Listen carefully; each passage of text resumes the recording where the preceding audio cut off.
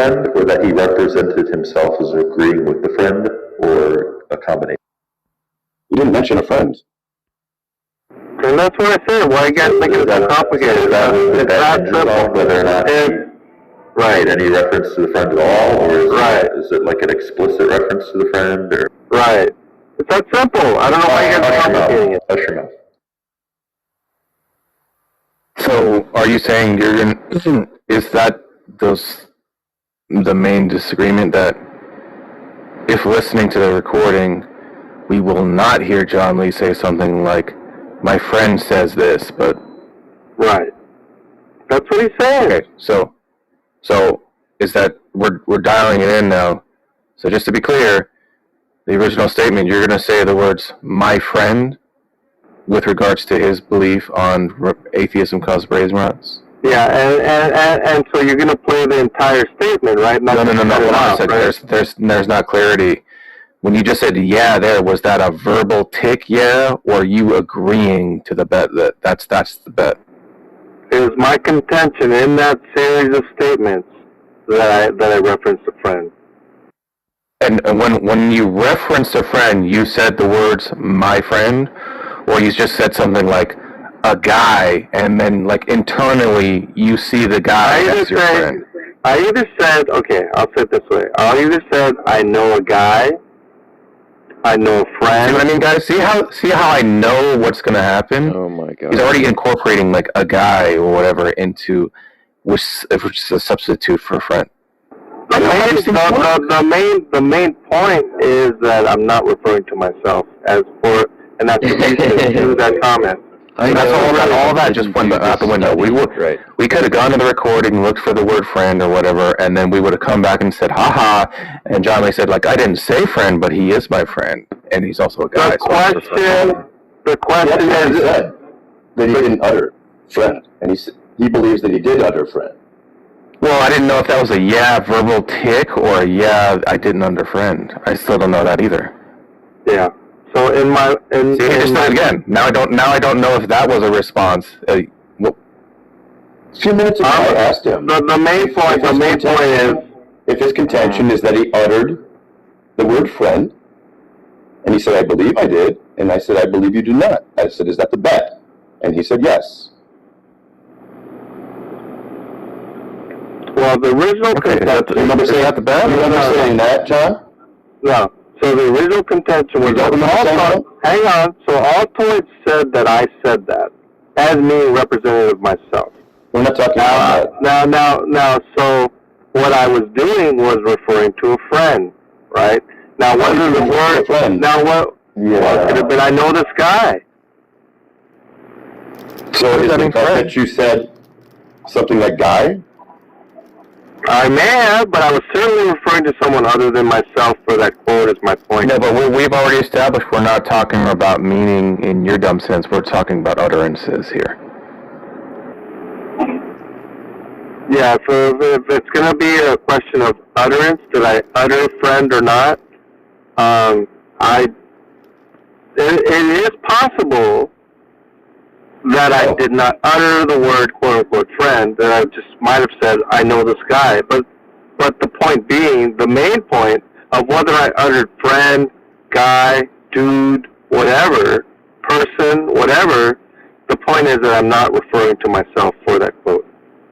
It's not my position, in other words. No, but what? How are we gonna go back and check the replay and be like, "Oh yes, John Lee. It's true. John Lee intended to refer to this person." You be the judge of yourself. Thought that, in his mind, he thought friends. Why would that be interesting? I'm actually not sure what the bet is. Yeah, I don't even know. Can you reiterate the contention? Yeah, I'll tell you what, Tom. It's really no importance to me about the bet itself. I really don't need to set out the parameters. People have a certain understanding. I have a certain understanding. And if a replay helps to understand what is being said, people can make their own internal corrections, revisions. They don't even have to utter some mistake in statements, misunderstanding. I'm not really concerned about any of that. All below you may be, I'm not. Okay. doesn't seem like you're Yeah, confident. I just don't see how, like, I anyone- just want to move forward in the conversation. I do adamantly reject Here's what we that see. what he's attributing to me is not representative of my view. He's attributing, yeah, but he's attributing, atheism causes brain rot. He's attributing that sentiment to me, and I utterly reject that characterization. That's where it began. Altoid. I just want to follow. So you guys are looking for. You want John to make like a specific claim, like That's not what I said, my John. friend- Originally, I said you uttered the word, or the phrase, atheism causes brain rot. Well, I agree with You that. Agreed with it. No, I agree with that. No, but you disagreed with it for some reason. That's not what That's you not- said, you're not though. there. No. You said that I said that, right? Yeah. And then you went on to elaborate. Not that I just uttered. No. Not that. Wait, hang on. You went on further to say. No, Not that I uttered John, it. stop. But that was my position. That was my view. John, stop. Stop, John.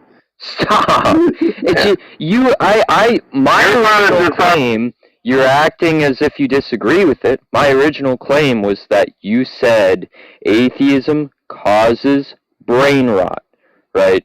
And you uttered those fucking words. So I don't know what you're disagreeing about. Yeah, you're moving the goalposts like a dishonest little rat, like you. No. You're being a dishonest little rat, John. Because you can easily replay Altoid's statement. How the not fuck am I coincide with what he's supposed to saying now. understand this conversation when I say something like John Lee said atheism causes brain rot, and those are the words that he fucking uttered, right? And he said those words, and now he's disagreeing, right? Because you elaborated from that point to make it out, characterize it as my position, not my utterance, my position.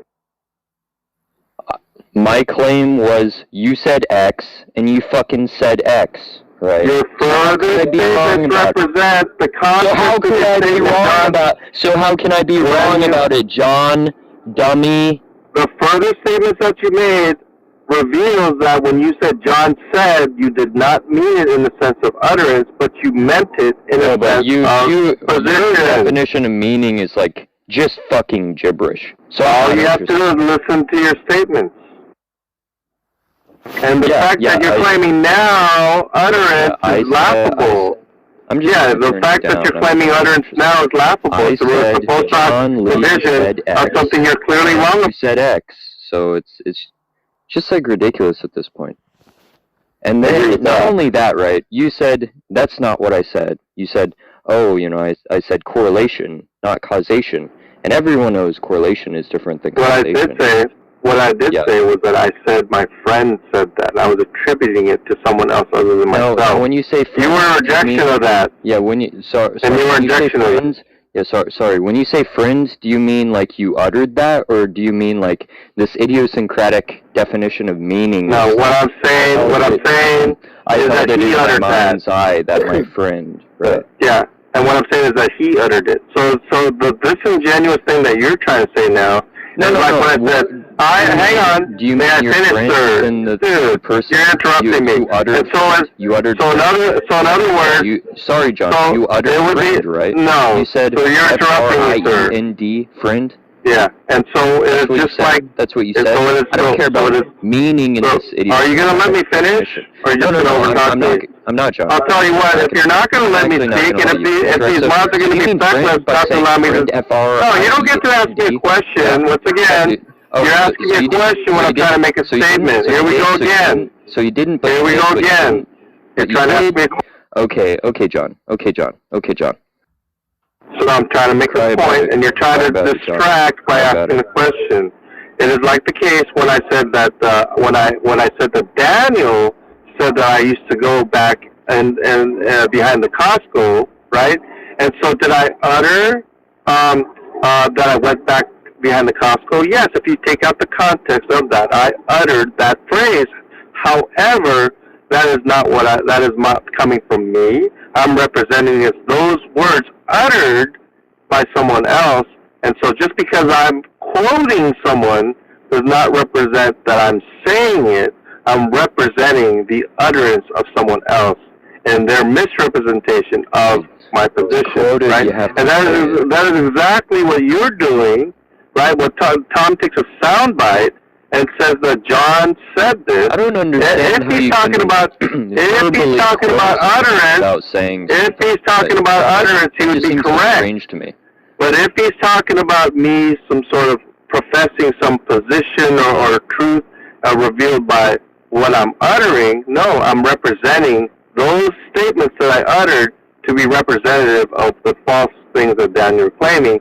And that's exactly what you're doing see what also. Daniel has Is to do taking with it is you took my utterance, right, of a quote unquote atheism causes brain rot and trying to attribute it to my position when I was saying that quote, which I uttered, right, was really actually said by someone else other than myself. You And didn't he holds the disagree with position it, so the of which I implication did, was of which I was just going to say, of you which I didn't, disagreed, you of didn't disagree which, with it. of The which I implication is disagreed that with. you affirmed it.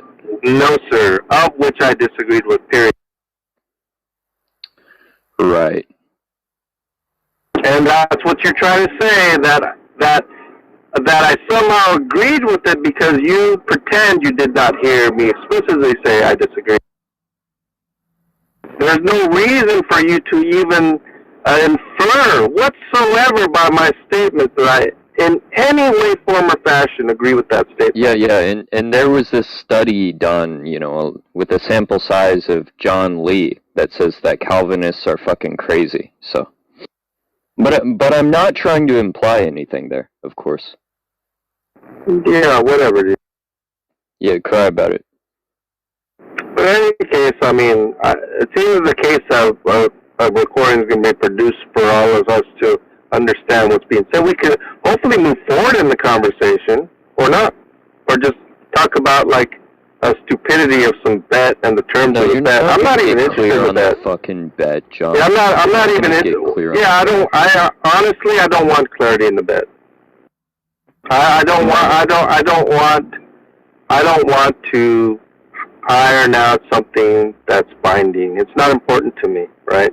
And so I certainly don't want to be accusations of potential for me accusing JJ of welching, You were gonna or put the up other way around. earlier. It's or- funny how you're just backing down like a little bitch, John. Yeah, I don't mind backing down if it reveals that I'm right, but I back down on the bet. The question is whether I'm right or wrong is more important to me. No, but And so what's it's not important to me, even what's clear. important to me, It's not what's even important to clear me is what it moving would forward. take for you to be Yeah. right, John. It's So- not even so- clear.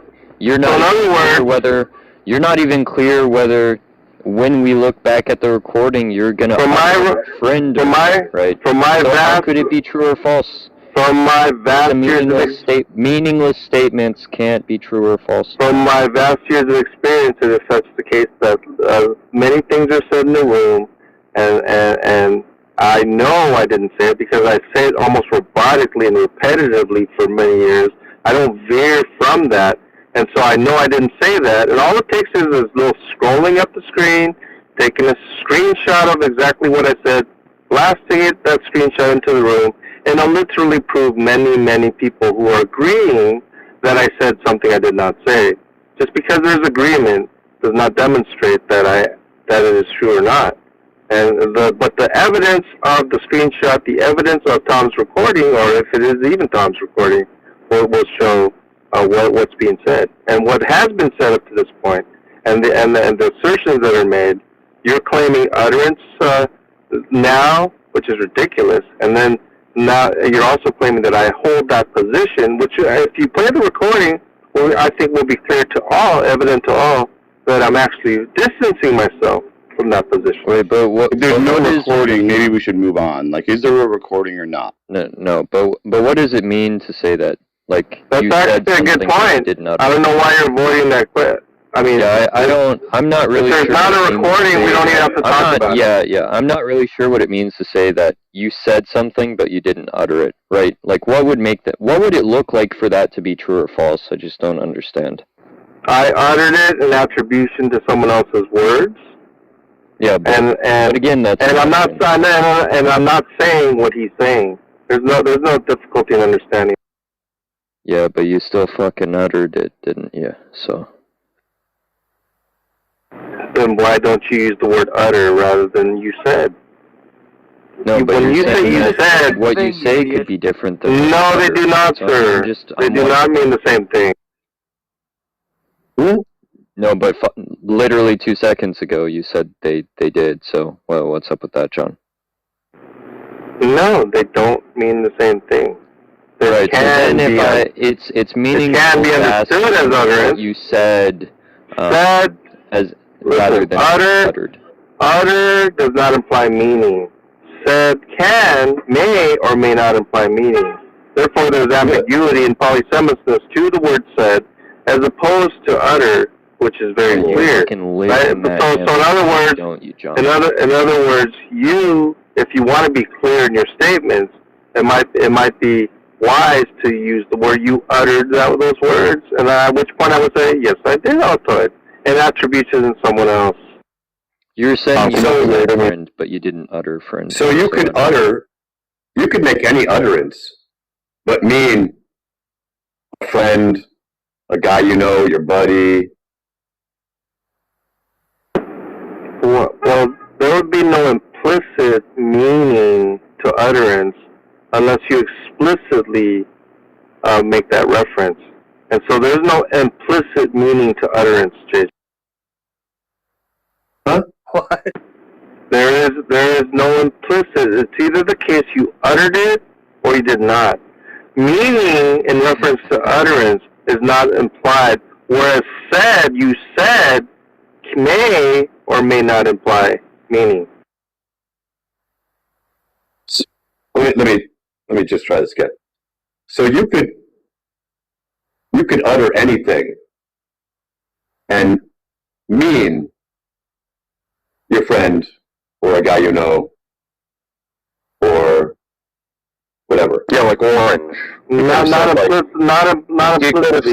You could have said Cinnabon somewhere in the conversation, and that referred to. So the answer to your question implicitly. Do you mean explicitly? Not implicitly is what I said. And so the answer to your question is you can say anything, and the answer would be no. You cannot. You could utter. No, you could utter. And the answer is no. Well, so why are you saying that?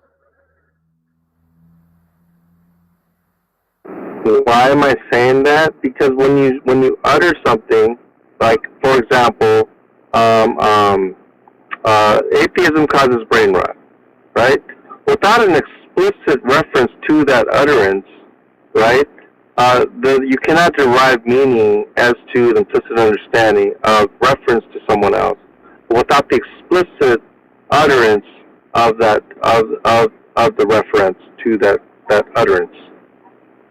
And so what I'm saying is, when you say, however, when you say a person said, right, you can attribute that to an utterance or a meaning. It does not necessarily imply exclusively utterance. It can imply that he's saying this as his position, right? And that's the ambiguity in the word said, as opposed to the non-ambiguity in the word utter. If also it is meaning utter, there's no reason to use the word said, but it would be more appropriate to use the word utter. That was a magnificent clip right there. I mean, I don't believe you're going on.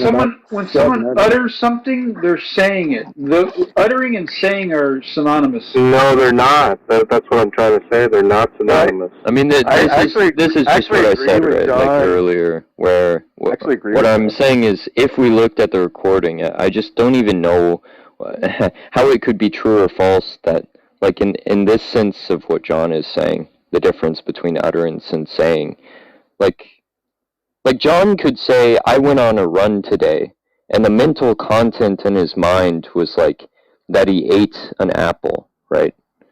And And That's another. You're really bad with analogies, by the way. and Really the point bad. is just I could say, oh well, I'm sorry. When you said I went on a run today, I thought you meant that you actually went out running, and John would just say, no. I had the mental content of me eating an apple, right? And so that's what I meant. And it's just So in other words, looking at the recording. I'll give you an example. Looking at the recording just wouldn't do anything to Yeah, prove so- John so- being true or false. here. So in other words, if a person says, I went on a food run, well, that would be more analogous, right? The question is, did he actually run, right? He uttered the word run. Did he say that he was running? No, not necessarily. So it is not the case that he said he was running, even though he uttered that he ran, right? And so that would be the differences between said and uttered. Yes, I uttered I'm going on a food run. Did I say, right, by what I uttered that I'm running? And that would be not necessarily. It could be the case that I literally ran for the food, right? It's garbage. But not necessarily so. It's And garbage. so uttered and said are not synonymous. Unbelievable. This is abusive language. Unbelievable. Just like butchering I language. think, no, I mean, I think I agree with John and how people use it, that they do use it with like, in these multiple ways. I just think that utterance is just a subsection of like saying. Exactly. But Exactly. the thing is, John, I don't think it helps you because if the disagreement is just about what you uttered and you want to lock it into that context, then it won't matter what you meant. You just are wrong. No. So for example, hang on. It creates Ninja. less of a room. Like Ninja. saying is going to include things like people May I do respond? sign language, right? Sign language is somebody saying something, but we wouldn't call it an utterance. I'll put it this way. What I was actually saying there was this. People use Ninja, that. I'll give you I don't know give you why a you're good. interrupting me. I don't know why you're interrupting me. I said no. That's why I'm not It's like stopping. a meta diversion. Look, it's just not going to help you in your disagreement. Of course it Makes you does. more wrong, John. Of course it does. So I'll give you a good example. May I even? No, you're interrupted. Interrupting, shut up. It locks you in to less criteria to make you wrong. That's it. So I'll tell you what's disingenuous, right? If I said that a friend of mine, About you being yeah, wrong. finish. If I said a friend of mine said A, right? I uttered A, yes, but it would be disingenuous to say that John said A, right? Because there's an implication there. Yes, it would. Because it is not what I'm Be saying. dishonest. It's what I uttered. It is what I uttered, right? But the implication is that I'm saying this, right? Or I said this, right? It is not the case that I said this as meaning A, or as a position of something representing myself. I uttered A, but I did not say A in the sense that they're trying to say it. And so you can use the word say in a dishonest way to imply Not dishonest. that my utterance represents what I'm meaning, and that's You just don't ridiculous. understand. You just Not don't dishonest at understand. all. You just don't look, John. You just don't understand how nested categories work. That's it. And then so when the person says John said this, saying utterance. no, if a person says John said A, Ninja. Another kind of category? Saying using saying. I'm just saying like a link. I actually had an issue with Tom regarding this very issue for months. Yeah, I remember the Matt Dillon courtroom thing, right? Yeah, that's where John Lee is a master of nested bullshit, though, Ninja. I think that deserves recognition. Yeah, I think atheists are very deceptive in their word games. And, yeah. And so when an atheist says, that, purest form of irony I've ever heard. so in other words, it's got God behind him. It couldn't be this person without him. here's the disingenuous. If I was to quote Christopher Hitchens, for example, right? Filtered irony. And an atheist says, well, John said this in quoting Christopher Hitchens. they're implying this is what I'm meaning for myself. This is the dumbest conversation. Yeah, so it'd be disingenuous to say John said this. No, what John said was quoting This could actually cause brain rot. Yeah, so that's why just word games. And like you said, Ninja, it is a subset of saying utter is a subset. So in other words, just because it's disingenuous but just bullshit, man. it is disingenuous because if you're gonna say like knowledge, is knowledge is a subset of belief, right? No. It is disingenuous for someone to say that because they believe they're making knowledge claims. That's also disingenuous. No, you're just going to say knowledge. No, that's when different. people make knowledge claims, and you Exactly reference a knowledge the claim. same. No, someone makes a belief claim. If someone makes a belief claim, it's disingenuous. Someone just says something. Yeah. When you reference a knowledge claim as a belief, it's perfectly fine under hierarchical categories. No, when you reference a belief as a knowledge, that's what I'm talking about. That's disingenuous. It references a thing, right? When you reference a belief as a knowledge, not when you reference a knowledge as a belief, Ninja. When you reference a belief as a knowledge, it is disingenuous. It's just by claiming. And so it's the same thing when you reference an utterance as a saying, Ninja. That's what I'm saying. He just doesn't understand. He doesn't understand the difference between like technical language and ordinary language. Not disingenuous. When people say the word "said" is not like a technical term. Right? It's absurd to analogize like utterance is a technical term. Utterance is a technical term, but when you're trying to make the word uses of the word "said" as technical, it is disingenuous. No one's talking to you right now. I'm talking to Sean. Yeah, I know. You just want to overtalk things. I know this about you. You just want to bloviate. I know. I get it. Oh my God. Yeah, you don't want to listen, and I get it. John. So he just wants to be able to say, I agreed that I uttered those words, but will never agree that I meant that. For myself. It doesn't matter. He just doesn't understand that it makes him more wrong on these disputes. He just thinks Of course not. That's the thing he doesn't understand here. So John, if I said this, right, there's a specific implication of two possible meanings.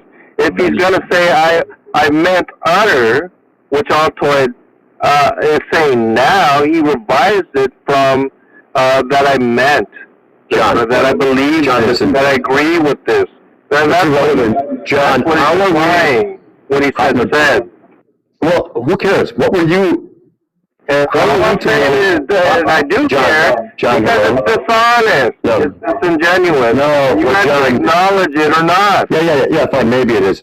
John, how is anybody to know what you mean if you don't utter anything about a friend or a guy you know or say that you're quoting somebody? If you don't utter the words,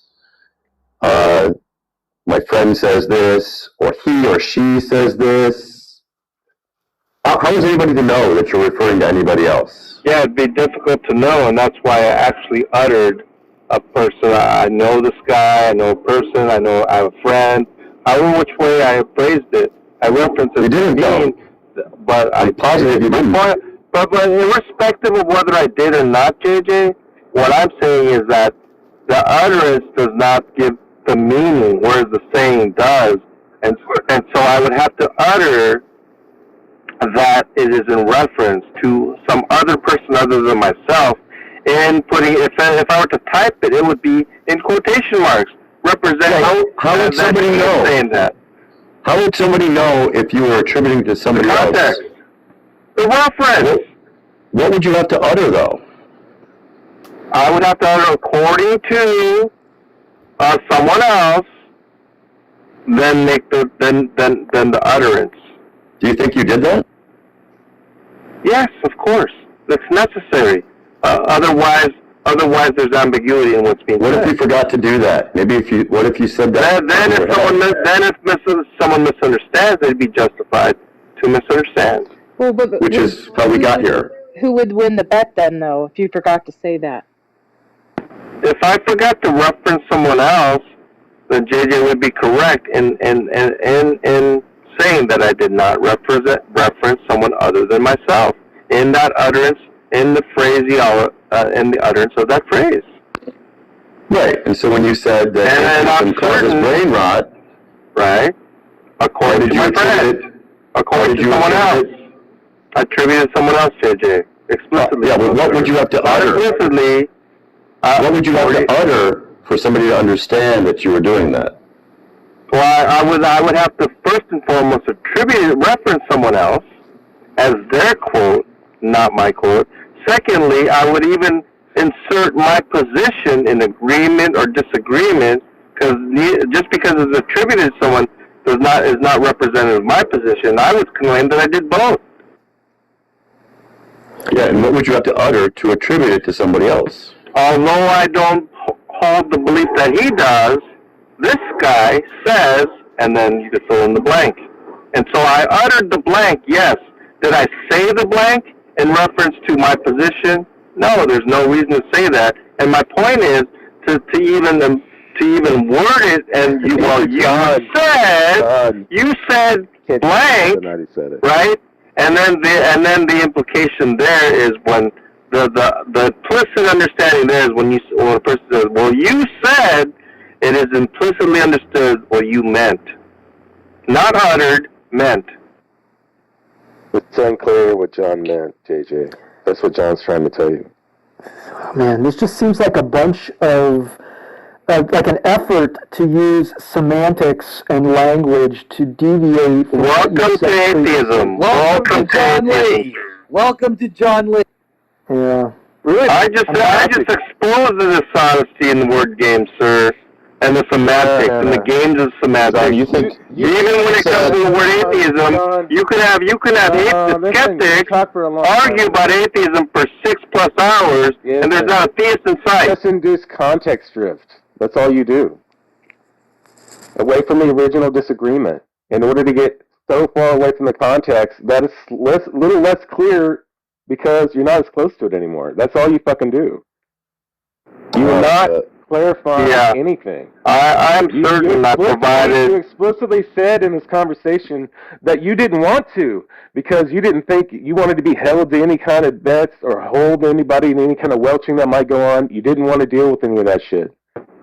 Don't sit here and confess to us and then fucking lie the entire rest of the time and expect us to like have any kind of opinion about you being like honest in this. Well, I could care less about atheists who are inherently liars. Why do you spend your entire fucking day? If they think I'm a liar. I could care less about your opinions, your personal opinions. The question is... John, I don't care about any of that. Why? If you don't care I think you can be in denial of the evidence. John, shut up. You can try to overtalk me and do all... Yes, I'm going to overtalk you, sorry. You are overtalking me right now. Yes, I am going to overtalk you. That's right, John. So, and you're trying to justify... You don't care, right? You don't care about atheists, but you spend every single waking hour of every single fucking day doing ad hoc rescue to atheists for your view. Now you're misrepresenting me again. I did not say I don't care about atheists. I care very deeply about atheists. I don't care about the opinions of atheists. That's the difference. Yeah, that's what he meant. That saves nothing. That addresses nothing about what I just said. Doesn't matter what he utters. It only matters what he says. I mean, John... You misrepresented me to say I don't care about atheists. John, just think about this for a second. My statement was I don't care about the opinions of atheists. You, again, misrepresented me to say that I said... I did not utter I don't care about atheists, okay? Yeah, I did not say that either. Anything I said. You think said is a technical term, right, John? No! Utter is a technical term, sir. Oh, okay. What field, what domain is utter a technical term? Teachology. John, you should care about the... In the case that either words were iterated or not, that's a technical understanding, sir. John, you should care about what atheists say because they could be elect. No, I don't care about the opinions of atheists, sir. You argue with the opinions of atheists all day on fucking Clubhouse. No, I could care less people that about you're the opinion of the atheist that God does not exist, sir. People that you're saying that are atheists could actually just be Christians, right? Yeah, and so can Christians. So what? Christians can be Christians? Is that what you're saying? So you're trying to imply that atheists can be Christians. That's a ridiculous statement. That's a contradiction. Wait, don't you believe there's no such thing as atheists? Now, in the context that we're saying here, we're talking about people who identify who claim. No, we're talking about people who claim to be atheists, who identify as atheists. And unrighteousness, right? Yeah, So Some one day atheists you are might elect. stop suppressing the truth and that's unrighteousness, exactly right. Yeah. right? So there's a difference between talking about atheists and talking about actual. Such as there's a difference between talking about the God of the Old Testament and an actual God that exists of the Old Testament.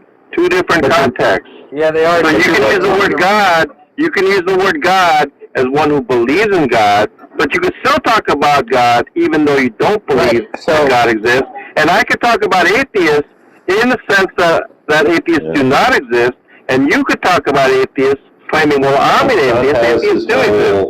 Two different contexts. John, what relevance do you think that has? from natural language entirely.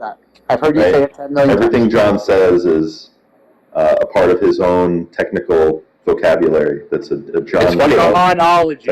technical. No, look, all of that's fine. Everything John said is fine. Look, I'm suppressing the truth and unrighteousness. One day, though, I might stop suppressing the truth and unrighteousness. John might right? use semantics.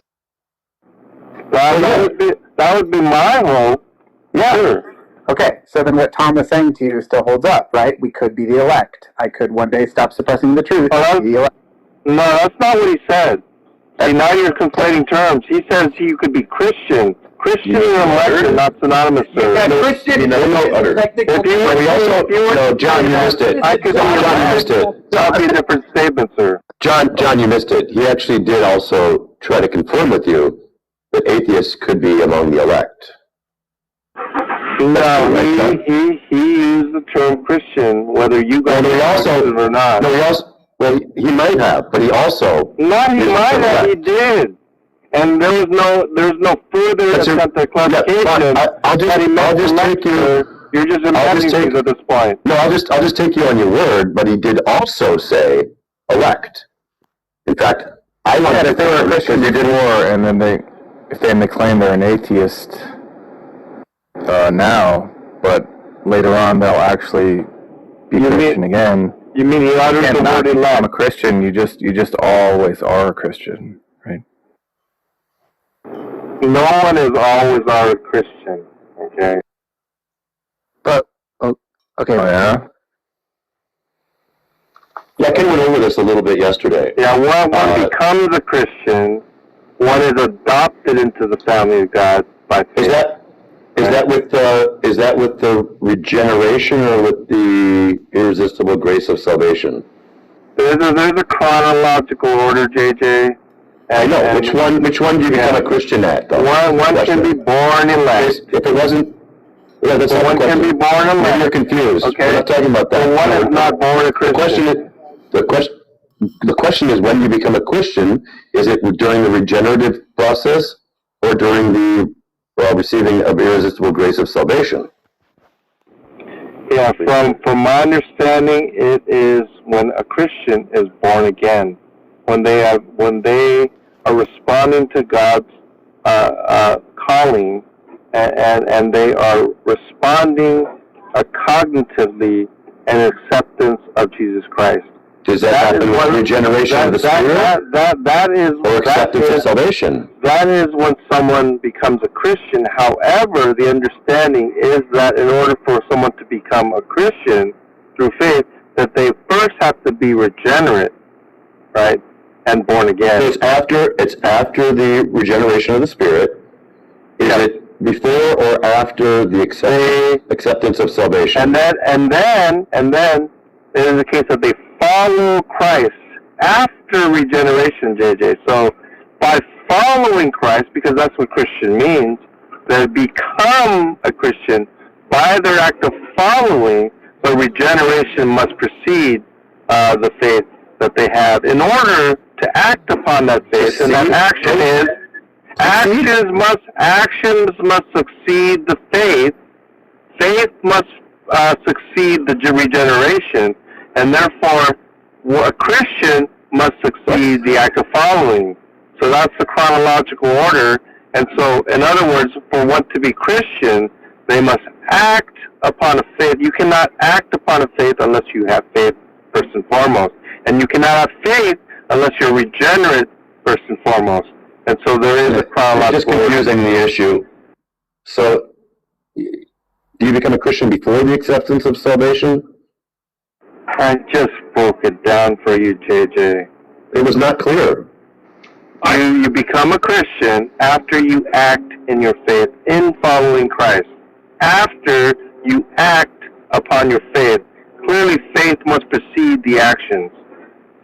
Subsequent to your actions, you become a Christian. John, did you say you have to regenerate? I didn't talk about the faith part. John, did I hear? I'm talking about the faith part because it's central to your understanding of how and when one becomes a Christian. Christian meaning follower of Christ. Where does the acceptance of gracious salvation come in? Acceptance comes before the action. One acts because they act upon their faith. If you do not have faith, you cannot act. And if you cannot act, you cannot be a Christian. Okay, hang on, John. Was regeneration... The regeneration of the Spirit comes before. Comes before faith. Is that what you're asking, James? Yeah. I thought I heard him say that regeneration, faith, and then following the faith. Is that not the order? That's correct. And then Christian last. And then when is the acceptance of irresistible grace of salvation? That's where faith is. Faith is acceptance, sir. So that comes before? Before becoming a Christian, yes. Before acting to follow Christ. So you're saved before now you're it's another term, salvation. Okay? No, that's the same term I've been using the whole time. You just introduced the word salvation for the first time. I've said it, I don't know how many times. The phrase was irresistible grace of salvation. Remember me saying that several times already? That's even nonsensical. What? What? That's what irresistible grace means. Can I respond? It's the grace of salvation that's irresistible. That's right. No, it's the unmerited favor of God, which is irresistible, sir. That's grace. Synonymous with That's grace. And then you're trying to introduce, once again, insert the word salvation in there. No, it's the grace of salvation that's irresistible. I just said that too.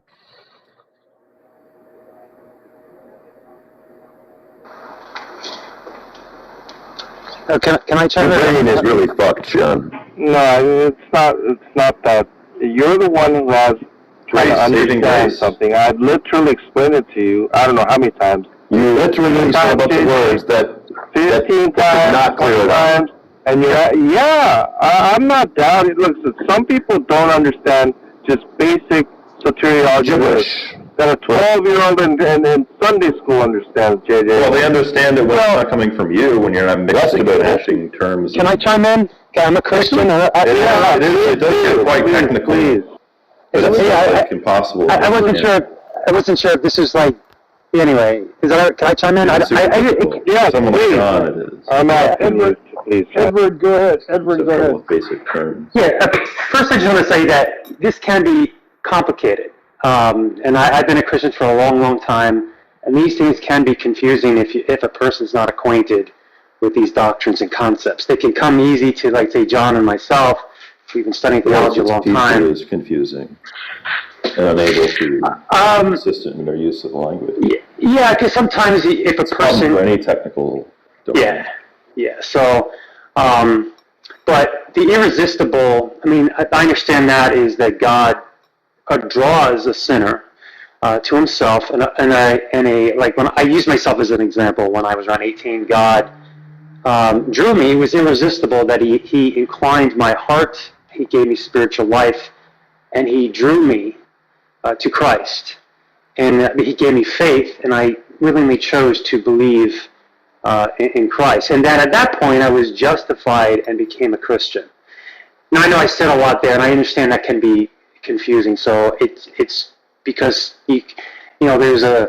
Anyway, let me just stop with that, because I don't want to drone on and may confuse the issue. But Yeah. Did you notice exactly what I said?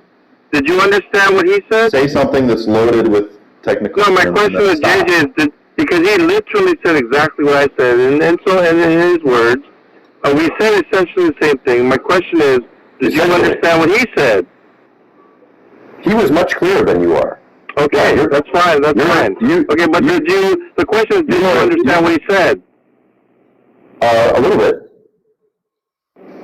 it's More okay. than what you said. It can be Which was very convoluted, John. Okay, what question did you ask me that he was able to answer for you?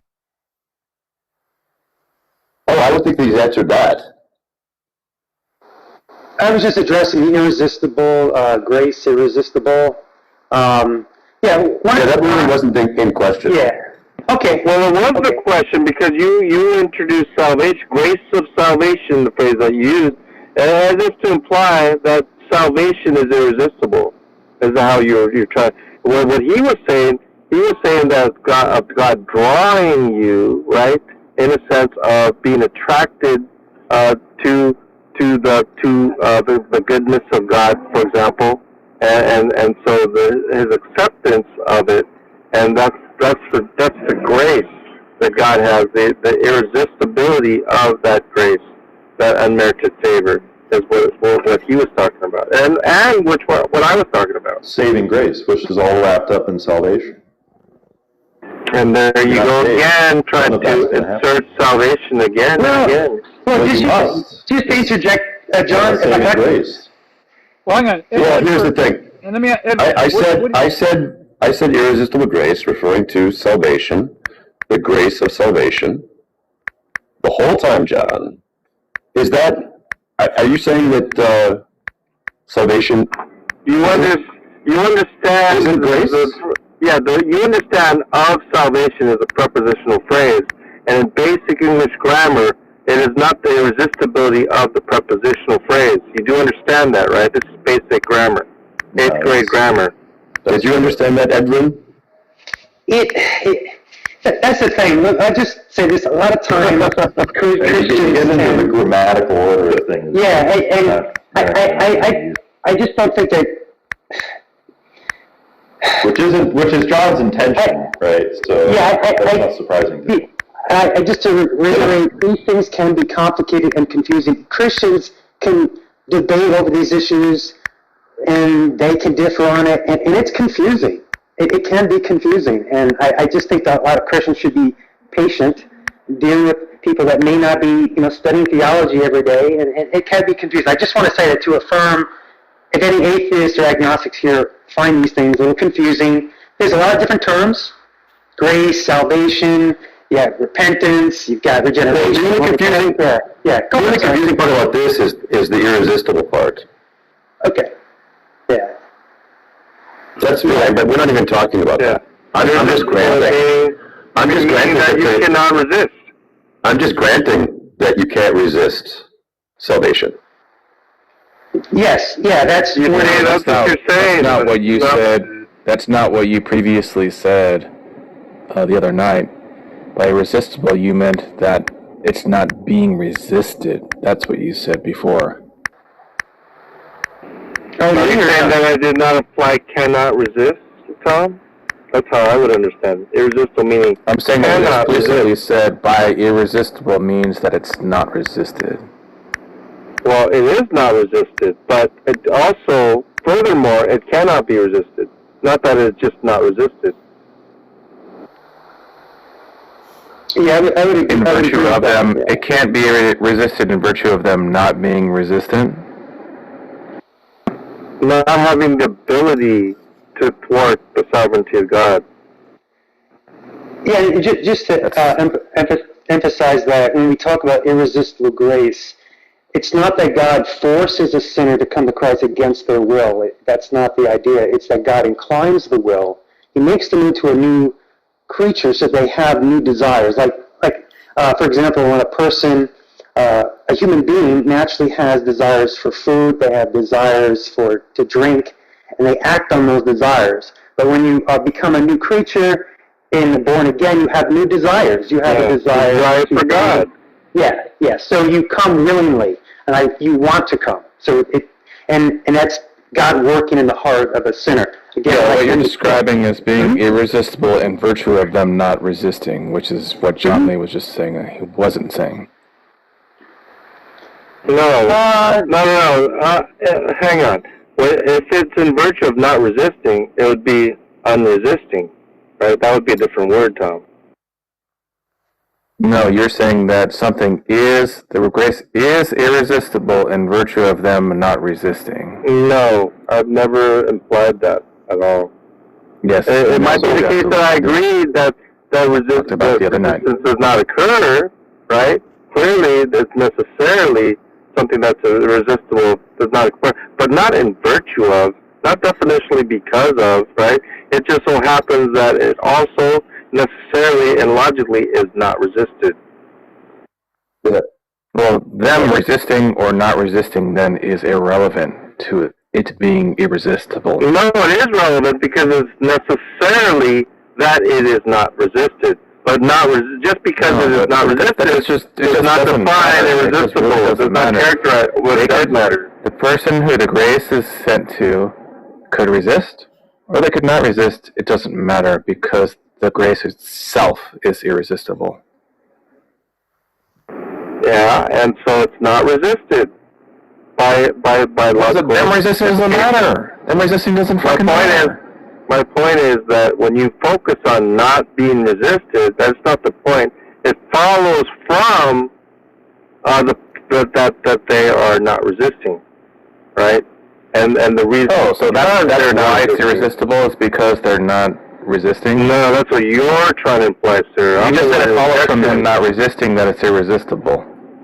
The implication is not the cause, okay, of the implication. We're talking about the cause.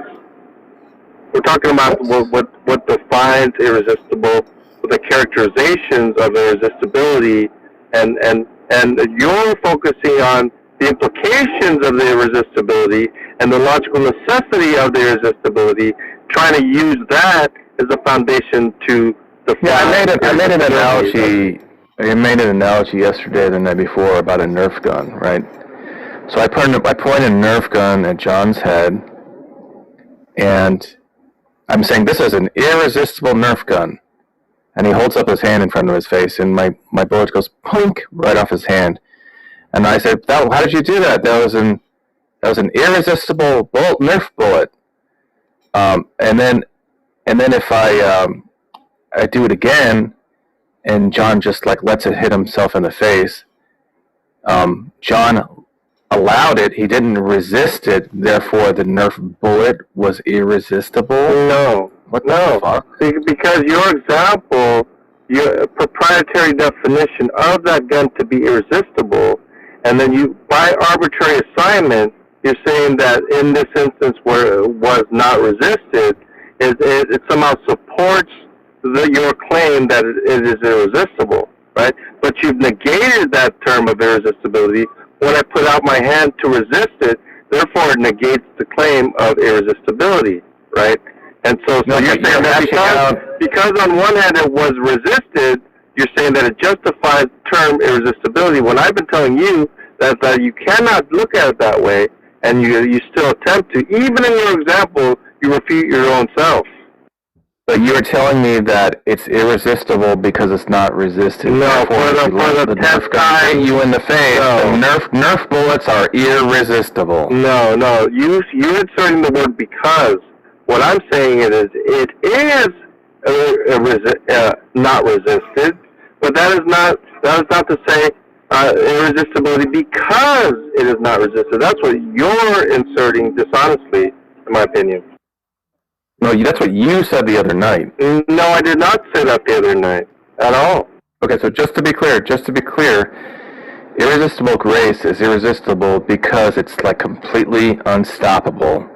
Wherever it's directed, it will hit. Can't hold up your hand, can't hold up the equivalent of a spiritual steel plate, can't do anything. Has nothing to do with whether you're resisting or not. If it's directed to you, you can't resist, period.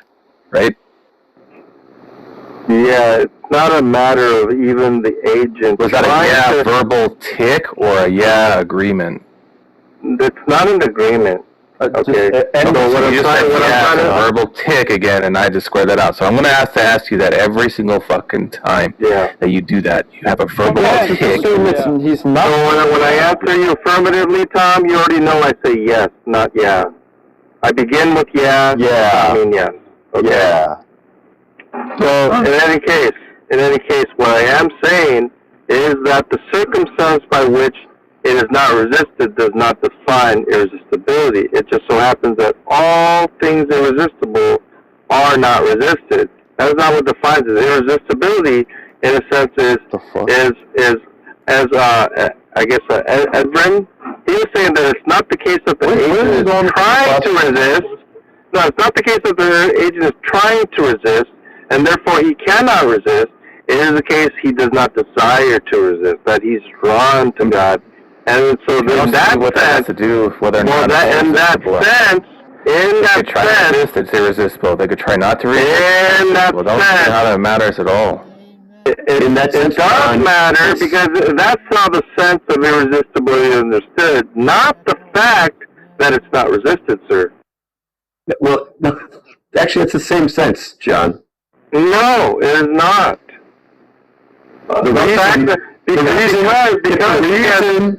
If the reason is it's not resisted because somebody is drawn to it, it's the same thing. No, So it's not the same thing. Can someone? It is the same thing. Can someone resist something that's irresistible? No. No. No. Someone, if it's irresistible, when we talk about, I know it can get confusing, and you're talking about an inability. Yeah. When we talk about irresistible grace, it's the fact that God is another word that's used in the New Testament is the word draw. Christ said, "No man can come to me except the Father draw him." So that deals with God working in the heart of a sinner, and He inclines the heart in such a way that the sinner desires. So he can't resist in the sense that he doesn't want to, like just to what John said. He doesn't want to. His nature does. It's not the case that he has a nature. You're doing the opposite of what John's saying. You're cashing out irresistible by him not resisting it. No, he's not. Neither of us are. No, he is. No, he's not. Yes, he is. Well, what's the other word? What's the other word besides draw that was used? I think you made the distinction last night or something. Incline? No. God inclining. Look, Evan, the alternative is that grace is drag. That is drag. Drag. That was drag. That's the actual Greek understanding. Yeah, it can mean draw, it can mean drag, it can mean to draw inwardly. Those are some of the Greek words. Yeah, there are multiple things, correct. You're unable to, you don't have a choice is the whole point. No, you do have a choice. It's that your nature has changed to where your choices have changed. Okay. Can I ask? It's the same thing as saying you don't have a choice. No. What about a waterproof watch? No. What about a water-resistant watch and a non-water-resistant watch? One of them is going to be saturated by water, and one of them is not. Is this by choice here? We just mean free choice. Okay, we're not talking about choosing vanilla or chocolate. Right? We're not talking about the bullshit compatibilist choice. We're talking about your example. Yeah, your example about the watch, James. The watch does not have agency, and so the word resistant there is an equivocation.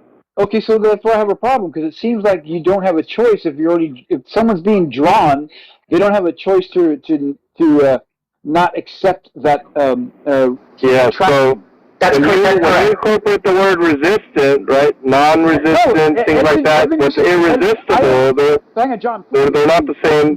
John, please. Because the word able is John, used please. there at the end. John, please. Edvin just agreed with what I said. Yeah. Did I make sense of what I said? Yeah, my understanding, when God begins to draw a sinner, okay, that sinner, it's not like he asks the sinner, would you like me to draw you or not? Oh, no? Yeah, it's not how it works. God begins to draw. They don't have a choice. God doesn't decide to draw the sinner. Thank you. Just to clarify, God, I just want to clarify. They don't have a choice in their changed nature. Yeah, so once they have a changed nature, they do have a choice. No. That's what he's saying. Yes, No, that's exactly what he's saying. Okay, your observation. Just to clarify, again, when God begins to act upon the sinner to draw them, again, he doesn't get the sinner's thoughts on the matter, do you want me to do this or not? He gives them a new birth, he experiences a new birth, they become born again, and when it comes to the actual exercising of the faith in Christ, that is a choice. That's a choice.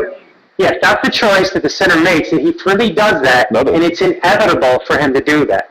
He will never... That's inevitable? If it's inevitable, then he doesn't choose to do it. Well, yeah, we're dealing with That's not what we mean by, not what we mean by choice, yeah. Well, we're talking about libertarian free will here.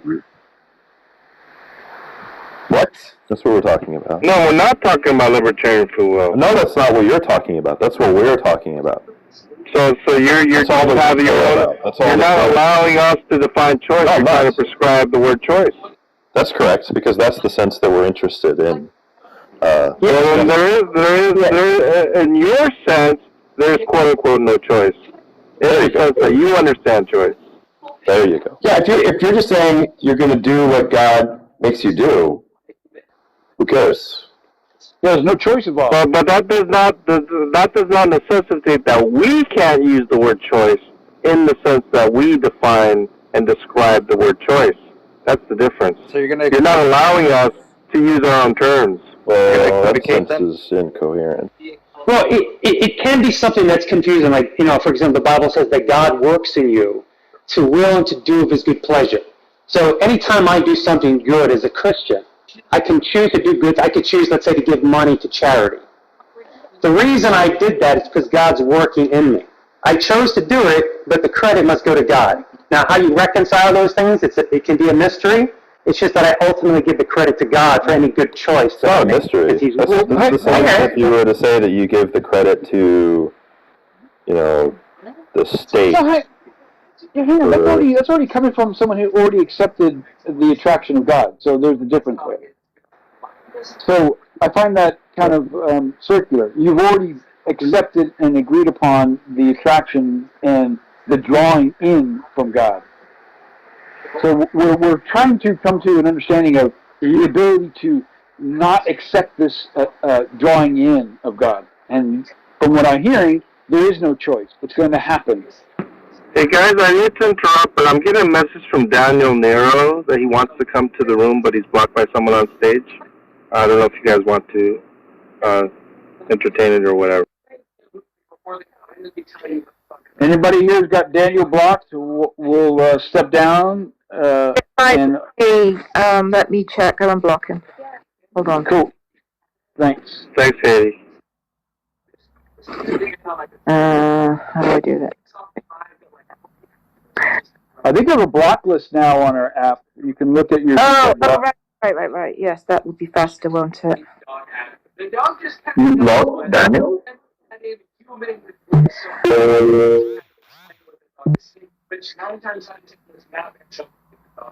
I think he blocked Haiti like the other day or something. Whoa. Yeah, I thought I had him unblocked, but I guess I didn't. That sense of choice doesn't really make sense, Edwin. Because to say that, like, I don't know, say you murder someone and you give the credit to somebody else. That doesn't make sense, right? Well, when we deal with me doing something good, I'm to ascribe that to God, because God has the ability to work in my heart, to incline my will in such a way that I make choices that He wants me to make. It's a mystery between the free will of a man and the sovereignty of God. I know it can be hard to understand. It's not mysterious to me. It's okay. I mean, I understand it. It doesn't seem to make sense. So what I'm saying is, I can understand it being confusing. Okay. Okay. Makes sense. It doesn't make sense in the sense that you want to. The reconciling of the two is a mystery. Doesn't make sense. That's not a mystery, though. I mean, it doesn't make sense. Well, it's no mystery. Yeah, it's no mystery that it makes sense. If it does make sense, it's some kind of mystery. Sorry to interrupt, but it was not me. It's someone else on stage. I mean, I know who I think it is, but I don't know if I should say. It's not me on his main account or yeah. on any of his other accounts. Yeah, I just don't. Actually, I don't know. So. Don't know. Could be Timothy, maybe. Timothy's on the phone. Well, why don't you just move him down, considering he's on the phone anyway, right? And then just see if it's him. There we go. See if Daniel. I'll move him down. So I've been wanting to ask this. So, Edwin. Yeah. What's up?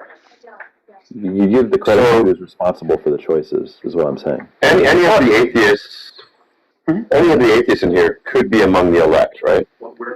That's correct. That's correct. Yeah. Okay. When you're talking about and salvation comes long after birth.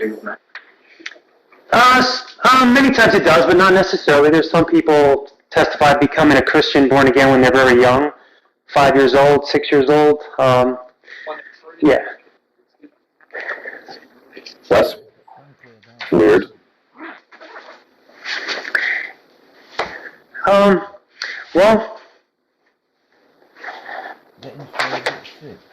Since salvation, justification, and when I say, just make sure I don't want to just throw around terms that, I don't want to, when I say justification, that's the point where a person exercises their faith, believes in Christ for the forgiveness of their sins, and they're pronounced innocent before the law of God. And so that's an act of the will. And, and so that's why, but sometimes a child can do that. A child can do that. There's no, a child can do it. Someone who's 7 years old, 20 years old. It happens at different ages. So.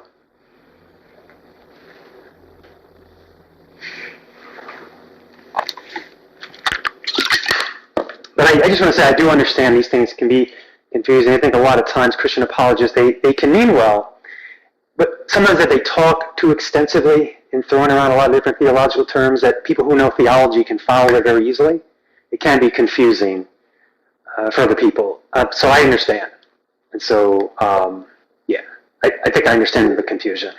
Well, beyond that, generally, more specifically, John Lee is a bullshitter. I mean, it just happens all the time. And this, sadly, is just another realm in which he does that. I mean, I think he makes other Christians look bad. Well, I mean, I don't know John that well. I mean, I agree, a lot of the doctrines he believes in regarding soteriology, but I can understand it can be,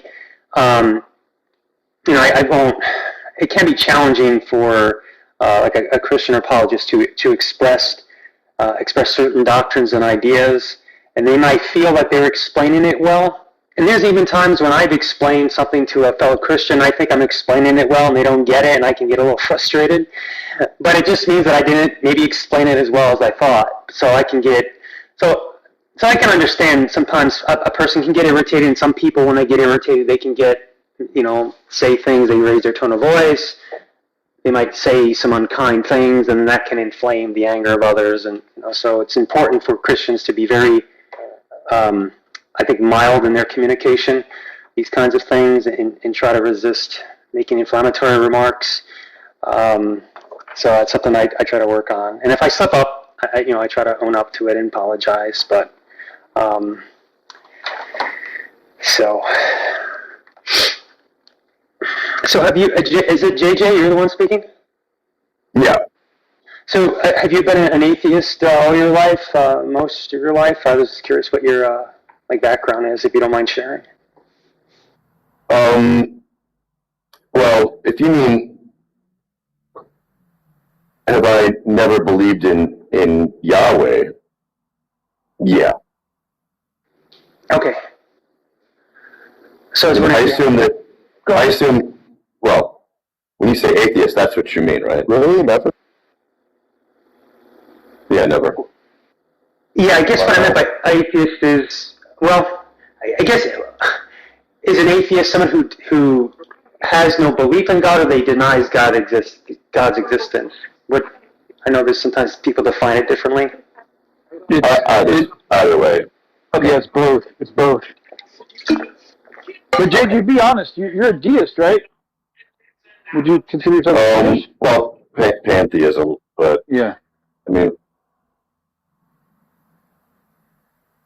that's cringe. It's not cringe. It's your future, Sean.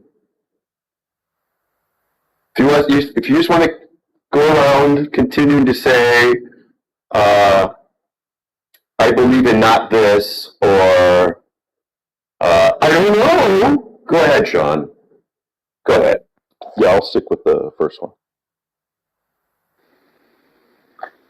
So when you speak about so you're a pantheist, so you believe, is that the belief that everything is God?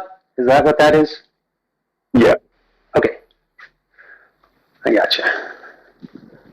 Yeah, there's often a lot of overlap. People expect something called God or deity to have some kind of personality as we understand human personality, or consciousness or intelligence as we understand human consciousness, intelligence, agency, etc., etc. I think that's all a mistake. That's just all part of the long history of anthropomorphizing or personifying deity.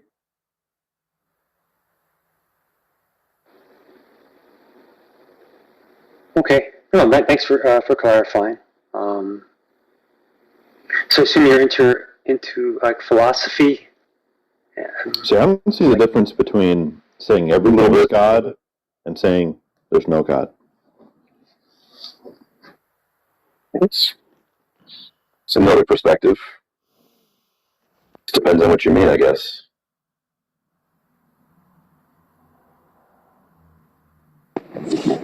James. Yeah. Yeah, I have a block Daniel. I like Daniel. It's all good. But we weren't able to communicate with you, so there was. Yeah, no, that's cool. Nothing. Yeah, I didn't take it personally. Yeah. But I definitely am blocked Daniel. Yeah, no worries. But Edwin, I was a long-time churchgoer. Oh, really? So, I have nothing but positive experiences. I sense sarcasm. Nope. No. Really? Was active in the choir, youth group. Oh, wow. All the stuff. My stepfather was a minister. Okay. I'm sorry, go on. My stepfather was a minister. So I had to participate in his few churches. Although some of his churches I didn't like as much as our original church. But. Okay. The reason why I said I sense sarcasm, I made a wrong assumption, because ironically I've had a lot of bad experiences in church, and I have significant issues with Christianity, traditional church services, and so I was just thinking that maybe you were burned in church, by Christians in the church. And stuff. Okay, that's fine. No, that's good. So when you were part of the church, so you never had belief in, like, saying the God of the Bible. So did people ask you, like, I don't know, like what your beliefs were in church? Did you tell them like you were a pantheist? I'm just kind of intrigued by that. No, I didn't know what that was at the time. Okay. I wasn't even familiar with the word. But I always had that sense, though. Just didn't know how to describe it. So he did what you said to do. And it never really came up. I mean, I said all the things you're supposed to say. I rejected Satan and all his empty promises many times.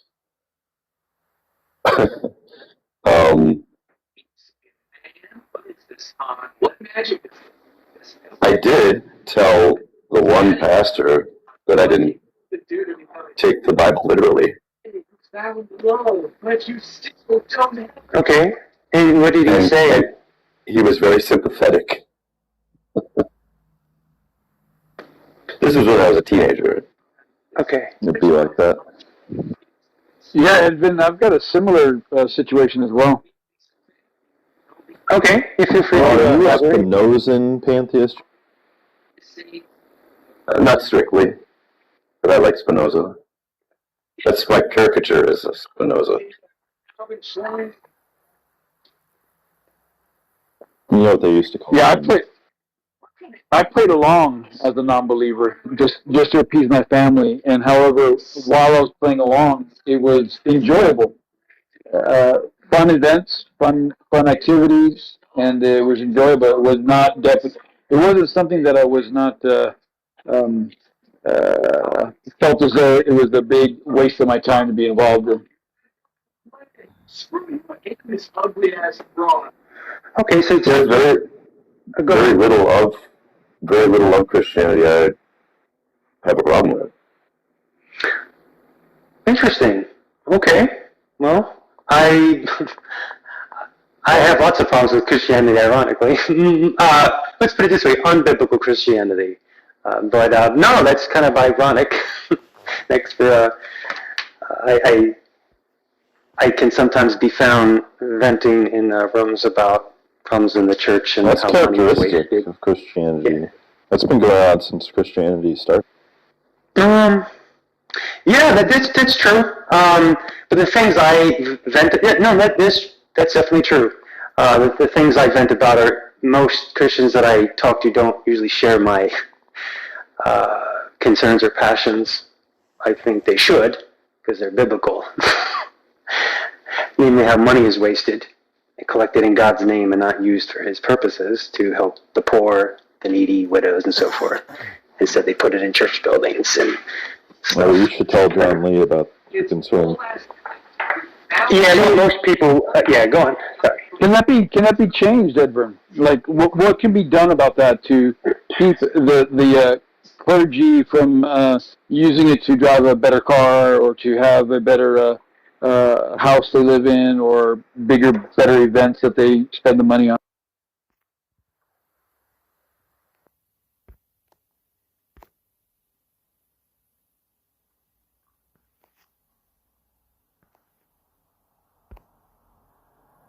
Was the game making But people none less of them hungry? necessarily have to involve a filthy type of game. Yes, absolutely.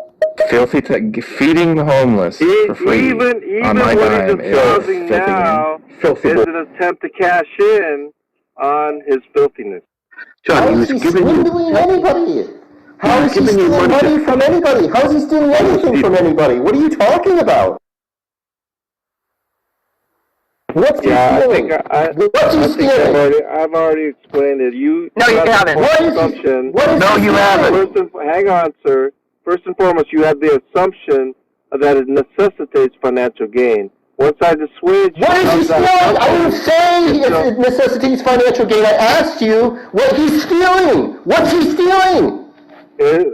Grifting is not stealing. That It's would be like swindling. burglary, right? It's swindling. I just looked it up. Swindling, correct. Swindling, Yes. right? What is he swindling? What's the swindle? He's attempting to get agreement, right? Through some sort of are you going to let me explain or not? Do you want He's attempting to get agreement. Otherwise, he's going to disengage, and I want to hear every word of this. Do you agree that grifters attempt to get some sort of agreement? Are we in agreement there? I can proceed. I don't know why you laughed when I made that statement. That's just what grifters do. Agreement? Do you find that funny? What is he trying to get? Yeah, newlyweds at the altar also try to get some sort of agreement. I can elaborate on the analogous properties here, right? Well, I began by saying that he attempts to get agreement. This is what grifters do. No. First and foremost, do you deny that? Is it laughable? You don't have to agree to a grift to be grifted. You do not have to agree to it. That's false. Yeah, I would disagree. Well, you're wrong. Well, let's play it. I'm asking a very pointed question. The pointed question is either you're trying to get money from them, or some sort of object, or some sort of possession, but there's none of that going on, right? Oh, there's a narrative that he wants to purport. Oh, he wants a narrative. This is what he's attempting to do. You're saying he's swindling you for your narrative. Please protect your narrative, John Lee. Please protect your narrative from Tom. He's doing this at the expense of others, right? Personal gain. We're not talking about personal financial gain. He's attempting to make himself look like generous in a sense. I, Tom, am going to offer 10 sandwiches to these poor, downtrodden, homeless people, and this guy right here, so-called Christian, is unwilling to participate. Look at this Christian or these Christians. Look at Darth Dawkins. That's exactly what's happening, though. That's exactly what's happening, though. Because what you're doing, that's exactly what's happening. Look, John. Your action's not Look, John. And so let me document this with a YouTube video, and then do it in a live stream, and maybe I'll get some super chats.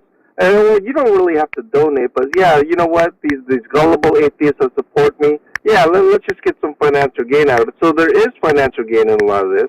Clearly, you just said that wasn't that contradicting yourself. He doesn't. What the fuck is wrong with you, bro? He doesn't do these some sort of public welfare. Okay, this is not a public service of warning people about Christians. This is not what it is. Financial. You're insane, dude. This is fucking incredible. No, You're it's not, so weirdo. insane. It's not. It's nothing like a grift. Right? I mean, I just see it as like a social experiment, and I have a hypothesis about what would happen, and in order for me to figure out whether or not my hypothesis is correct, I was willing to put it to the test. And I would like to respond to what Daniel said right now, right? That's a very rich comment that you make in public, sir. You speak out of both sides of your mouth. I can literally show you how your statements in the back channel, which represent that Tom does this, right, as far as involvement with me, that he uses me for financial gain. And so I don't know how you could even make that statement. Provide that screenshot. I give you full permission because it doesn't exist. Well, I will say that particular account has been canceled by Clubhouse. So yes. Well. Yeah. Right. Yeah. So you already know that. But you already know that, Daniel. I mean, I don't even think it's really that controversial. I mean, if you just mean that, like, I like create videos which involve John Lee, and I know that John Lee is interesting, and therefore I profit off John Lee in that way. And yeah, I would just sign off on that. Well, I'm not a cash cow for you, Tom. You know that, right? So that's not the point I'm trying to make as well. About that. The point is to gain what? Maybe a boost of your ego, you're not a cash cow for him. If you do things that give him money, then you are a cash cow. Like you're saying, the whole point is he predicts what you're going to be. If you just fucking donated to people, that wouldn't be making him any money because he wouldn't give a shit. Because he couldn't even monetize that on YouTube. Not that I see this shit on YouTube anyway. Not that I see John Lee shit like him talking to you about this stuff on YouTube. But even if he did, you having this weird reaction is what's going to make him money. Right? I don't. So that's not grifting. You're fucking like if you just did it, he wouldn't be grifting. If you help people that you think that you should help, he wouldn't be fucking grifting. I've never really considered Tom like in it for the money, so to speak. And the fact that there might be some financial incentives and things like that may be a motivating factor, but not the primary motivating factor for what he does. With respect to either me or Doc Dawkins or anyone else for that matter. However, it's always financial. That's what the word means. Grift is always financial, Haiti? Yes. I would probably disagree with that. Joe, what's the big fucking deal? You go into Subway, you go there anyway, right? It can be political gain. It could be all sorts of social gain. I mean, I don't know why you would think it's always financial. Yeah, but Johnny, you go to Subway anyway to get your lunch or your dinner or whatever. You go in there, you get a couple more sandwiches, and you toss them out. It's a big fucking deal. Well, as far as this situation yesterday, I had not eaten most of the day, and I went through actually a lot of trouble to get this stupid pizza, right? In any case, I just gotten back with the pizza. I'm still eating the pizza, and Tom was going like, "Go to Subway right now." And he was just basically bothering me when I'm making a phone call. He's calling my phone. He does this when I'm playing poker. He tries to just interfere. He tries to cause like hardship. He tries to do all of these things, and this is the motivation behind the Subway thing, right? And so he thinks that he can pester me and go, "Oh, look at this Christian not wanting to do something," rather than look at his own motivation. And he has no concern whatsoever for the poor, first and foremost. He does not need my involvement. If he has such desires, he himself admits that he himself can find homeless near him. He doesn't have to tell us about it. In fact, Tom, I gave you some scriptures, right? Matthew 6:2, 3, and 4. Shall I read it over for you? Yeah, but you don't adhere to those scriptures, so it's irrelevant. And I'll tell you why. I'll back up. You don't adhere to those scriptures, sir. I don't adhere to scripture, obviously. Obviously, dumbass. Do you know what Matthew 6:2, 3, and 4 says? I don't know how you because you put it in the that chat. I don't adhere to those scriptures. I'll tell you why. So that scripture basically outlines doing charitable work or actions and keeping it secret and not telling anyone about it, and then you'll be rewarded by God in heaven, right? And so that was your justification after a while for saying for refuse. Excuse me, I'm not done yet. Yeah, you're not. That was your justification for refusing my offer. However, I'm also false. I'm going to refusing your offer. I will tell you why that's bullshit. Because not only do you regularly tell us about your charitable things, refuse your offer even before you've done it as recently. You've done it as recently in the interview with Skylar Fiction, in which you outlined going to the prison and like giving food. And in one of the examples, you even said to Skylar Fiction just days ago, every once in a while, I'll break off half of my Subway sandwich and give it to the homeless. Oh yeah, that's a true statement though. But yeah, so don't fucking talk to me about like you're not going to do it because you're not supposed to tell people about it. And he told it to Skylar Fiction himself on his show. There's a difference. And it even involved Subway sandwiches. Are you going to let me finish? There's a difference in someone asking, like, what have you done or what are you doing for, let's say, the homeless. I know what I've done in my life, right? I don't need to explain to anybody, but he did ask, right? Now, there's a big difference between me announcing with trumpets, unsolicited, without anyone asking, look what I've done, look what I'm willing to do, I'm willing to match you, 4 figures, whatever, 10 sandwiches, 10x, whatever. These kind of boasts are exactly what Matthew 6:2 is talking about. And so those passages were in reference to your actions, not the basis by which I rejected your proposal. Yeah, but I don't get well, then what's the problem? You should have just accepted it because I don't adhere to the Bible. You just admit that you lied, and now you want to say, yeah, I lied, but? Is that the implication you're saying? I lied about what? You said that those passages were the basis for me to reject your proposal. This is what you said, quote unquote. Yeah, that's right. Paraphrase. Right. And That's right. if you will notice, those passages were given long after I rejected your proposal, and I did not give you the biblical references, right? And therefore, your persistence in about how you were willing to do this, and you were willing to do that, and you were going out of your way, and I said, you don't need me for that. And that's when I brought up Matthew 6:2. What does this have to do with anything?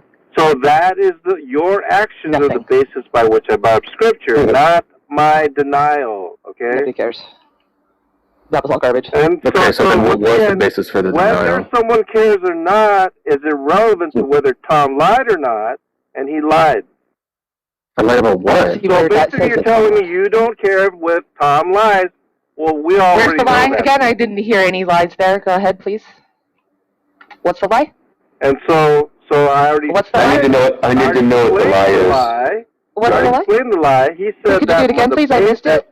He said the basis for my rejection was the passages that I cited, and I proved to him that it was not, because it came far subsequent. That doesn't prove anything, dumbass. And then he said, yeah, but, thus acknowledging that he lied, but, and then you said, we don't care about that, so you're not caring about his lies, is basically what you're saying. What your reasons, are you saying that you can't tell people what your reasons are for doing something after you, in fact, do it? I'll tell you what, Gigi. Stop interrupting me. Stop interrupting me. I mean, I was just trying to point out the Stop interrupting me. Stop interrupting me. Are you saying that you can't tell people your reasons for things after you do those things? Because if you tell people your reasons for things after you do those things, they're not in fact your reasons for doing those things? Is that what you're fucking saying? Absolutely not. And so anytime anybody says, is this what you're saying? The answer would be no. No, no, no, no, no, no. Can you pin that? Are you saying no? No, I'm not saying that. So the answer is no, right? And so in a sense, that is very clear why I brought up these passages. You're saying, are you saying it cannot be this? No, I'm not saying that, right? Clearly, I'm not saying it cannot be that. What I'm saying is it is not that. And I'm telling you also what it is, and I just wanted to point out to Gigi. Look at the Yeah, I just wanted to point out to Gigi, I mean, you put up this title, and guess who all flocked here to try to focus on. Yeah, wow. By Tom. Yeah, well, you came first, they followed you. You're going to mention that channel. Now look what you stepped in. Yeah, I reject the premise of this room. Now look what you stepped in, asshole. Johnny, one. That's some Christian love right there, calling Cain a bitch. John. How disgusting. What the hell? Wow, Yeah, And remember, you opened your fucking mouth about me. Oh, you lied too, by the way, about having a back You're channel. talking out of both sides of your mouth, sir. Yeah, you're full of shit. Why don't you take a fucking screenshot and post You have a it, pattern dumbass? of public speaking in private. Prove it, messages. asshole. Prove it. Well, Like I just did. Was that There you go. Was that the Holy Spirit? Fucking asshole. Or was that? Is that the Holy Spirit moving through you? yeah, I think so. I think the Holy Spirit gives people the courage And you asked to for it, see asshole. people's faces. It wasn't me. You fucking asked for that. Has Jane seen Well, that? I certainly didn't ask for that. Yeah. Mean. Oh, I can't wait for Jane to see that. That's No, I just had a lovely conversation with Edwin, John Lee. Yeah, I've seen honeymoons like that, last about 2 days. You know, a lot of times new people come, you're all like, oh, and as soon as the theism comes up, you guys are just resort back to what you're saying. So you want to talk, let's just see if you have a year's relationship with this individual. Highly doubt it. Well, I doubt that too. I don't really like people very much. But I'm just saying I had a lovely chat with him. Well, I hope that he helps you to understand what you were maybe unwilling to. He was saying nothing different than I was. He might have been wording it differently, but the concepts and the positions are identical. No, well, you may think that you were conveying meaning. Yeah. But it was not clear by your utterances. That's fine. All I'm saying is that my and he's a much better communicator. Well, that's much fine better too. Maybe you're more. The things that you were talking about were identical? Maybe, but you weren't really using the words that conveyed the meaning very well. Okay. And I would probably contend that you were more receptive and that you opened your ears rather than trying to overtalk him. And so I would attribute that to your willingness to listen to him and your unwillingness to listen to me and constantly interrupt because of your personal biases and animosity. So in other words, it's a JJ problem. That's what I would. That's what I would attribute it to, JJ. Yeah, don't interrupt Tony while he's sniffling. No, I have to. Josh, did you hear the whole offer about the Subway sandwiches? I think I overheard it while you were talking to Goddess. Oh, so you're kind of What's hilarious is you're trying to make a big deal out of whether there's nothing. I thought I overheard you. I thought I overheard you through Goddess's microphone. You're saying you offered to buy, if John Lee bought one sandwich for a homeless guy, you'd buy 10, something like that. Right. So yeah, and then he could distribute 11 sandwiches to the homeless for the price of one. He declined, and then I revised the offer to where there's no matching. I will just send you the money for 10 Subway sandwiches. You pick them up, and then you just hand them out. All you have to do is hand them out. And he revised the offer as if I was even listening to his revised offer. And well, you were. He simply did not. No, I did not, sir. And the fact of the matter is that I was not willing to even listen. And even when you tried to push your offer, and you didn't care whether I was listening or not at that point, clearly you were speaking to the room and not to me, right? And the point well, you kept saying over and over that you've addressed the offer. The characterization that I gave you was that you're no worse than a cheap used car salesman who doesn't take no for an answer and was persisting and trying to strike a deal when the person is simply saying no. You did not take no for an answer. Yes, that's correct. I was trying to strike a deal to get 10 homeless people fed that night. Yes, I was trying to strike a deal to do that. Yes, that's correct, John. So clearly, just as a used car salesman is motivated not by the interest of his customer, but by his sales commission, you were clearly motivated not for the concern of me nor the homeless, but your own selfish interests. Well, I wouldn't be doing it if it was like give 10 Subway sandwiches to like, the well-off like $5 million home area. No, now you're missing the point. Well, I don't think I'm missing the point because that was a factor, right?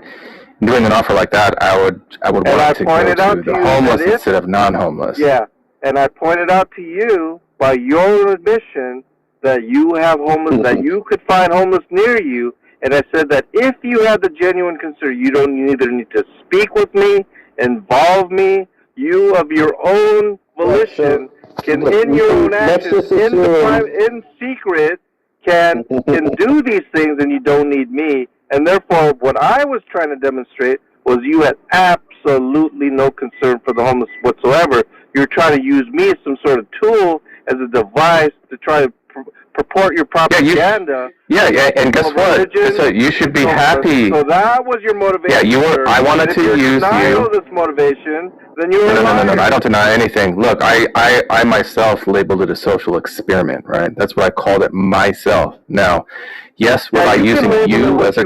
Hey, shut up, John. I label it. Okay, you talked. Let me talk now. Yes, I think of it as a social experiment. Was I using you as a tool in my social experiment? Yes. Now, here's the thing. If you're going to be used as a Christian, as a tool in a social experiment, where you hand out 10 Subway sandwiches for free and 10 homeless people get fed that would otherwise maybe not eat at all, then yes, you should be fucking happy to be used as a tool in Tom's social experiment. Yeah, I'm happy to decline your pathetic offer. Look, let's just talk about you. Let's just acknowledge that Tom. Look, let's acknowledge that Tom's motivations aren't pure in this instance, right? Mm-hmm. But whether or not that's true, what does it say about you? You have no concern for these homeless people. You're more concerned about protecting your ego for whatever reason than you are about feeding homeless people. That would be your mischaracterization. No, that's what you're doing. My decline, may I explain myself instead of your false characterization? So in other words, I would say I have no interest in dealing with your filth of your social experiment and your dishonest ways, I simply don't want partnership with that. And that's a sufficient reason to decline your dishonest offer, of which had no thought whatsoever to do with the homeless, no concern, no empathy, nothing, no love. Yeah, so you You're nothing but bitterness in your proposition, and therefore, because of these reasons, right? Not for the pretension of the homeless, it is because of these reasons, not because of my lack for the homeless. It's because of these reasons of your actions by which I declined the offer, sir. Yeah, so you care more about not partnering with Tom than you care about feeding 10 homeless people. And that's another mischaracterization. This is what you're saying. But if you extrapolated that into a larger frame, like let's say like you were going to do some charity work for a large charity organization. Hold on, just real quick. And some of those people that contributed money to that charity were doing it for their own ego reasons. They didn't really care about the homeless. Are you saying you would refuse to work for that charity because some of those donations came from people that had other interests other than feeding homeless people?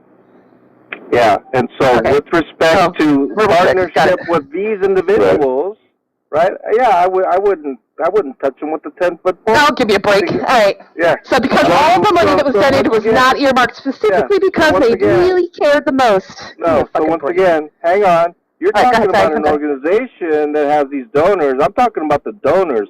Would I not associate with these donors? Absolutely. You think I'm going to solicit them for donations? Absolutely. No, I'm just saying if the money was made available to you and some of that money came from people that were less than interested in the overarching mission, you're saying you would still not use that money? So what I am saying is that does that mean that I'm going to assign Tom into some atheist category and therefore I'm not going to associate with atheists? No, ma'am. That's not what I'm saying. Okay? That's not what I'm saying. What I'm saying is as the individual, the dishonesty of the individual under an umbrella of a larger organization or subclass of people, right?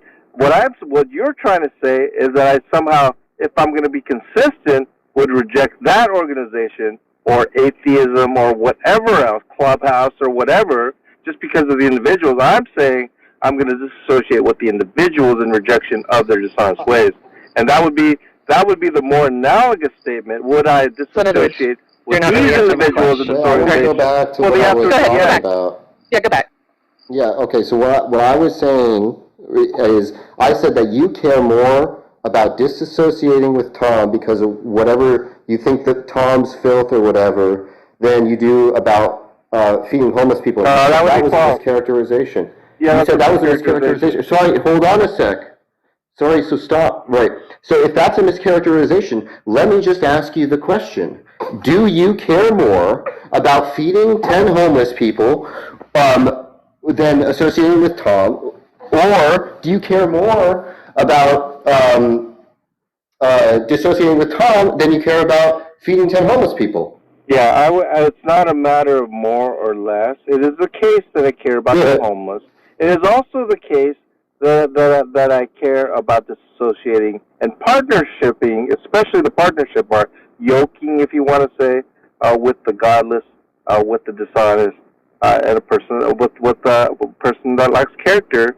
I would certainly not, as a business person, want to have any types of relationship with that, because I've known from experience that only causes myself harm in that way. And so because I disassociate for those reasons does not necessitate that I care more about that than something else. That's what you're trying to imply. It does necessitate you care more or less because what makes you choose to do one thing or another is that you care more about one way than the other, right? That's what basically your decision is going to boil down to. So if it is about competing interests and something like that, well then if it's broken down to, do I care more about not stealing than feeding the homeless? Well, the answer would certainly be yes, in the sense that if I did care about the homeless more, the implication is that I would be stealing because I care more about the homeless, right? No, it is not the case that I care more about the homeless that would justify me stealing. That would be the reason that you're implying. Stealing what? What's the stealing? You're saying just robbing from the rich to give to the poor, for example. That's just one example. Yeah. Oh, wait. So you're just talking. You're not talking about the situation at hand. In other words, by not, hang on, sir, by not robbing from the rich to give to the poor, by not doing that, it does not imply that I care less about the homeless than not robbing. This is robbing the rich thing. Who are you robbing? Yeah, you do care. You do care less about feeding them than you do care about robbing them. Because if you cared more about feeding them than about robbing the rich, then you would rob the rich to do it. You would say, this is more important in terms of what I value, in terms of what I care about more. I care more about feeding these people than I care about not stealing from these other motherfuckers. And so if that were true, then that's what you would do. Yeah, and so by expressing one's care for the poor, right? The question often asked in the Bible is, shall we do evil that good may result? Our condemnation is deserved, right? And so the consequentialist understanding of what we value is what you're trying to say, that the ends justify the means. You're saying that and therefore that we have to value, hang on, sir, that we have to somehow value the means. Otherwise, because the end, that we have to value the ends over the means. I would argue that differently, in a sense that we ought to value the means over the ends. How is Tom giving you 10 Subway sandwiches because he wants you to specifically do it? How is that evil? Oh, it's certainly evil because that first and foremost, if a person says no, it is evil to persist in trying to convince when they're clearly not interested. That to me is evil. If a Jehovah's Witness is at your door and you don't want to talk to them, it is evil for them to consistently bang on your door when you're saying go away. I was literally saying to him, go away.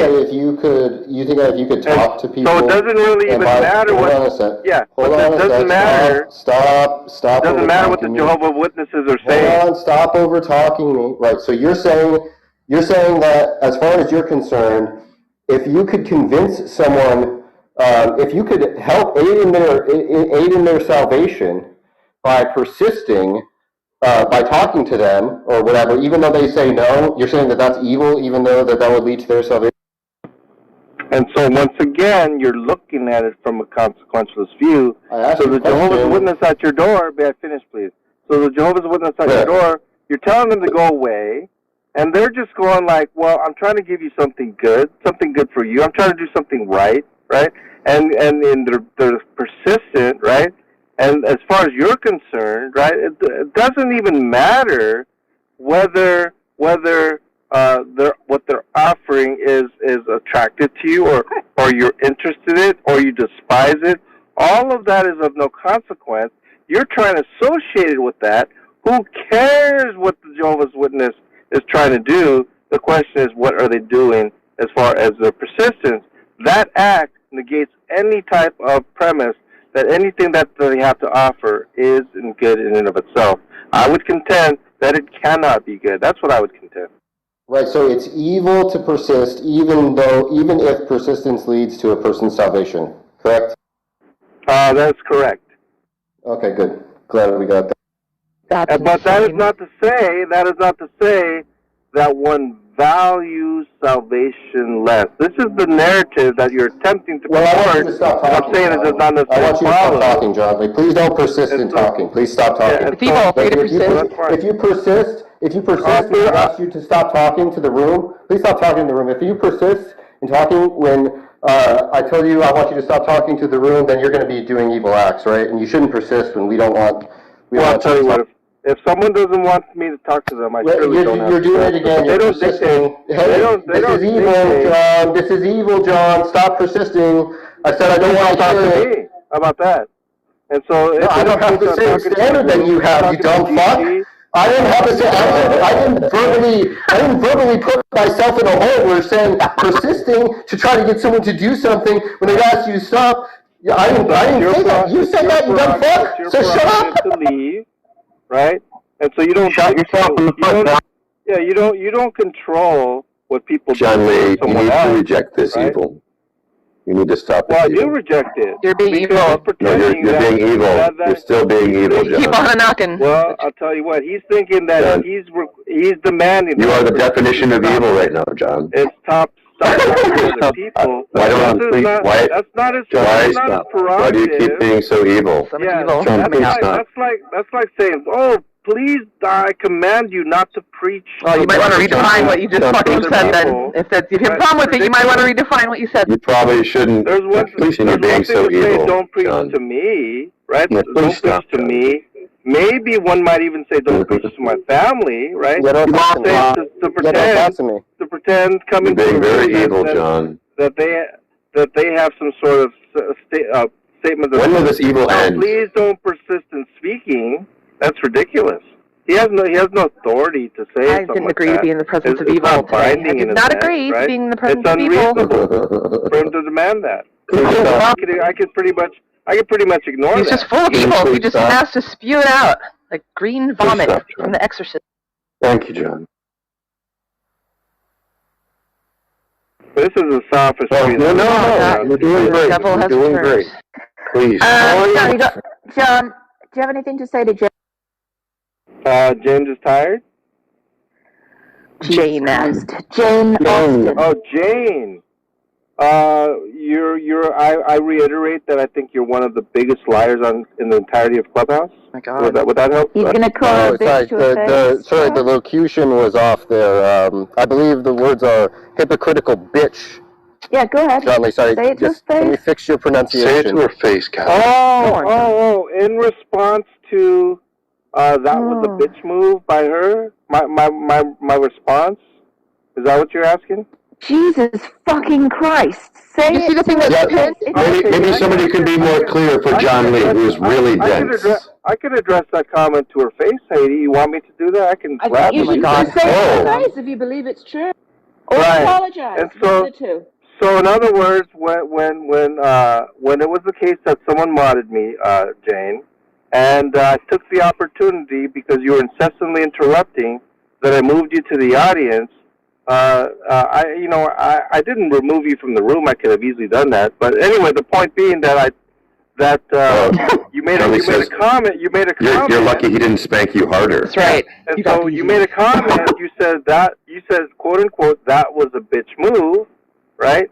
Referring to me and by sending you down, right? That's what I'm not sure that you would agree that that's what the reference was of sending you down. Now my response to that was hypocritical bitch, meaning that type of move you are calling yourself a bitch in a sense of bitch move, and I'm the one adding the word hypocritical. And so when I say hypocritical bitch, I have no problem saying that to your face. That by your own life, you are a hypocritical bitch. Incredible. You're a fucking asshole.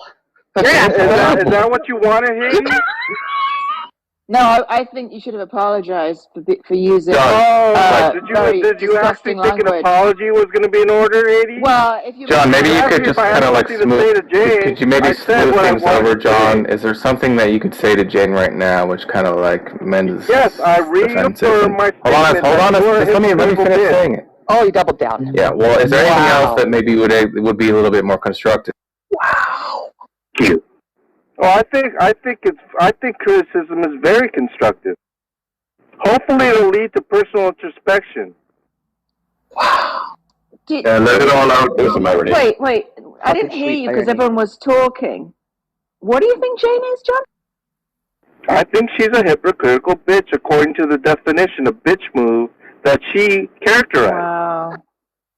Wow. Did the Holy Spirit make you say that? Or... Possibly.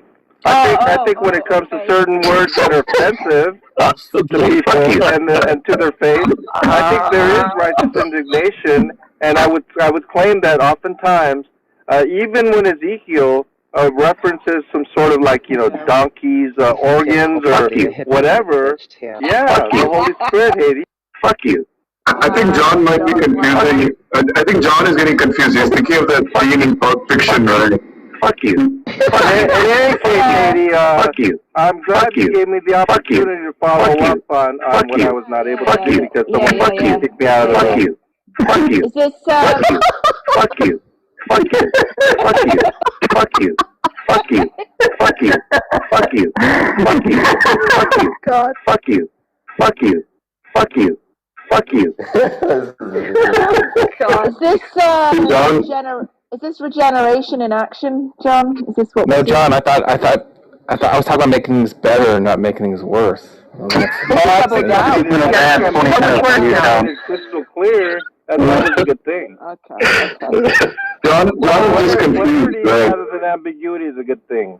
Look, when we're done with you, I guess we'll give Jane mods so she can have the pleasure. You know, I'm worried that She's if we more give her than mods entitled to now, make bitch moves she'll herself. kick you out right now. Yeah, it was kind of fucked up to bring her in her. She's more than entitled to do yet another bitch move. So is that when I boot you, it's because you're being incredibly evasive. And I didn't do that for the same reason, Jane? John, I we let wasn't you being talk. evasive. We let you talk. Can you let Jane talk, please? Can you give her at least that much respect? Of course. Right, like just now you were interrupting. Like that's why I send you down, that sort of thing. And I wasn't doing that at the time when you did that. You only did it because you had mods. That's not correct. I don't know if anyone has seen the replay on the seconds preceding Jane. Oh, you did? Replay. Yeah, she got the receipt. Okay. John, So she was not interrupting? Are you saying she was not interrupting it? I haven't seen the replay, but I will say this. She was a mod. It wasn't your room. And the fact that you got mods was some kind of weird accident because nobody gave you mods on purpose, right? So it was a total abuse of just a fluke that you happened to have mods in someone else's room. Maybe something divine. You actually say when it's Johnny's room or James's room, you play this card how like it's not your room, so you don't go around throwing people out and stuff like that. Like, you know, you're very careful. But when you just get them by a mistake, you throw another mod off the stage just to be spiteful. Well, I'll tell you what, Haiti. When it comes to Jane being mod, in the beginning of the room, whether you're conscious of it or not, or aware of it or not, Tom had mentioned that he was not going to mod Jane. If you look at what he said, now I believe it was Tom who created the room, and so it just so happened. Maybe it just so happened Jane got mod, just like it so happened that I got mod. No, that was a different day, actually, that Tom made that joke. He made that joke after this incident happened. Okay. So you're saying it was a completely different day. It was a different room, different day. Different day. Yes. Different day, yeah. And that didn't address anything I said, by the way. Yeah, you just did it to be spiteful. There was no real reasoning there. But I was curious. You said there you were saying was this clearly as a reason. You're interrupting again, right?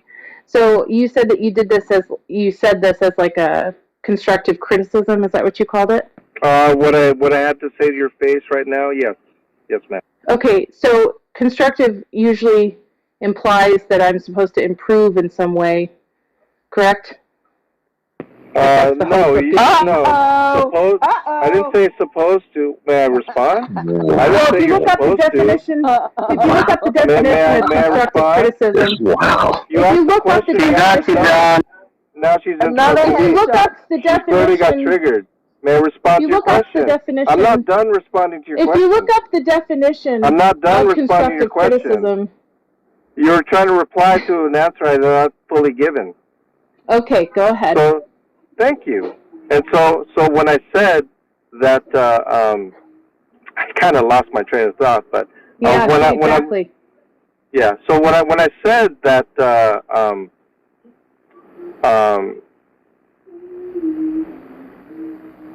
You got nothing? Oh yeah, You interrupted me for this.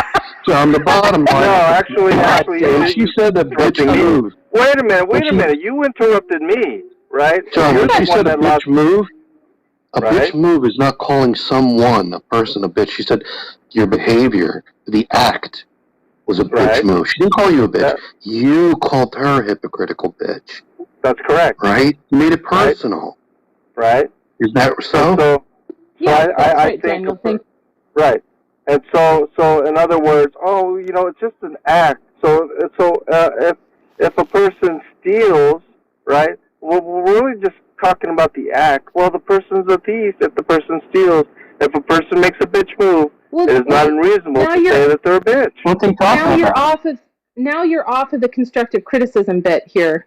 So constructive criticism. Yes, that's what I was going to reply to. Okay, so you said that. Yeah, but you don't. Sort of may I finish the thought, please?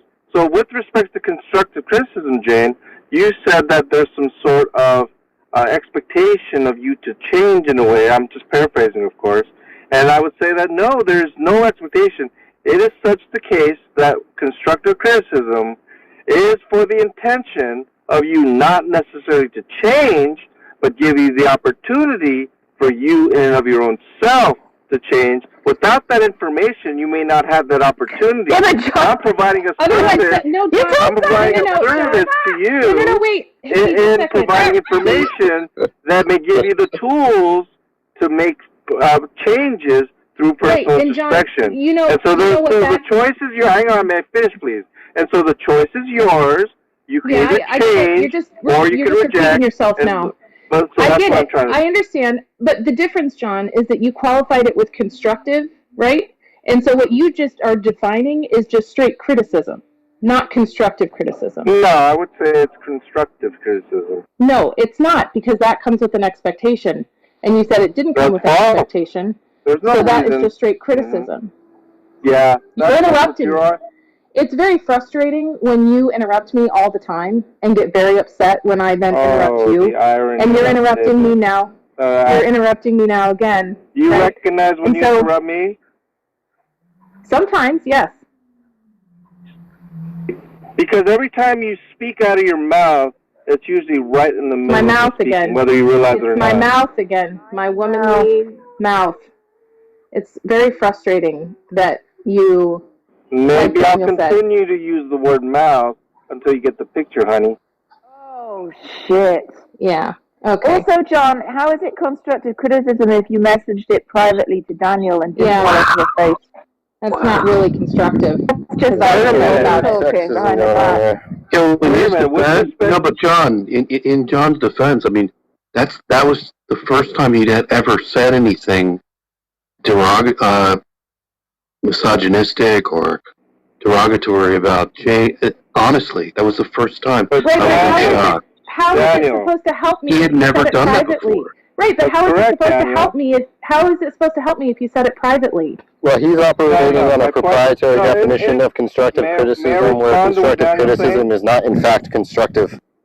Yeah, so I'd like to respond to what Daniel's saying. Daniel is correct in a sense that I had never called anyone a bitch, right? However, it was a response to what Jane said with regard to bitch. That's the only reason why I even said that. And so I explained why that's the case, right? Right, but and John, I explained that under your understanding of bitch move, you are the one guilty of us all in that bitch move of what you characterize me, and therefore that represents hypocrisy. If you're going to deny that you're making bitch moves, you can be an acknowledgement that you are the perpetrator of the greatest of bitch moves. In either case, or if you're in denial of that, you're a hypocrite. Can John explain what makes the criticism constructive? In either case, you're a hypocritical bitch, according to your And after he does that? John, there's a difference, right? Because I described the move as a bitch move, right? I didn't call you a bitch, but you called me a bitch, and you didn't say my move was a bitch. I had bitch moves. I am hypocritical with using bitch moves. You called me personally a bitch. I did. Which is different. I did. That's different. Right. I didn't call you a bitch. my understanding, those who are guilty of bitch moves are bitch. You may not agree with that particular statement, but I would agree with that particular statement. That's not how that works. If you're making bitch moves, you're a bitch. It's as simple as that. That's my reasoning. Okay, so how is what you said to Daniel in a private back channel message supposed to notify me of your constructive criticism? Oh, actually, I spoke with Daniel afterwards. To be honest, I've never had the opportunity to respond to it. In fact, I did have the intention of bringing it to your attention. I'm glad Haiti gave me the opportunity. You didn't, though. Yeah, you didn't, though. And I took the opportunity, though. right? You didn't, the though. opportunity to address You that didn't, statement. though. You didn't, though, right? You kept were it forced private. to. You were forced And when to. you were called out on it, you then called it constructive criticism, which it cannot Right. possibly be because you didn't give it to me. You didn't give it to me. Yeah, and so You didn't actually give the criticism. When did you intend on doing that? When did you intend to do that, John? I did it in chat, sir. No, you didn't. Wait, you called her a bitch in chat? Yes, I did. You called her a bitch in chat? No. Really? I quoted Jane, right, and put it under quotations about a bitch move.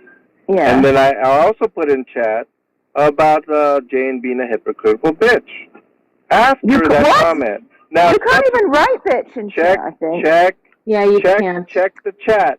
Seconds after that last comment, then I was ejected from the room. I don't know if it's related or not, but in any case, I was able to get that. Well, I don't think it's related. Oh, I guess you can write it. I intention. just wrote it in chat, so I guess you. How can you can't write whore? But I know you can't write That's whore. a side note. That Anyway, is I guess we have to. But I do remember it was not. Yeah, there was no asterisk or anything that was. It was pretty much let it spell it out. Wow. But that's my point is now hang on. After that happened, it is not the case that let me message Daniel and let me talk about it. No, it wasn't that.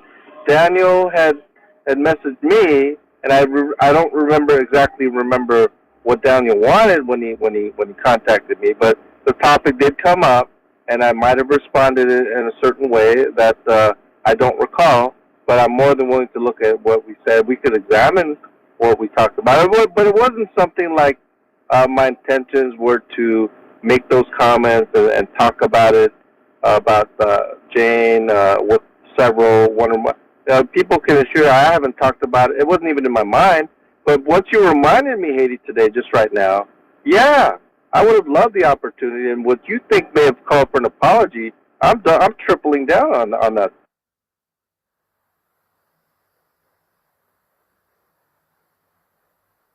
I certainly stand by that comment if there's any ambiguity as to what my position is. Wow, that's just sort of awful, but okay. Yeah, you're a terrible person, John Lee. And just calling someone a bitch is just really not cool. Yeah, what makes criticism constructive, John? I think that criticism, when constructive, implies a lack of judgmental attitude, and I think that it really focuses on the behavior itself. You think that you're in a stern way. You think that you're displaying a lack of judgmental attitude right now? That would be correct. I think that the statement would represent your judgmentalness of the quote bitch move, and I'm responding to that as Daniel would attest that I'm not making judgment on anyone's bitchiness or bitch or whatever, and I simply don't use that term to refer to anyone, male or female. Right? You won't hear me say that, but in response, I don't mind iterating the word. I think it has more power if I actually iterate it than say something like B word, and so it's my intention to have that effect. I didn't call you a bitch. It doesn't. It's irrelevant. That's what I'm trying to say. No, but you just said you used it back at me. Listen, you said you used it back at me like I used it towards you, but I didn't use it towards you that way. So once again, you think that saying "bitch move" kind of takes away the implication that the person is a bitch who's making moves. Okay, so what I would say is, rather than have that pretension, I would iterate explicitly. This is my understanding. You can debate it if you want. This is my understanding. Under your lights, you're a hypocritical bitch. It's as simple as that. It's not under my lights because you're not using my definition. Listen, I can it's understand not that you're because you're not using my definition. You're not using my definition. So how is it under my lights? Right. Under your lights, that particular action is a bitch move. You do agree with that, correct? Yes, but that doesn't necessarily mean you are. I'm calling you a bitch. I am not calling you a bitch. And so by implication, right, if a person steals, for example, it's a theft move, let's say, right? Well, if they're making a theft move, I would say that the logical implication is that you are saying they are a thief. Now, whether you explicitly say that or not is of no relevance to me. You could pretend, oh, well, I'm not calling you a bitch. Not really. I'm just calling your actions a bitch move. Right? I would disagree with that sort of reasoning. In fact, I would reject it as some sort of sophistry. So if I make dance moves, am I a dancer? Like a professional one? Like, how does it work? Like, interchanges with the noun, like... Did you notice your qualification? Yes, you are a dancer, sir. And then you like a professional one? Did you see what you just said?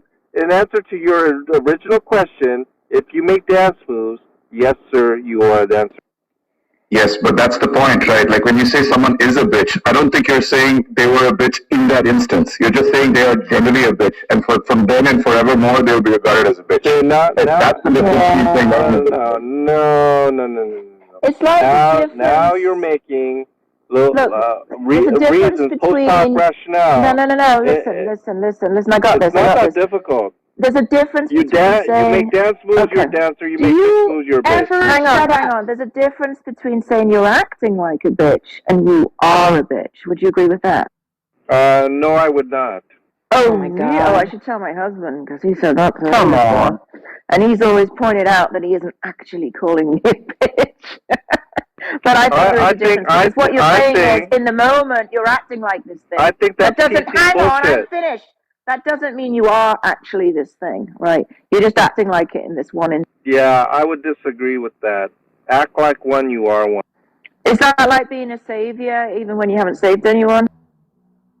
It would be like if you act like a pig in the sense of eating, you are a pig in that proverbial sense. You're literally a pig if you eat like a pig. In that proverbial sense. Listen, I'm not literally saying like a metaphor. A female dog, Haiti. Okay, that's not how the word is understood. Okay, but clearly I'm not saying literally she's a female dog. What do you think a bitch means then? Of course I'm not. Right. So what do you think a bitch means? Someone who makes bitch moves. No, that's not it. The move is a bitch move, right? I think there is a difference. Yeah. Once again, we're talking about how it's understood proverbially, right? We're not talking about literally, I don't think proverbially is the right word, but okay. And so it's appropriate. So if they're all eating like a pig, for example, right? Metaphorically, they're proverbially a pig. They're pig. The proverbial pig. But now if you want to play word games and say, oh, you mean literally a pig? No, I'm not saying literally a pig. Well, look. And no, I'm not saying literally a bitch. If you eat like a pig once, right, that doesn't mean generally, you're a pig metaphorically, right? Listen.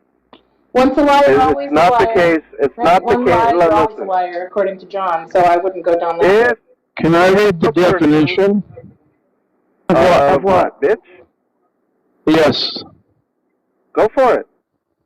It's prejudice slang word for a person, usually a woman. When applied to a woman or girl, it means someone who is belligerent, unreasonable, malicious, controlling, aggressive, or dominant. Okay, well that sounds like a bitch move. A bitch does bitch moves. Do you have any Urban Dictionary for bitch moves, James?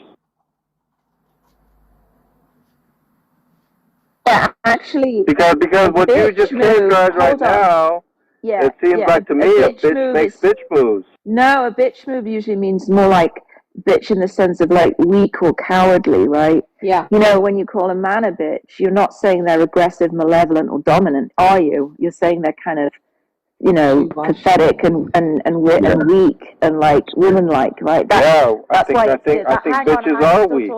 Hi, I'm still talking. Oh, really? You think just you got weak from agreed aggressive, dominant, and malevolent? You got weak from that? Of course, those are not strong traits. Kate. Yeah, they are. Aggressive, okay. Not strong. So the definition that John wanted was the act of being a bee, bringing up people's blank to take them down a peg. The act of being a bitch. There you go. Bringing up people's shit to take them down a peg. Anything more need to be said? The act of being a bitch. There you go. Yeah, more needs to be said, John, because that's not the sense in which it was being used. The sense in which bitch move is here is the act of being a bitch, bringing up people's shit to take them down a peg. That's not the sense in which it was being used. What Haiti essentially says, you're Do you agree? acting it. Do you agree? I got the definition of bitch So what move. Haiti would say is the acting Are you of being listening? I have something the definition is not of saying bitch that move. you're in essence being Right, that. listen. Okay, here's what we're going to do. I'm going to read the definition of a... Hang on, I'm talking. I'm going to read the definition of a bitch move, and then James is going to read the definition of a bitch when it's applied to a woman. So here is a bitch move. A move, tactical strategy that is used by cowards and punks. A soft move used as a last resort. James, what does it mean when you call a woman a bitch, please? Okay, let me slide it back up.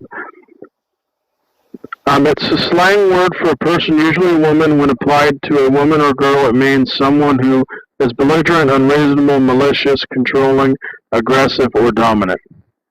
Right, so clearly they're not in the same sense, are they? I think they're exactly synonymous, if you ask me. Really? Was coward Right. punk? Was coward or punk one Yeah. of the definition James had? Yeah, I No, consider it was those not. very cowardly actions. Belligerent, Of course they're dominant, cowardly. malevolent.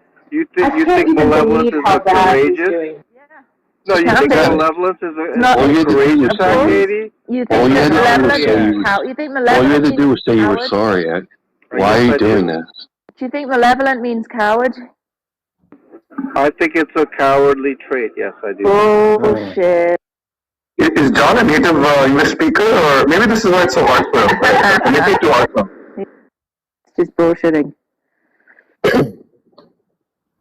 Yeah, he's just crazy. I think we've resolved this in the sense that Yeah, he's wrong. I think like bitch a move fox. is the act of being a bitch. Well, I don't know why that's so difficult.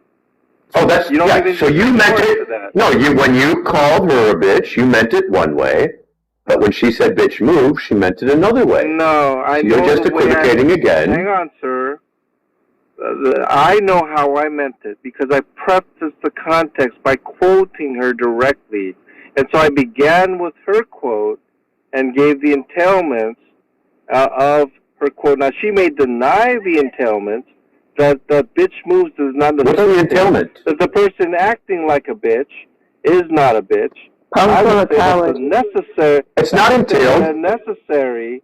It's not entailed, dumbass. The definitions are different. It can't be entailed if it has different, it can't be entailed if they have different meanings. I would claim that it doesn't have different meanings, right? That's what I would claim. No. And so You'd be a fucking moron to claim that. yeah, and so it's not very difficult, okay, the act of being a bitch. That's the definition. You guys could try You're using it in one way. You're using it in one way, but that's not the way it's being used elsewhere. You're just equivocating. Again, whether you like it or not. the primary definition. Hang on. The primary definition according to what? What James is what he just read. Now, I guess my question is, do you disagree About bitch move? that? Yes, about bitch move. Why do you? What makes one a primary? No, what makes one a primary definition? Do you or do you not agree with what James read as the primary definition? Yeah, I don't agree with that. Do, okay, that's fine. What makes it? What makes it the primary definition? Sure. Because we all know, as far as definitions. What makes it the primary definition? They are descriptive. They're not prescriptive. What makes it the? What? Yeah. Okay. Blah blah blah blah blah. Hang on. What makes it the primary definition? If you don't agree with the primary definition, that's fine. Okay. Yeah, I know it's fine. I know it's fine. I'm the one. What makes it for you? What makes it the primary definition? AJ, but I'm the one using. So for you, what makes it the primary? Yeah, you mean it one way. Yeah. And you mean it one way, but it's not the way. Behind. I'm not just. We know that part. Literally. Okay. Dumbass. James. So we know how you mean it. I'm going. But you're equivocating. You're equivocating. That's clearly not what Jane meant. Do you think the way you're using it is the same way Jane meant it? What I'm saying is that.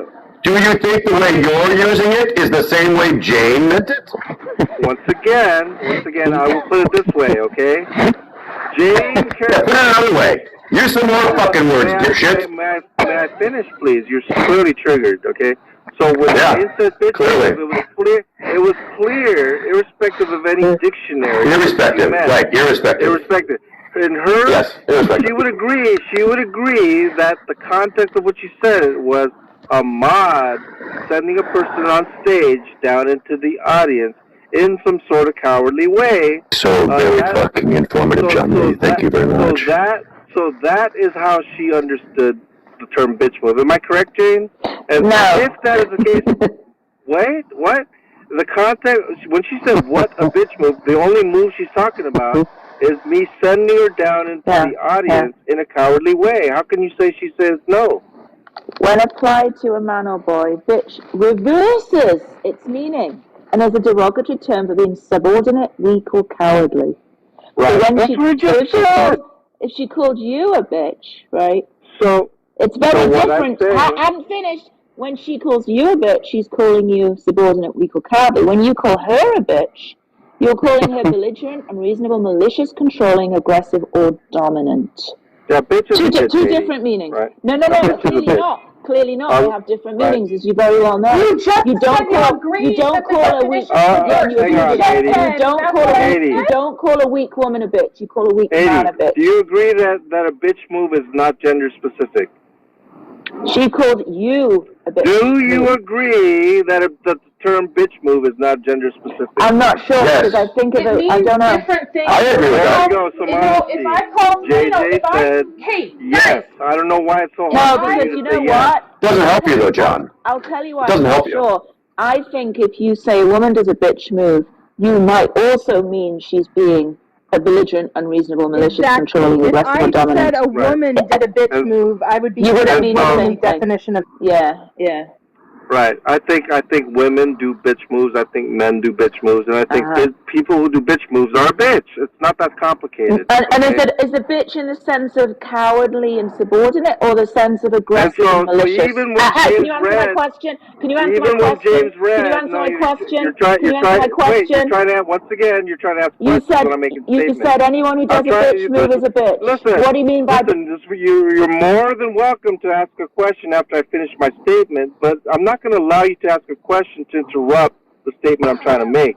When James read the term bitch, it may have said usually a woman, but not necessarily a woman, right? That's right. And so in other words, it's not gender specific, No, it is. irrespective of the predominant usage of it. Meaning, no, you can call a man a bitch. I just told you. Yeah, you can call a woman a bitch. John, a man can do a bitch move. John, you remember what you said after that comment? Therefore, it's not gender specific. When you call a woman a bitch, are you calling her subordinate, cowardly, or weak? Is that what you mean when you call a woman a bitch, John?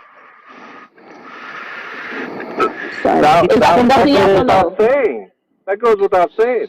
Be careful, John, because there's more to this. There's more to this back channel than meets the eye, right? There's plenty more than that.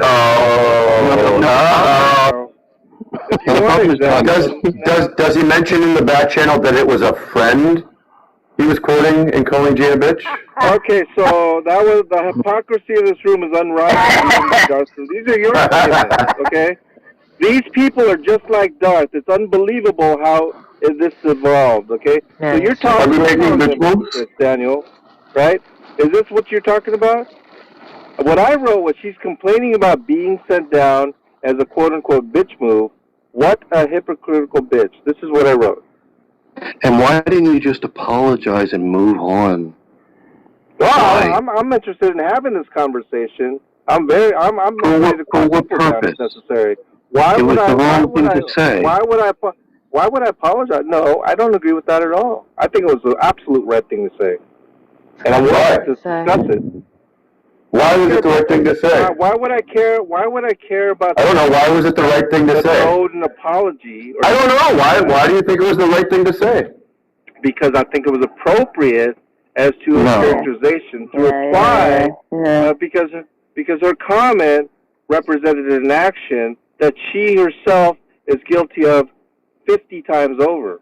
Mhm. And it may have been the case that the Holy Spirit was the one who actually told us. John, when Not sure, but it may have- was John? Wait, Yes, guys. that When would be was the correct, last? sir. No, God damn it, John. When was the Well, last he time I asked was the question, accidentally? and John, I just no, am I allowed to John. answer his question? John, you said you just made an accusation that I've done this over 50 times. When was the last time I was Yeah, why are accidentally you modded? interrupting his Shut up! question? I You're swear to God. interrupting his question. No. You don't No. control things, When okay? was the last time? When was the last time I was accidentally asked the modded in a question, I would Christian like- room and removed you as a mod? When was the last time that he asked happened? the question. When was the last time I was accidentally modded can in a ask a Christian room question and after I removed respond you to as the a mod? question. I'm not allowed to answer his question. Is that what it is? You want your question His answered? question Is this was what's going on? rhetorical. His This is question the was bitch move rhetorical. I'm talking about. His question was Clearly rhetorical. He just said you should have apologized. It was rhetorical, right? So when was the last time I was in a Christian room and was accidentally modded and removed you when you were a mod? When was the last You time guys that? are saying that his question is rhetorical. Yeah, he just I'm not said, allowed why to don't you answer his apologize? question.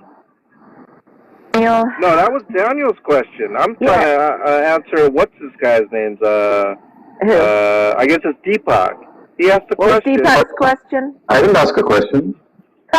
You asked if it was the Holy Spirit is what you asked. Did you? You already said that. I was just repeating what you said earlier. You said I earlier. asked you that question, asked and the you question. said probably, maybe, yeah. I said, is that the Holy Spirit? And you said something like, maybe.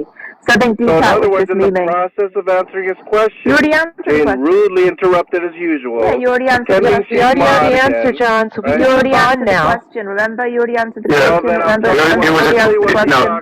it was a question that didn't require an answer. John, you are so terrified of Jane that it's hilarious to me, dude. So what It is is the funny, answer? actually. So what is the answer to his rhetorical question? Well, you said it. I asked you earlier. Did the Holy Spirit? Rhetorical make you- questions don't need answers, dumbass. Yeah, but I already. In answered other the words, what is question, and you the already answer answered. that I'm going to tell doesn't need to you. be answered? I'll tell you. Yeah, what's You the answer that doesn't need to be answered? That's a great question, John Lee. Let's explore. It seems to me there's not self-evident nature of that question. already I think there's answered it, though. contention, actually. You I already think there's answered the contention. question. Yeah? Well, Yeah, then you he said asked- you. So why? So that the second question was rhetorical. You already answered it. What was the question? Do you even know? Yeah. Did the Holy Spirit make you do it? That's correct. And what was And your I, answer? and that particular question, my answer is yes. I guess there's an assumption that people who don't believe in the Holy Spirit will answer obviously not. Okay, great. So you already answered the question. So it's Right, not now go ahead, Jane. rhetorical. It's not No, rhetorical. it's my rhetorical point. because it was already asked. But Jane, go ahead. Okay, so when was the last time I was accidentally modded in a Christian room and then removed you as a mod? When was the last time? The question is not about accidentally modding. Oh, so you're not going to answer? Okay. No, that actually was the Well- question. That was the question. That was the. Can you That's answer the all. question? Well, the question implies that the accidental modding has any relevance whatsoever to do with the Right, so the answer move. is, what you really want to ask is, what's the So I hypocrisy? can- What's the hypocrisy, yeah, John Lee? Exactly. Exactly. What's the fucking hypocrisy, dipshit? Very good. And so with respect to the hypocrisy in which Daniel and I were discussing, the obvious hypocrisy was that Jane, while acting in such a manner, and as Daniel was saying, you guys can Darth and the way he conducts his rooms by What's the sitting people hypocrisy? down, quote-unquote bitch move. The hypocrisy is in such a way that there's an expectation of Darth not doing these things, and yet you are the very people that do these things. What the fuck are you talking about? And when I did it, once again, it was when it was labeled that Do I what was doing a things, move. John? May I finish, please? No, people down into you're the not audience. answering. I am. Removing people from stage is the thing you're talking about. What's the hypocrisy? That because she herself does bitch moves. That's the No. Removing somebody from the stage is not. No. You're lost, John. You're lost, John. You're lost. Does not make bitch moves. And then John, you're lost. Removing somebody from the stage. Removing somebody from the stage is not what's in contention. The reason for removing somebody from the stage is going to be what you have to talk about. But didn't John remove Jane from the stage? And That's what we're talking about. Yes. We're not. But isn't isn't it a bitch move to remove someone from the stage like that? And if somebody does bitch moves, John, what do we call that person? A bitch. Yeah, I agree. I agree. You're a bitch. Thank you, John. Yeah. Appreciate it. Thank you, John. Assuming, like I said, by her lights, okay? Now, removing from per person from the stage, I would never characterize it as a bitch move. So it's not by my lights that a person's a bitch. Why did you remove her from the stage, is a bitch. I simply don't characterize sending people to the audience as a bitch move. No, but you've called, when I sent you to the audience, you've called me weak, and that's what a bitch move is in this context, right? According to Jane's lights, that's what I'm trying to explain. No, you signed off on that distinction. Oh, well, okay, so you're talking, Tom, so I have sent you to the audience, is that what you're saying? No, when I've sent... I don't... No, that's not what I'm talking about. When I have sent... Wait a minute. I'll explain it to you, but first you have to shut the fuck up, right? I'm saying that when I'm going to explain it to you if you shut the fuck up. So there are instances where I have sent you down. I have sent you down. And in response to that, you have told me that I'm weak. You know, sending you down as weak. Right. When you were defining and you were signing off on a definition of a bitch move, you were saying that it's a weak move, right? So when I sent you down to the audience, right, that's a bitch move by your lights, right? And so when you sent Jane down to the audience, that's a bitch move because it's weak. Therefore, you, by your own lights, are a bitch. Yeah. No. Now, let me. And on top of that, one more thing. On top of that, on top of you being a bitch, right? You're on record as calling Jane in the message a hypocritical bitch, but you, by your own lights, as you've laid out, are a bitch, which means that you are now also a hypocritical bitch. Right. And so I would like to respond.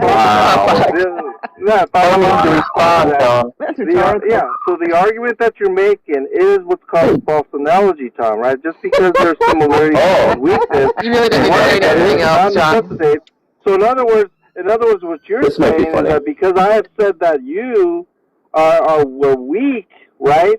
And Jane characterizes a bitch move as weak, and so you're saying that all things that are weak are so you once again you're not understanding that bitch moves falls under the subcategory of weak, and just because it's weak does not necessitate bitch move. And this is what you've done. I don't know how many times, Tom. At least 10 times I brought this to your attention.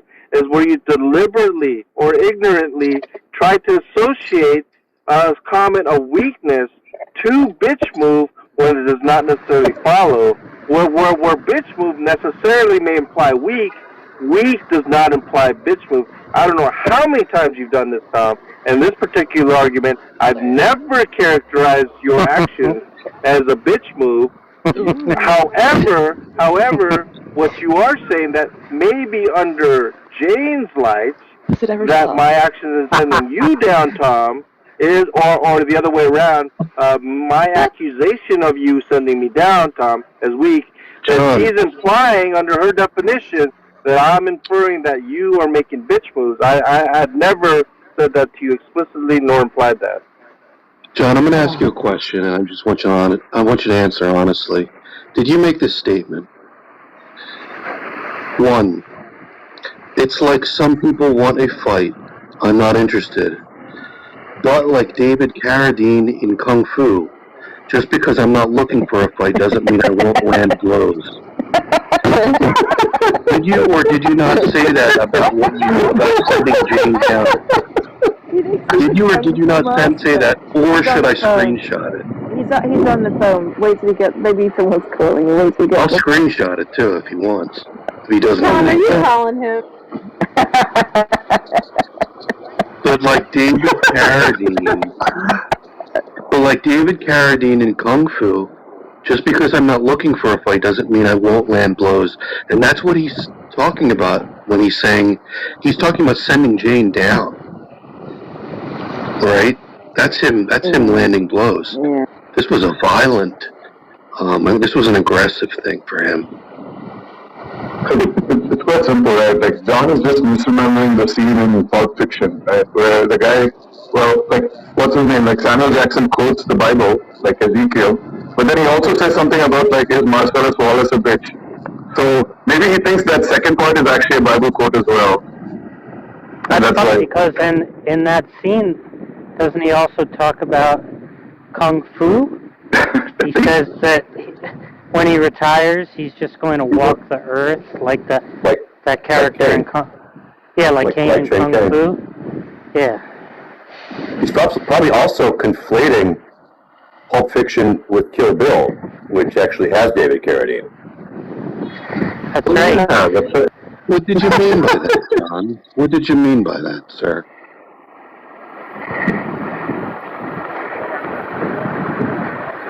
He's still on the phone. Now remember, he's the one that fucking brought this shit up. With the back channels and fucking this and that. I was keeping my mouth shut about what you said. Right, John? Throw me under the fucking bus. I would have just taken Tom up on the Subway offer an hour ago and got 10 free subs for homeless people. That's because you're a better person than John Lee. Alright, sorry about that. I got a call from my wife. But you were asking me a question, Daniel, about, I forget now. Kung Fu, landing blows. No, I wanted to ask you a question. Looking for a fight. Looking for a fight. That's what you asked me, Daniel, right? You said it's... Yeah, I do agree with my statement. Alright, did you make this statement? But like David Carradine in Kung Fu, just because I'm not looking for a fight doesn't mean I won't land blows. Oh, that is also correct.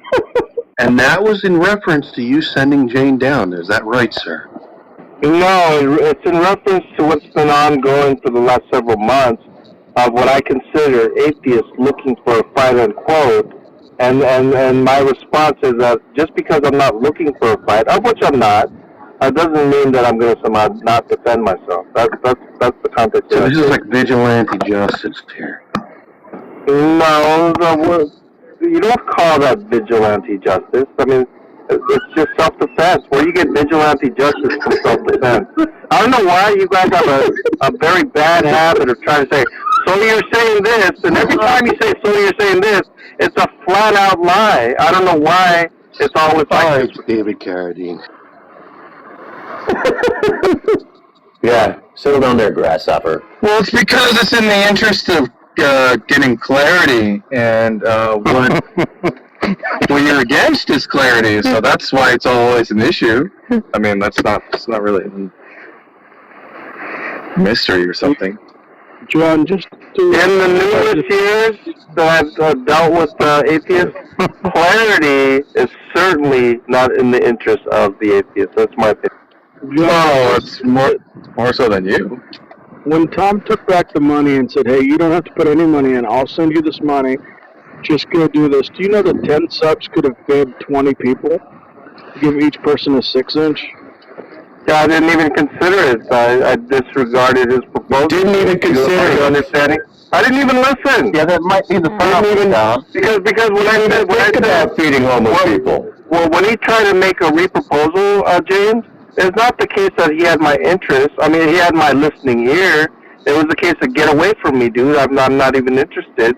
And he's the one that's persistent in trying to do it. And now you're going by his reasoning as if I had some sort of consideration. This is ridiculous, Jim. Clearly, Tom cares about homeless people way more than John Lee. No, clearly that's not the case. That's my whole point. James, clearly it that's is. my entire point. Clearly it is. James, you know I would have. James, you know I would have done it, right? Not because of the care of the homeless. You think the Pharisees did what they did because they cared about it? No, they wanted praise from men. They wanted acknowledgement. This is exactly what you're doing, and you're getting that praise right now from James is Tired, who wants to say that Tom Rabbit was willing to be generous and enough to give 10 sandwiches that feeds 20 people which is exactly a pathetic narrative, James, and to say that John Lee refused that from happening. This is ridiculous. I'm not saying I'm not saying that Tom had pure intentions, but once he made the offer, you can snag that, and then you can, as you're feeding these homeless people, tell them, hey, and I had the devil pay for your sandwich. Yeah, why would I do that? Why would I even partnership with the devil so the devil feeds them the sandwiches, James? That's ridiculous. Which, regardless of that, it's just clear that... Are you even listening to what you're saying, James? Will you rationale? It's clear that Tom cared more about the homeless people getting food than you did. Oh, I reject that. I reject that. That's laughable. You're not laughing. You demonstrated that. You cared not at all, whereas he made the offer. I cared not about Tom's proposal. That does not necessitate that I don't care about the homeless. The proposal was feeding homeless people, dipshit. The question is, how many Subway sandwiches have you fed the homeless, Tom, in the last year? It's irrelevant. That's irrelevant. Because he doesn't care. Because he doesn't care, sir. That's irrelevant. Are you saying you care about the homeless, John? Yes, of course I do. So, how does that manifest itself? It manifests itself by action, sir. Yeah, like which ones? Like denying, like feeding the homeless.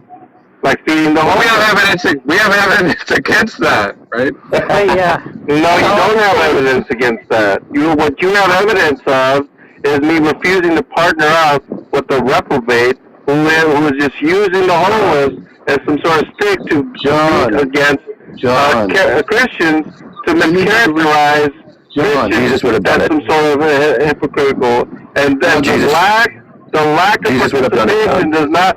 The lack of my participation, may I finish? The lack of participation does not necessitate. They have false accusations that I don't care about the homeless. John, that's the false narrative you guys are looking for. John, I'm looking at two homeless people right now. Do you want me to feed them? There's a Subway also within. I can see a Subway. Do you want me to go buy them a Subway right now, John? Yeah, I have no desire for you to act in any manner.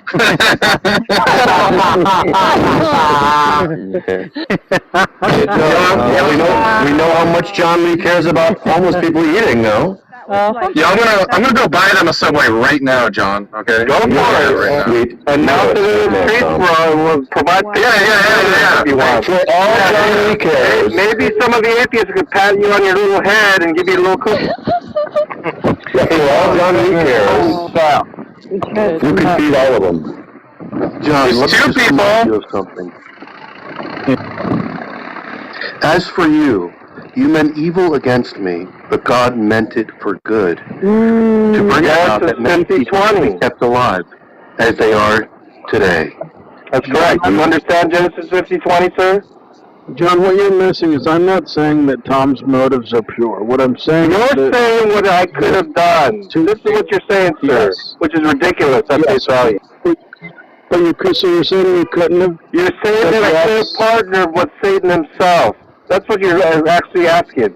You're looking at it from a consequential view of shall we do evil that good may result. No, we shall not do evil. No, hang on, sir. We shall not do evil. May I respond to James? We shall not do evil, sir. We shall not do evil that good may result. And you're asking, would good not have resulted, sir? That's what. For all you know, John, Tom could be one of the elect. That's funny that John Lee says we should not do evil. You don't know, John. That's funny that John Lee says we should not do evil that good may result, because he thinks it's okay for God to ordain evil so that good may result. Right? That's crazy. Yeah, God does not ordain evil, sir. God ordains that evil should come to pass. What is that? Pause. Hold on. I want to know from John. John, can God make a bad situation good? Yeah, of course. Genesis 50:20. So that's bad situation. Is that Tom is mocking you, he got to where he's going to send you these 10 free foot-long sandwiches, and you can feed people. So God is now taking this mocking, and he's using it for something good, and people could get fed. John, what seems right to man leads to death, James, and what seems right to you, sir, leads to death. That's scripture. Why don't you read Genesis 50? You have a very perverted understanding of what you're saying right now. John, why don't you read Genesis 50:20 for everybody? You already read it. And what does it James, mean? you should fuck John up for that, by the way. It means that the intentions, the evil intentions of human beings, and what they had meant it for, which is evil, by God in His providence, meant for good. What James is saying, sir, what James is saying is that human intentions, right? What human intentions meant for evil is good. And what I was trying to tell James in response to the human intentions, not God's intentions, man's intentions, that what seems right to a man leads to death. This is what I'm trying to say. And so was that crystal clear to you, Daniel? John, let me use a biblical example. Brothers are selling this young brother into slavery. They come before him later, and he says, "What you intended for evil, God used and made it good." That's the biblical text. God literally then used that to feed all of Egypt and then his family from that. So people were blessed from it.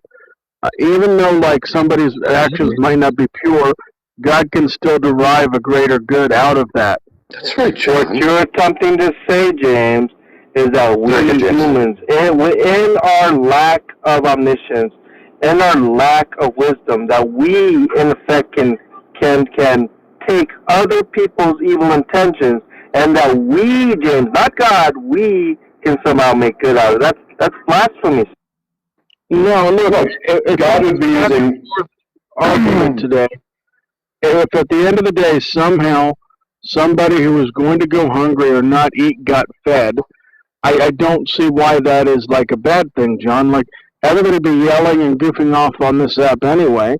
I'm just, your argument makes no sense. Maybe there's a disconnect for John. I mean, this right here is a fundamental question. It's not the very difficult. What if it was a qubit law? And if you actually believe, James, that somehow maybe that you should partner up with a porn directors or something because a homeless person gets a T-shirt or gets fed in some way, and so you think it's good, and therefore you should continue in these actions. That's ridiculous. We shall not yoke ourselves. Well, it's also a false analogy. In that way. That's also a false analogy or false equivalence. So in other words, that sort of partnership is a yoking with unbelievers, irrespective of whether you understand that or not. See, the thing is, John, you're assuming that I've blessed all of Tom Rabbit's actions, and Tom even was yelling at me yesterday, I believe, very upset because I outright disagreed with his actions. So I'm not saying everything Tom Rabbit does is good, but I'm looking at silver lining. And this is where, like, you're trying to misrepresent me, John, because you're in a corner. I'm not misrepresenting you. Everybody on you right now. I understand. You need to lash out. So in response, a substantive response, not about lashing out and motivation. I'm trying to make a substantive reply. So my question to you, James, is that if I did the thing where we get 10 sandwiches or whatever to feed the homeless, do you agree that is partnering, yoking myself with an unbeliever? Do you agree or not? You have to look at the situation, John. You're not answering the question, sir. It's a yes or no. I don't know why you're avoiding the question. It's a simple question. It's a simple, straightforward, non-loaded question. Could you just give me a yes or no, and then I'll let you elaborate? Then you have to be quiet after giving a yes or no. Yes, I will. And the mods can mute you if you interrupt, right? Sure. Okay. Yes. You are collaborating with an unbeliever, but not all collaborations with an unbeliever are bad or wrong. If Tom and I are getting together it's just to help feed local communities, that is a good thing. Tom might not have great motives in it. Maybe he wants a tax write-off. Maybe I have better motives, but the goal is still to feed homeless people, and that's still the initiative. In this particular juncture, Tom is not doing it necessarily to feed homeless people, but to mock you and to stick it to you, John, because of sometimes how you like to argue every little point into the ground. And so all I'm saying with you is, Tom has these motives. All you have to do is say, yes, send me that. I'm going to feed these people. Now you've fed people. I mean, I just don't get, John Lee, I'm just confused by why you're wanting to die on this hill. It makes no sense. Yeah, and all I have to do is say no as well, and I have said no. It's as simple as that. No skin off my back. Yeah, when you say no, it shows if he wants to feed the homeless, he could do that. If he could use that as an opportunity to try to malign Christians and Christian beliefs and hypocrisy, peculiar behavior, whatever. You are maligning. Whatever. You are the one doing the maligning. And so my point is that if he wants to do that, God bless him. Yeah, you're the one doing the maligning. By not doing it. By not agreeing to help feed homeless people. And if you have a ridiculous opinion just as you expressed, JJ, God bless you too, sir. Hello, John. I got 2 Subway sandwiches for the 2 homeless people that I saw. Now I'm going to go give them to them. You want to hear it? No, I do not. Yeah, you don't want to hear that, do you?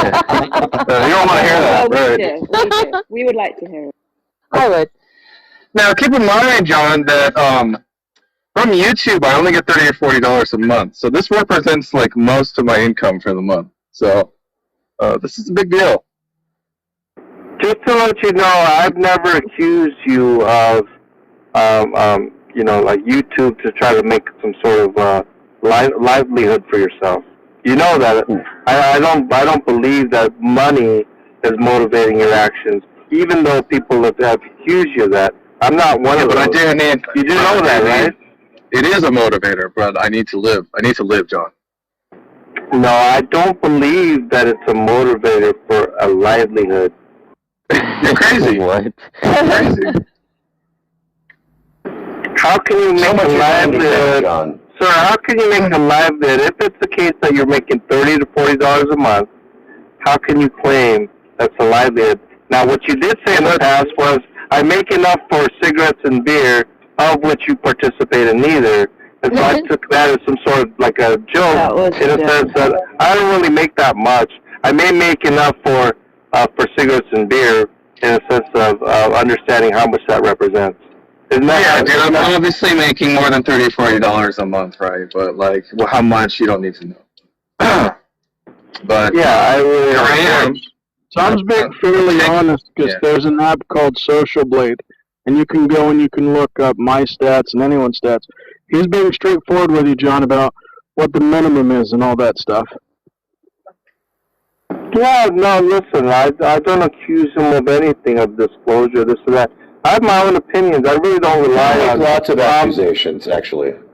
I have never made the accusation that Tom is in this for some sort of like to make a living off of. Certainly not. That's not true. Hey, called him. Well, I don't know what you hear. I mean, Tom knows my position. But then the question came about by one guy. He was saying that it must necessarily be financial gain. I said that's ridiculous. John, can you? So I was talking about something that was not financial gain. John, can you agree on this much? Just right now, all the bickering, all the yelling people do back and forth, all the drama. That at least, given all this that happened today, 2 people who might not have gotten to eat right now are getting ready to eat something. Praise God. That's a good thing, right? Not necessarily, sir. Not necessarily, sir. Right, but in this situation, is it good or not? He did say praise God. He said praise God. Maybe God's working through Tom.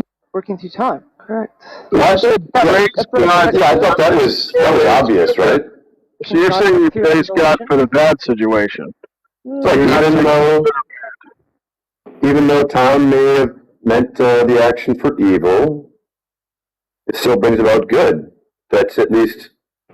Well, sir, all things bring in about some sense. all things bring about the goodness of God, sir. In some sense, ordained by God, and John Lee is choosing not to participate in that. That's insane. Why did you call Tom a grifter, John? Oh, because I think he is a grifter. Yeah. Oh, really? Oh, okay. Yeah. All cleared up now, John. Thanks. I don't Thank you so much. You fucking By dipshit. definition, make money. That's like what the grift is. Oh yeah. No, I don't agree with that. Spoilers. Yeah, that's. Yeah, why did you call John? Why did you call Tom? Why did you call Tom a grifter? You have to look up what you fucking meant. Oh my God. No, it's not the case that I need to know what it means. I do know what the word means. There are claims A that it's person who necessitates. engages with petty or small-scale swindling. You don't know how to play with your food correctly. I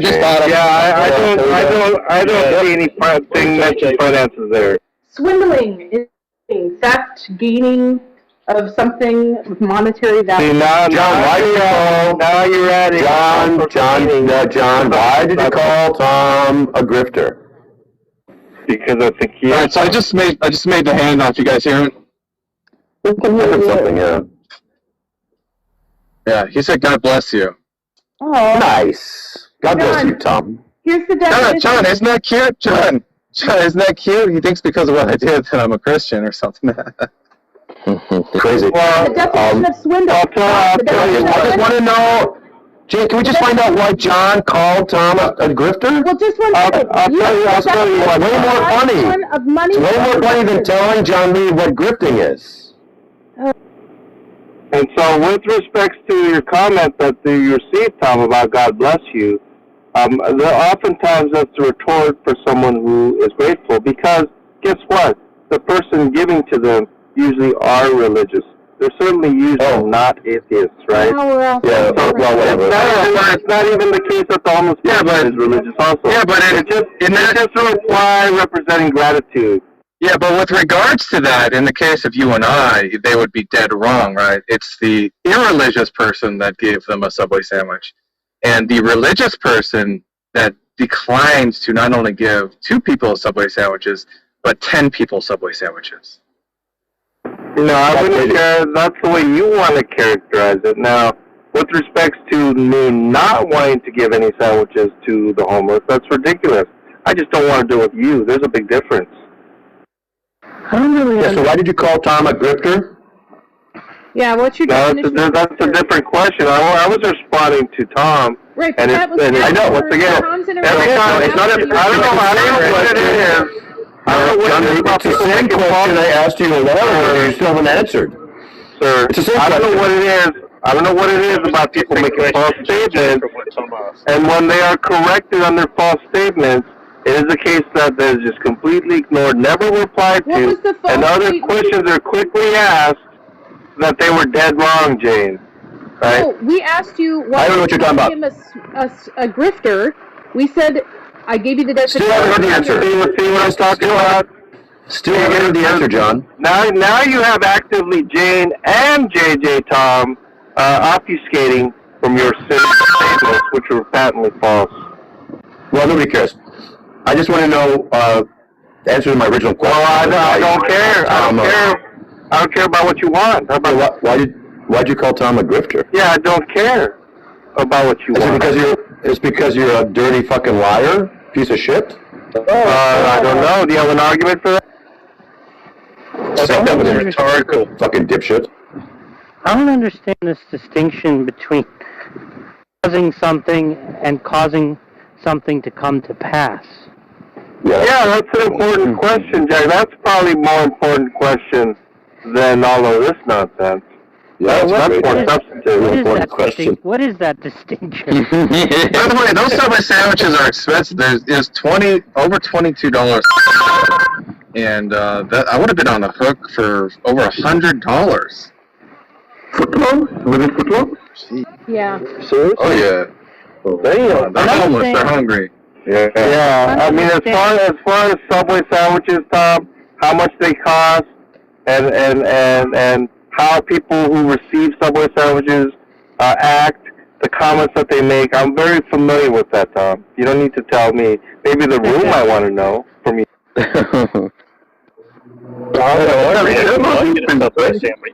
You don't seem to like people talking about. Listen, sir, I'll even be honest.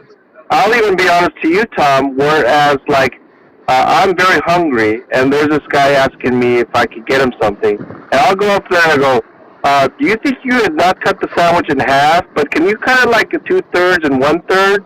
And then they'll go like, okay, they cut the 1/3, and I break out that 1/3, not the half, to the homeless person. Are you telling us about your charitable action? Are you telling us about your charitable actions in a non-secret fashion, John? Oh my God. Yeah, I'm actually disclosing how non-charitable I am by only giving them 1/3. And when the Bible says consider others, you're giving. Bigger than right. zero. And so I'm actually. It's a gift. A third Right. is And so charity. that's certainly one of the comments to brag about myself, sir. Pray in your own closet, John. If it's only 1/3, it's not charity. Bro. Yeah, and is it the end of the sandwich or the middle of the sandwich?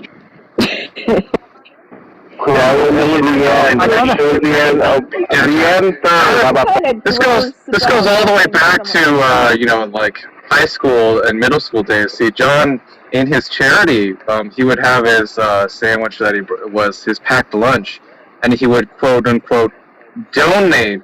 He would slice off all the crusts of the sandwich and give them to the poor kids. Right? He was charitable. Hey, let me tell you about my childhood. This is a good question, right?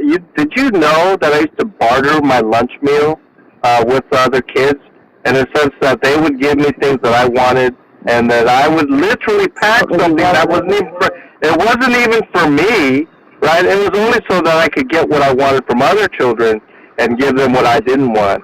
And so, do you think I had concern for the welfare of other kids? Absolutely.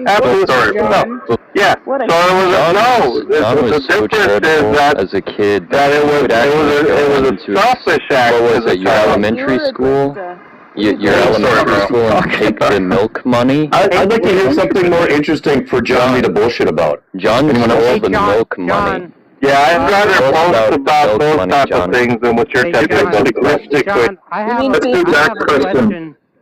have a question, John. Do you think you would be calling somebody strong if you called them a she-wolf? I don't know how to respond to that.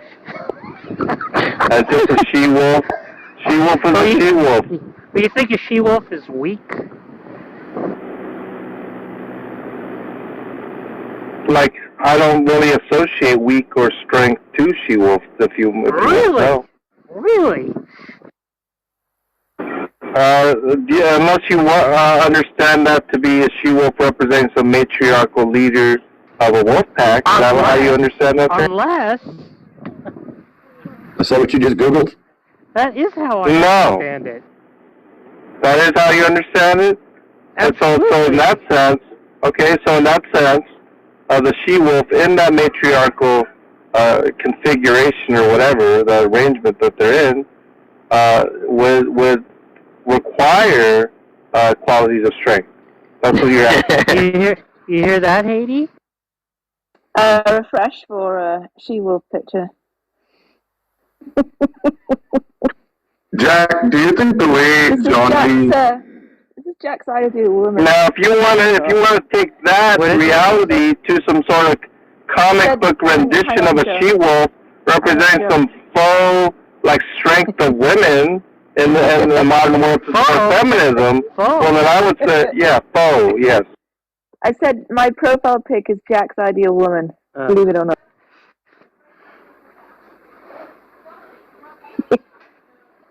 Jack, do you think that's Elsa? That's Elsa. Was she? Yeah. Jack's in love with her. I love her. Listen, did you know? Hey, I have the entire series of Elsa in my video show back in the 90s, right? And they're very graphic, just to let you know. Torture of women, just nudity. I mean, Could Can you send them to Jack? I think he'd really appreciate it. He doesn't have the video store anymore. Very, very Christian of you, John Lee. I thought that Very was your Christian. own collection. I was an atheist at the time, Jay.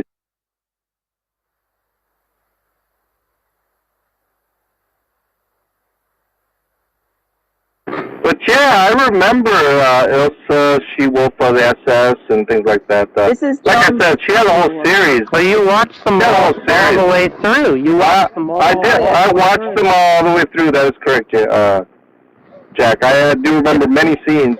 A lot of them were like torture of women, prison, all these showers. He watches for the story. No, it was the story. I only saw part of one once, I think.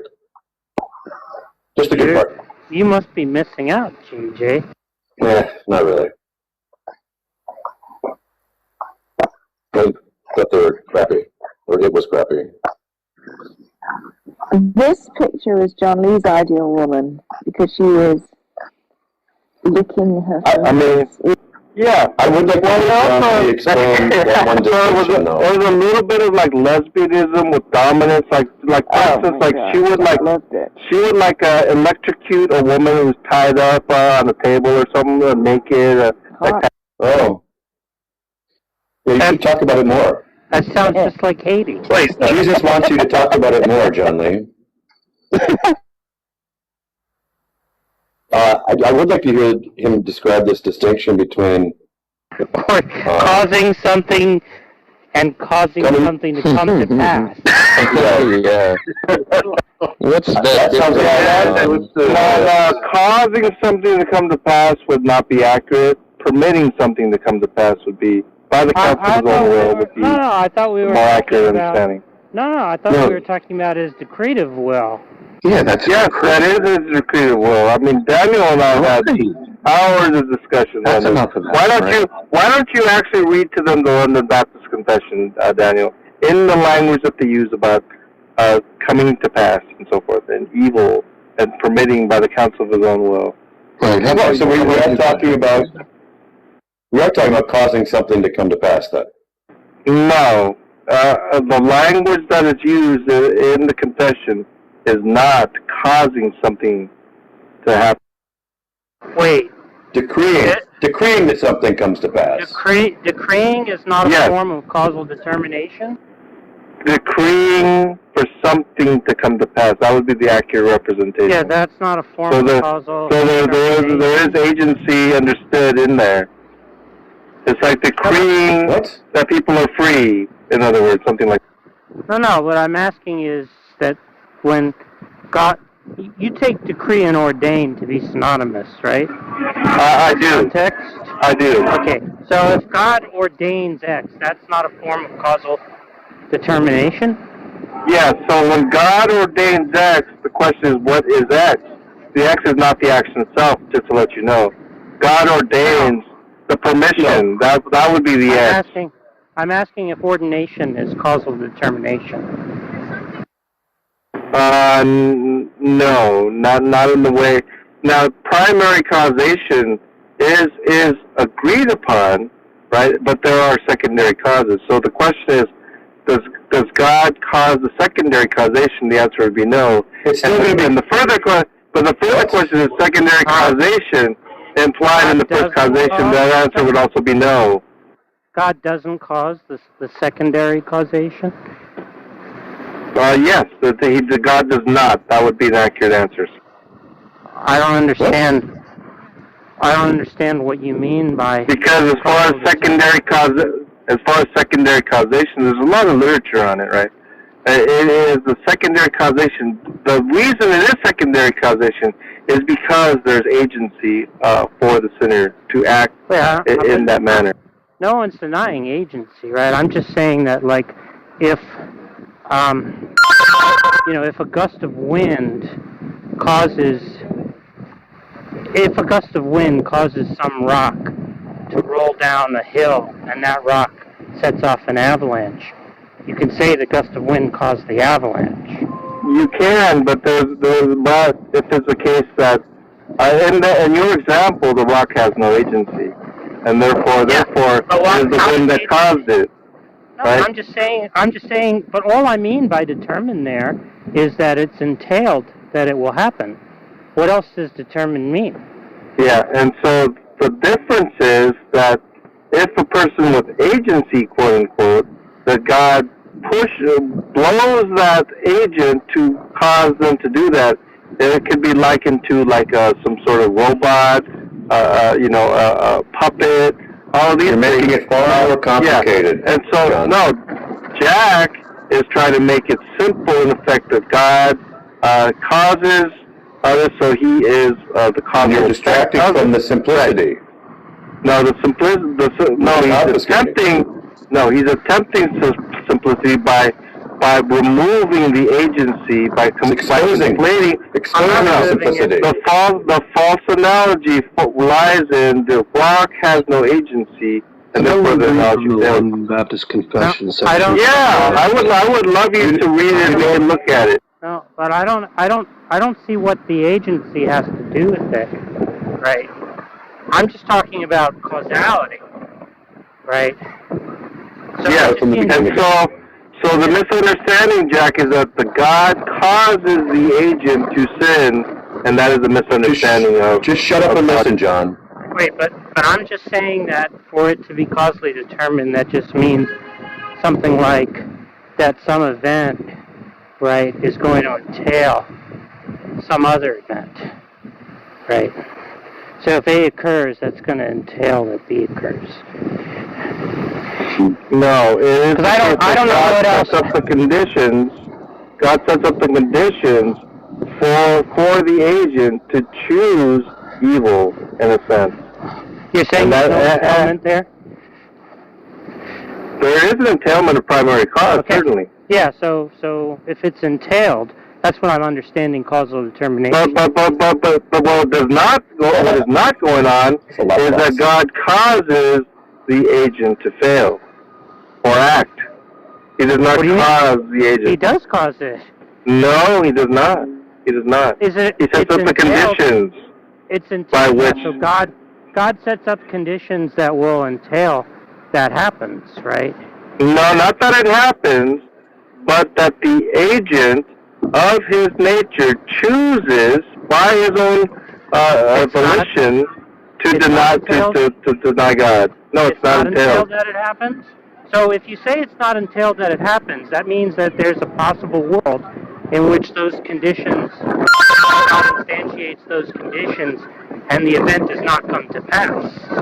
No, okay, no, that's not what I meant by your question. Yeah, so it is entailed. Yeah. So it is entailed. So that's what I'm saying. It's entailed by the conditions he creates, in other words. Causes. Yeah. But once again, if you remove agency, yes, the primary and only cause would be God. I don't see. Right? No, wait.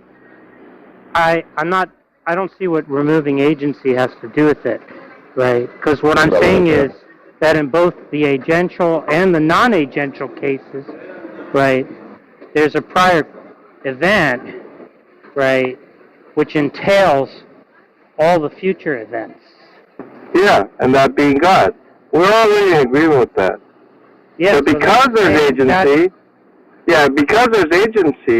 you seem to think that God is causing or creating the agent to do these actions. That's not the case. God is permitting the free choice of the agent. I'm not talking about... That's the fundamental difference. No, I'm not talking about the permission stuff. I'm talking about causal determination. Yeah, but the permission goes into the decree. That's if you let Daniel read what it says, it's talking about what God decrees, but it's also talking about what God permits under the decree. Yeah, and there's not a contradiction. You can have all the permission stuff you want. I don't care about that. I'm saying that to decree, if decree is understood as ordained, right, that just is a causal determination, a type of causal determination. It can be if it is such the case that God ordains it in a causal way, right? But if it's understood as God decrees that God ordains that it come to pass, right? that is not an active sort of causation in the events that occur. I'm saying all ordination is a form of causal determination. Yeah, I'm not in disagreement with that. It is it is a determination, a determinist view, of course. Yeah, so if I'm saying it's causally determined, right, that's just what I mean by cause. And so the question is, what is causally determined? The causal determination is not the act itself. That's not what's determined. The act is causally determined by God. No. What is causally determined is the permission. That's the causal determination. All that's required for there to be causal determination there is for it to be entailed. The event, fact in question is entailed. Jack, we had this discussion for a couple hours before. I'm sure you remember it. And the issue was that when it came to causal determination, I tried to express the view of what Christians hold. You were not even willing to listen, just to let you know. And then you want to talk about this, and I went with you, and I knew where the logical progression led to, and you took me on this journey to where the conclusion is that God is the author of sin, right? But what you were not willing to do in that conversation was to even listen to what my view was. Whether you know it or not, I don't know. But what I do recall is that you were not even. You wanted to sort of debate it and assert that this is necessarily the only way we can understand it. And if it is understood in the way that you want it to be understood, yes, you are correct in saying that God is the author of sin. How else can we But what I'm saying is that it is not understood this way, and I don't think you were interested in how to that's what understand we're it. asking you about. How else can we understand it? I'm just saying that if it's determined by God, right? And it is not determined by God. That's what I've been trying to tell you. Well, but I'm understanding determination to just mean that it's entailed by an action that God undertakes. But God's actions are not the exclusive actions in this thing. That's my point. There are other actions alongside God's actions that are within God's actions, that there is agency within those actions, and because there is agency on those actions within God's creative will, that the accountability falls on the secondary causes because there is agency there. Yeah, so what I'm saying is that what it means for it to be entailed is that there's no possible world in which God undertakes that action, right, and the event in question does not come to pass. Well, the event cannot not come to pass, in other words. It will come to pass, right? But you're saying that because it comes to pass, any and all things are the responsibility of God as the causal determinist, or whatever you said? And I understand what you're trying to say. I haven't said anything about responsibility, right? Okay. I'm just talking about causal determination. Okay. So well, as far as causal determination, right? The cause of something, in a primary sense, while agreed, is not in a secondary sense. And in other words, it's not just the wind that blows the rock.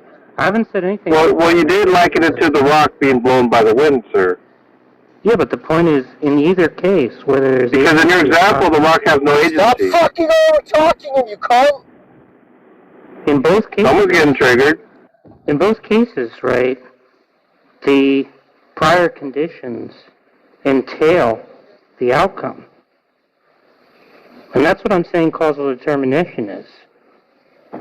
So you're not taking into account the actions of the created agent that entail the outcome? It's irrelevant to the point that I'm making, which is that there's an entailment from what God does and that outcome occurring. Well, well, I mean, if you want to look at, well, God's in control, God's sovereign, well, I certainly wouldn't get a disagreement from me. Yeah, so I'm saying that it follows that he causally determined that. Yeah, but what? Now, the issue that I had with you before, you liken it to causally determines that, and that's not the case that he causally determines that. That's what I'm trying to say. It is the case. I just explained why. You have to accept logic, though, John Lee. He causally determines the conditions whereby agents freely act against. I'm saying that the action that God undertakes entails the outcome, and that's what I mean by causally determined.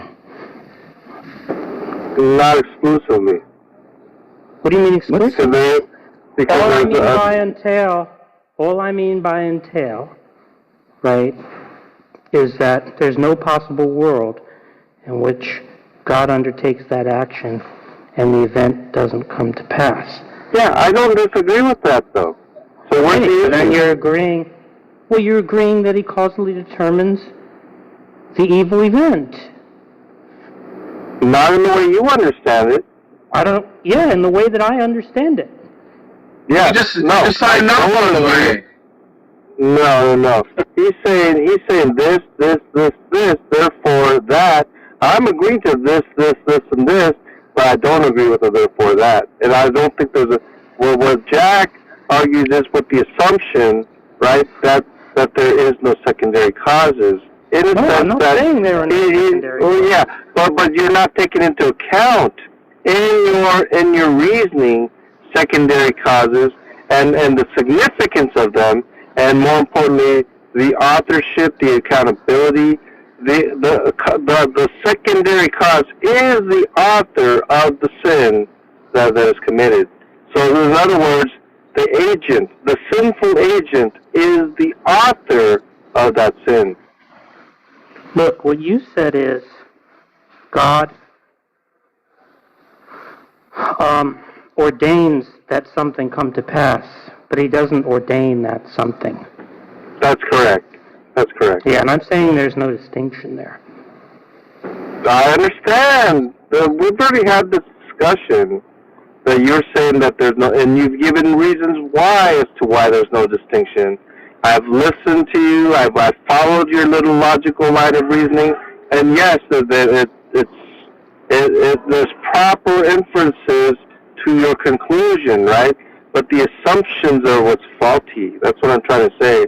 Because your assumption does not take into accountability the agency, the creaturely will, how that accounts, and how that's compatible. Sorry, I just had to mute for a second. Go ahead. Yeah, I'm saying that regardless of whether there's an agent that's a secondary cause, either way, God's action entails the outcome, which is all I mean by causal. And I don't disagree with that. Well, then if you don't disagree with that, then you have to grant that God is the primary cause of evil. He is the primary cause of the conditions that where evil comes to pass. There's a different terminology there. No. He's the primary cause of evil. Now that may entail. Yeah, that's why I would disagree. Well, but the point is, when I say he's the primary cause of evil, that isn't ruling out that there are secondary causes that intercede between God's action and the evil event in question. Okay. I'm not ruling any of that out. Do you have a problem with explicit confessions of how they worded with regard to evil coming to pass? They go through pains to make that distinction. What you're doing is denying that there even are distinctions. That it's like a distinction without a difference, in other words, and you're trying to maintain that God is the author of evil. Am I correct? This is what you're attempting to do. This is what Floyd did as well. Some distinctions may hold, like that there's an agent in the causal chain between God's action and the outcome, right? That might be a distinction between that case and a case like the avalanche, but it's irrelevant to the point that I'm making, right?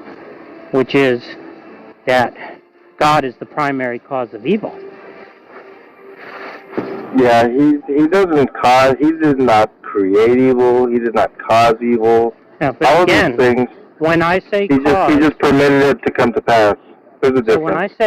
when I say cause, I'm saying there's an entailment relation between some action and set of antecedent conditions, right, and some event in the future.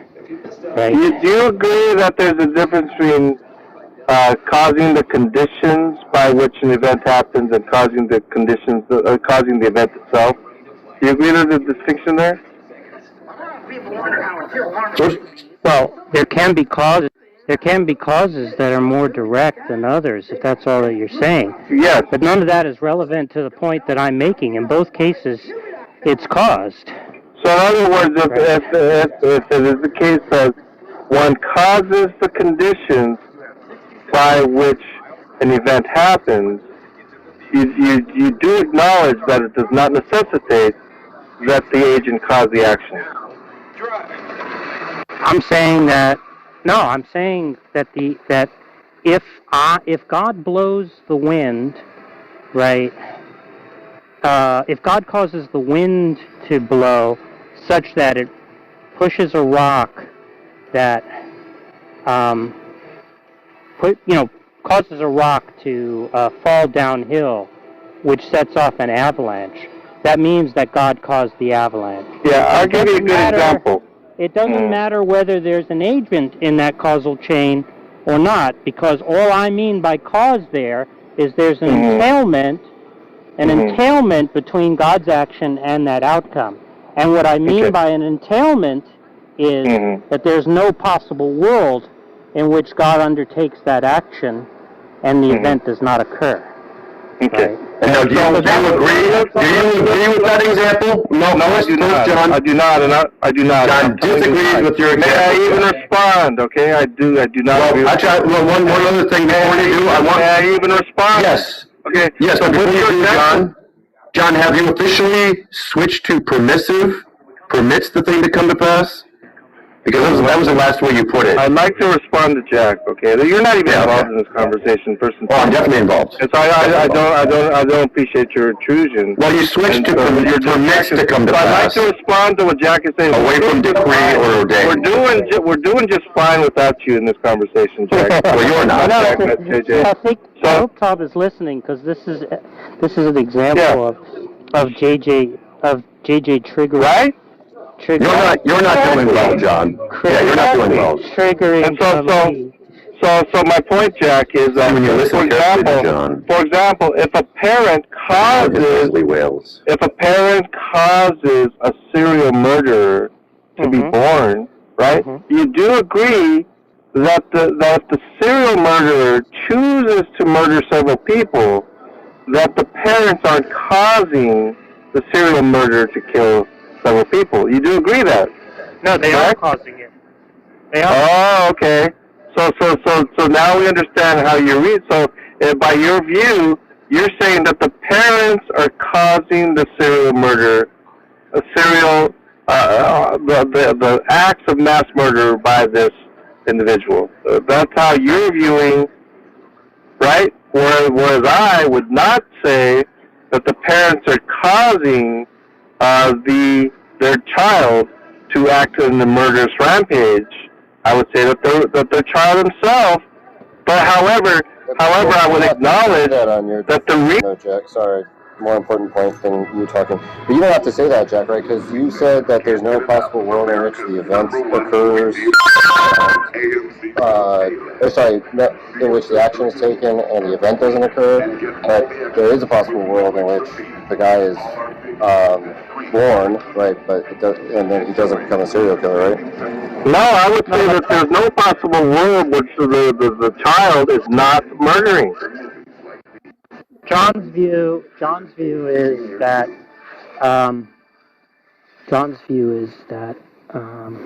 once God has chosen to create, everything that occurs is necessary. Can we say that the murder was predestined and foreordained, and particularly unchangeably designed? God does not design sinners, sir. Of course he does.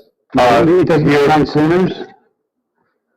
Yes, God does not design sinners. That would be, I don't know how many times I have He doesn't predestine, foreordain, and particularly unchangeably design them? Predestined is relational to the elect. Well, people are predestined for election. It's not predestined for reprobation. Is not what the Bible says. But they were designed, and No, they were not. Well, God does not create. They born? God does not design. God does not design. Yes, they were born sinners. A brave state, right? They were born sinners. That's correct. But to imply that they were created sinners, that they were designed to be sinners, this is God does not design sinners. God does not create sinners. Westminster Confession, phase 3:3-4, by the decree of God for the manifestation of His glory, some men and angels are predestined unto everlasting life, and others foreordained to everlasting death. These angels and men, thus predestined and foreordained, are particularly unchangeable design. Did you know? They're so certain and definite that it cannot be either increased or diminished. That's correct. Did you notice how the word predestined was not for the reprobate?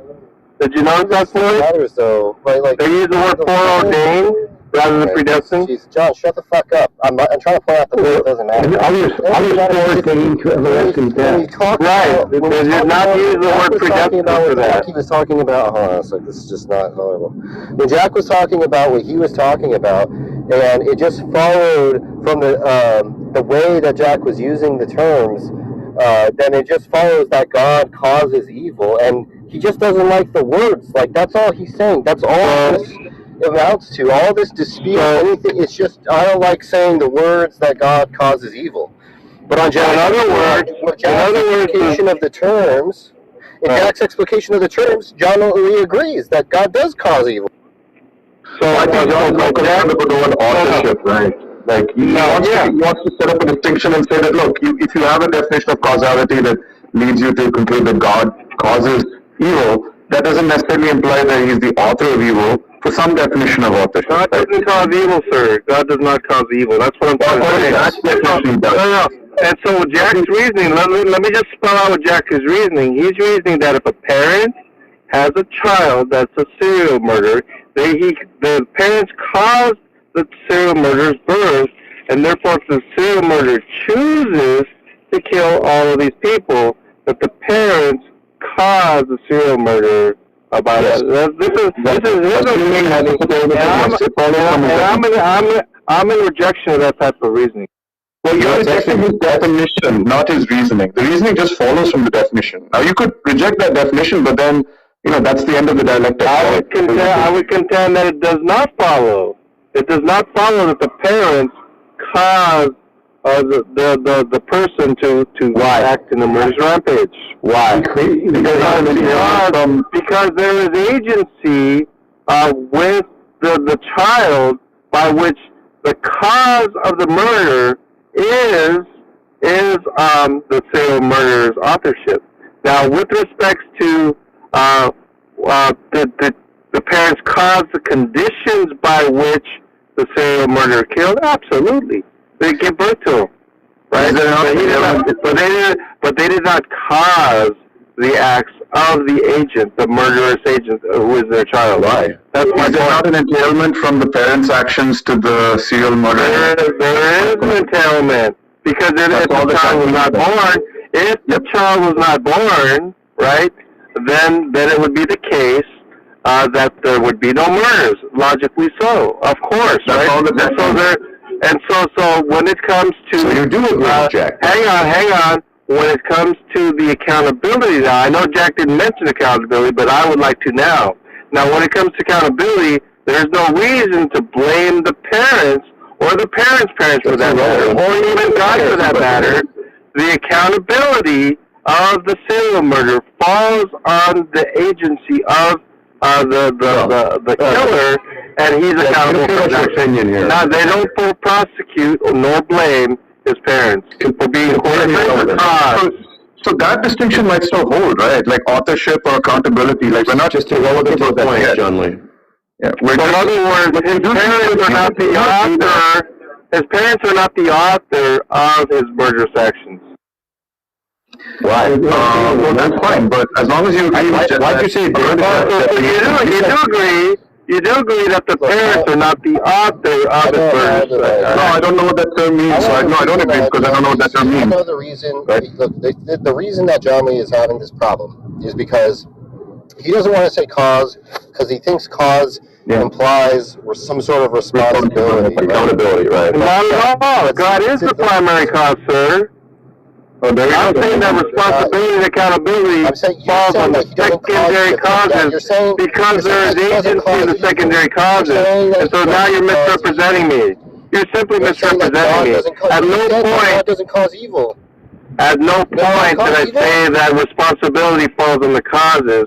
I'm acknowledging that the primary cause is God, right? So God causes evil?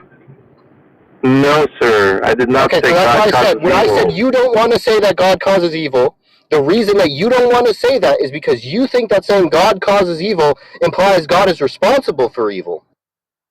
That would naturally follow. Yeah, so everything I said was correct. When you said I was not addressing what you said, I was actually representing what you were saying. You're just too stupid. No, you're not representing it. Yeah, and so it's the case. Off on it, you stupid fuck. What the fuck is the matter with you? So it is the case that God does not cause evil, but he causes John, you fucked up again too, by the way. By which evil is caused. Right, exactly.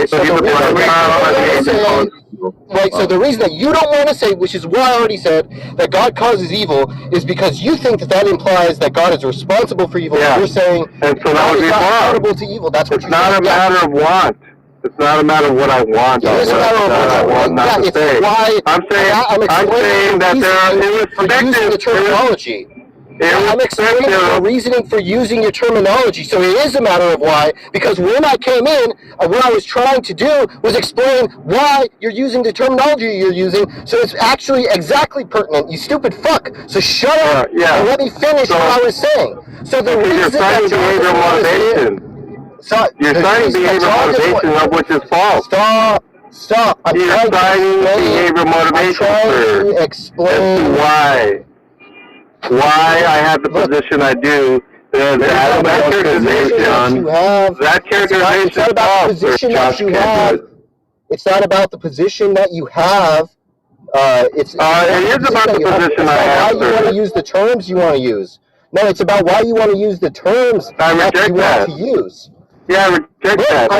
I'm explaining my motivations right now, you stupid fuck. I don't care if you reject what my explicit motivations are. That's not going to change just because you're in denial of fucking reality. I'm explaining why I'm fucking up right now. So shut the fuck up and let me finish what I'm fucking saying. You have no basis by which to sign being... Shut the fuck. All right. So look, the reason that John Lee doesn't want to say it is because he thinks that saying God causes evil is that God is that makes God responsible for evil. And so the reason that we don't want to say that in the parents' case is that why we think the parents are not culpable is because we don't think that the parents intended to give birth to the person in order to raise a serial killer. Now, if we did think that the parents intended to birth the child in order to create a serial killer that they in fact created, then we would say that they caused the serial killer or whatever, that they caused the death. Now, stop. Are you done? Stop. No! Stupid fuck! So go ahead and repeat it then. Go ahead. So that's the reason that's the disanalogous property with what we're talking about when Jack was saying, that's why, we don't want to call it a cause or whatever. We don't want to say these people caused the murders, even though technically under Jack's definition they are murders. You just don't even understand the way terms are being used. But that's just besides the point. nevertheless, it can't be the case. This is disanalogous with God, so God still isn't the cause in the sense that you're using it, because nothing comes about that God does not intend to come about. On your view, everything that occurs, God intends to occur, and so God is responsible for everything, including... Very good. Yes, you know you fucked up, John, right? I'm not allowed to respond. Of course you are, but you know you fucked up, John. Please be up, please. Well, no, I'm actually... so I can respond. No, I'm going to say something before you respond. Please it up so I can respond. No, I'm going to say something before you respond. Okay, this is how it goes. Okay, go ahead. Tell me when you're done. You said that God is the primary cause. But when you say that God is the primary cause, he's the primary cause for what? So in response, I'm just going to ignore your comment, JJ. You're just going to ignore it. Well, your answer is for everything, right? God is the primary cause for everything, right? In response to what Josh was saying, right? Sexually related to what Josh was saying. At no point did I say want. You're assigning want, right? It's as stupid as someone without any training in psychology or anything of the soft sciences to say that. What are you responding to? May I finish? So it's like saying that a person wants to believe in God. May I finish, sir? The person wants to believe in God. I thought you were going to respond to what Josh was. They're afraid of hell. And so what you're assigning is what's called a behavioral motivation. You have no training whatsoever in psychology. What does this have to do with the disanalogy? And so what I'm saying is, you said it has nothing to... Sir, may I speak? My goodness. Okay? Well, nobody's supposed to hear you talk about something that's not the topic. I'm actually responding substantively to every point. I practically took mental notes as to what Josh was saying. And so I would like to respond to what he's saying. Listen, are you guys going to allow this, mods? I'm listening. So, no, I'm not going to respond to you, JJ. I'm going to try to respond to what Josh said. No, Josh's point. With the analogy of the parents. His point was that this is what I want, right? And he said also that it is not fair. So he also said it is not based upon my position. Of course it is based upon my position with regard to the logical consideration, irrespective of my opinion. This is what you suppose, and you have absolutely no basis by which you have no skills in observation. You're not trained. You're not a psychologist. You have no basis by which to assign behavioral motivation, other than to offer your opinion as to why I don't want, quote unquote, right?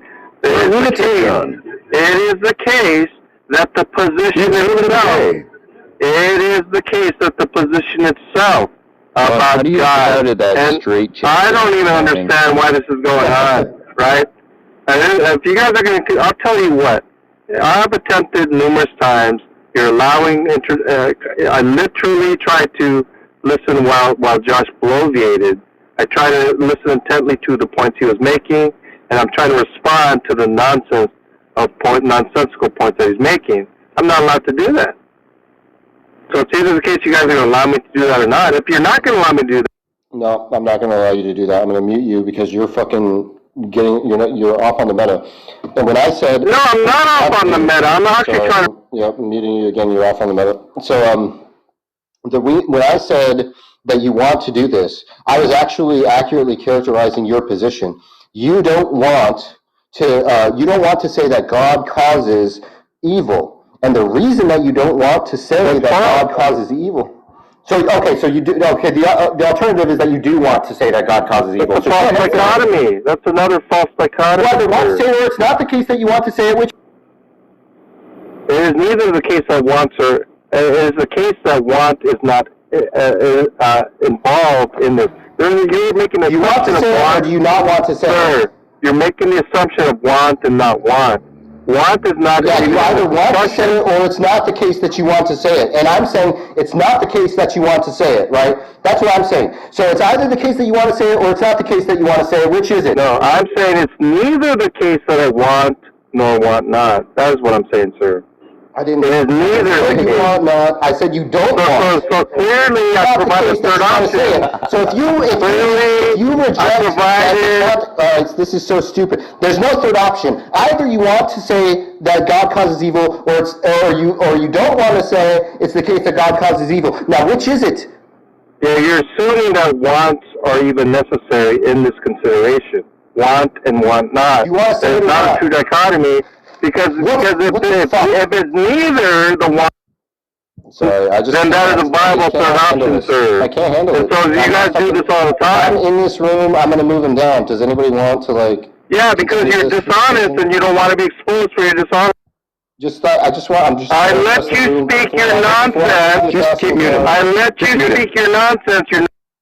Just keep muting him. It is a false dichotomy. Just keep muting him.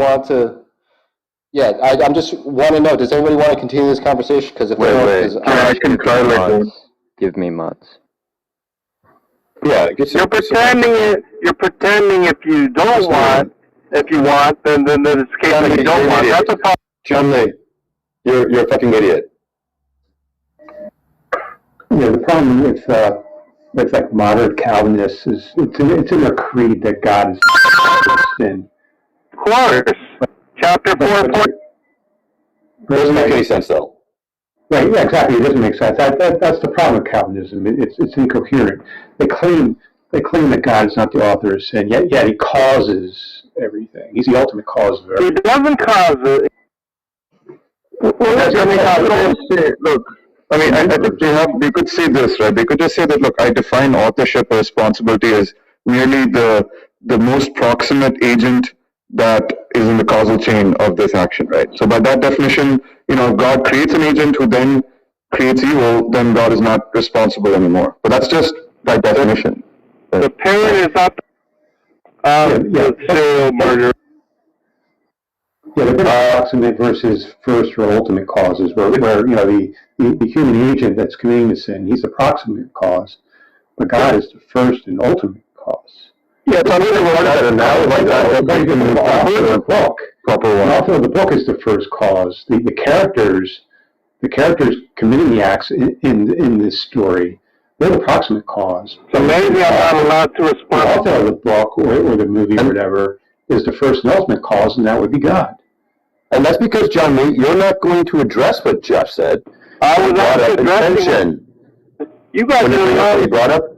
It has to do with intention. Didn't allow me to. The analogy of the parents assumes that the parents did not intend for the child to commit the serial murders. There's no reason to assume that. Well, if they intended to do it, then you're going to hold them responsible. You act as if they have. Just like you hold God responsible. When parents procreate, they don't necessarily know, what bad genes or what bad dispositions are going to pass on to create a child. But you can't say that about God. God knows exactly. They're either the causal relation, as Jack is saying, or they're not, sir. And according to Jack, they are. Well, it has nothing to do with what they intend. They are the cause. Where God isn't epistemically limited. Well, they are the cause, regardless, by even your reasoning. Well, no, I reject that. The thing you have a problem with is the accountability or responsibility, which is going to have to do with intention and power to bring about that intention. I think the problem with accountability is not on your part. Yeah, no, I do understand. The problem with accountability is that you want to assign accountability to the primary cause, and then so in the analogy, if the parents have trying to assign responsibility to the parents. If the parents have the intention and the power to bring about that intention, that the child become a serial murderer, do you hold them culpable, John? Intentions have nothing to do with it. God does not have intentions for your sin, sir. Right? Neither does the parents have intention for your sin. Okay? However, when it comes to accountability and causal responsibility, right? Why? If he didn't While the intend for parents you, will, if is he there a didn't reason? intend for you to sin, yeah. Who's If he muting didn't me? intend, yeah, I am. If he didn't intend for you to sin, Well, that's nothing you new. just wouldn't sin. Yeah, you like John. Yeah, I don't know gone what it is. overtime. I don't know if it's cappuccino. You Yeah, no one even invited you to this conversation. You've been going on and on for the last like 2 hours. I'm actually trying to respond to Josh. I'm sort of. I was never allowed to respond to Josh, by the way. I'm actually sort of I envious still have a response to Josh. of your stamina. You're just continuous like horsepower. It's crazy. Yeah, you guys are weak. You guys have to abuse mods in order to try to contain something. Bitches. Yeah, there's a bitch move. Oh. John. You don't make sense, John. Why should anybody have to endure your nonsense? So why do you even engage me if you're not even going to allow me to respond? Well, I choose to when I find it appealing. So you choose to engage me while simultaneously not allowing me to respond. Is this what it is? You want to engage in bully activities? Is this what we're getting at? Dog-piling, over-talking, muting, condescension, meta. I don't agree with your characterization. I don't agree. Sometimes it's not. This is what you want, correct? This is. But when it is within my power, yes, then I do intend for you to do violence, and I have the power to do it. Yes, then I do it. Right. Follow through, and I decree that it comes to pass. Right, and you don't want such. God has decreed that it came to pass. So I think about 80 times. How many times more? What you not be muted? I've been muted about 80. Who wants him not muted, really? Well, he just needs to tell us we shouldn't do it. Yeah, exactly. Yeah, just say that You can do whatever you want. You can do whatever you want. I'm liking you. Yeah, the mods are just exercising their prerogative. Their prerogative, yeah. That's right. Johnny, entitlement. They should do what they want. Mods are just they're just exercising what they have the right to do. Yeah, we do what we want, John. You're tired of the bitch. Yeah, in regards to this topic, R.C. Sproul, who's a well-known Calvinist theologian, he says, in some sense that God ordains everything that comes to pass, and you guys don't let me. No doubt. Shut up, John. It follows that no doubt that God must have foreordained the entrance of sin into the world. But he goes on to say that is not to say that God forced it to happen, or he imposed evil upon his creation. All it means is that God must have decided to allow it to happen. In spite of this excruciating problem, we must still affirm that God is not the author of sin. But notice how Sproul talks about... problem. There's no excruciation. You didn't say an excruciating problem. But notice how Sproul phrases this. God must have foreordained the entrance of sin into the world, as though sin is separate. You're right, he does. As though sin is some sort of separate entity from him. But it is. Nothing is independent of God. Nothing is separate and independent from God. It all comes from God. No, sir. No, you're acting like sin is some separate entity. It is. It's an absence of good. God created would not be correct. God created everything. He created our nature. He created the God did not create evil. Evil has no autos, so it cannot be created. He has to create the conditions for evil to come about. And it did. They don't come about all their own. And it did. They come about all their own. Well, they come about from the created agent. Foreordain the situations for sin to come about. For sin to come about, that's actually stated. But for sin, that would be misrepresentative. So you actually phrase it properly. For sin to come about. Now, the logical entailments of allowing sin to come about, we can discuss that, but it's certainly not how Jack views it. How Jack views it, the parent is the cause of the child's murderous actions. You have to sin is some sort of like wild animal trapped in a cage, and God simply opens. I'm just saying, under Jack's view, that the parents are the cause of the murderous actions of their child, and under the Calvinist view, the child is the cause of his murderous actions, despite the parents causing his birth. It's not really clear what the cause, though. The mother is the ultimate cause, but God is the first and ultimate cause. That's because God just holds people responsible. There's a remote cause and there's a proximate cause. It's like how's anything different than like I'm a mob boss who orders a hit on some guy, you know, Right. And Well, the mob boss has murderous intentions. God does not. That's why it's the All my intentions don't have anything to do with it. Yeah, but if God didn't intend for sin to exist, then it wouldn't, right? does not have to do law. He intended the whole thing. with causal relations is what I'm saying. God doesn't have intent. I don't know what that But means. intentions have everything to do with the culpability and so forth. What? God did not intend Adam and Eve to fall? God does not have intentions of agents to do evil. That's not his intention. He has intentions to permit these agents to freely act evilly. Yes, he does have those intentions, which is not synonymous with God has intentions for agents to act evil. And You said intentions have nothing to do with causality, but only with culpability? that's not what I said. The first parents were introduced by subtlety and temptation of Satan. I think that's verbatim. Even the forbidden fruit, their sins, God was pleased, going to his wise and holy counsel to permit. He said permit, but having purpose. There you go, permit. There you go. But we have to keep on reading. Having purposed to order it to his own glory. Purposed to order it. Was that intention? Yeah, God has intentions to permit. That's absolutely correct.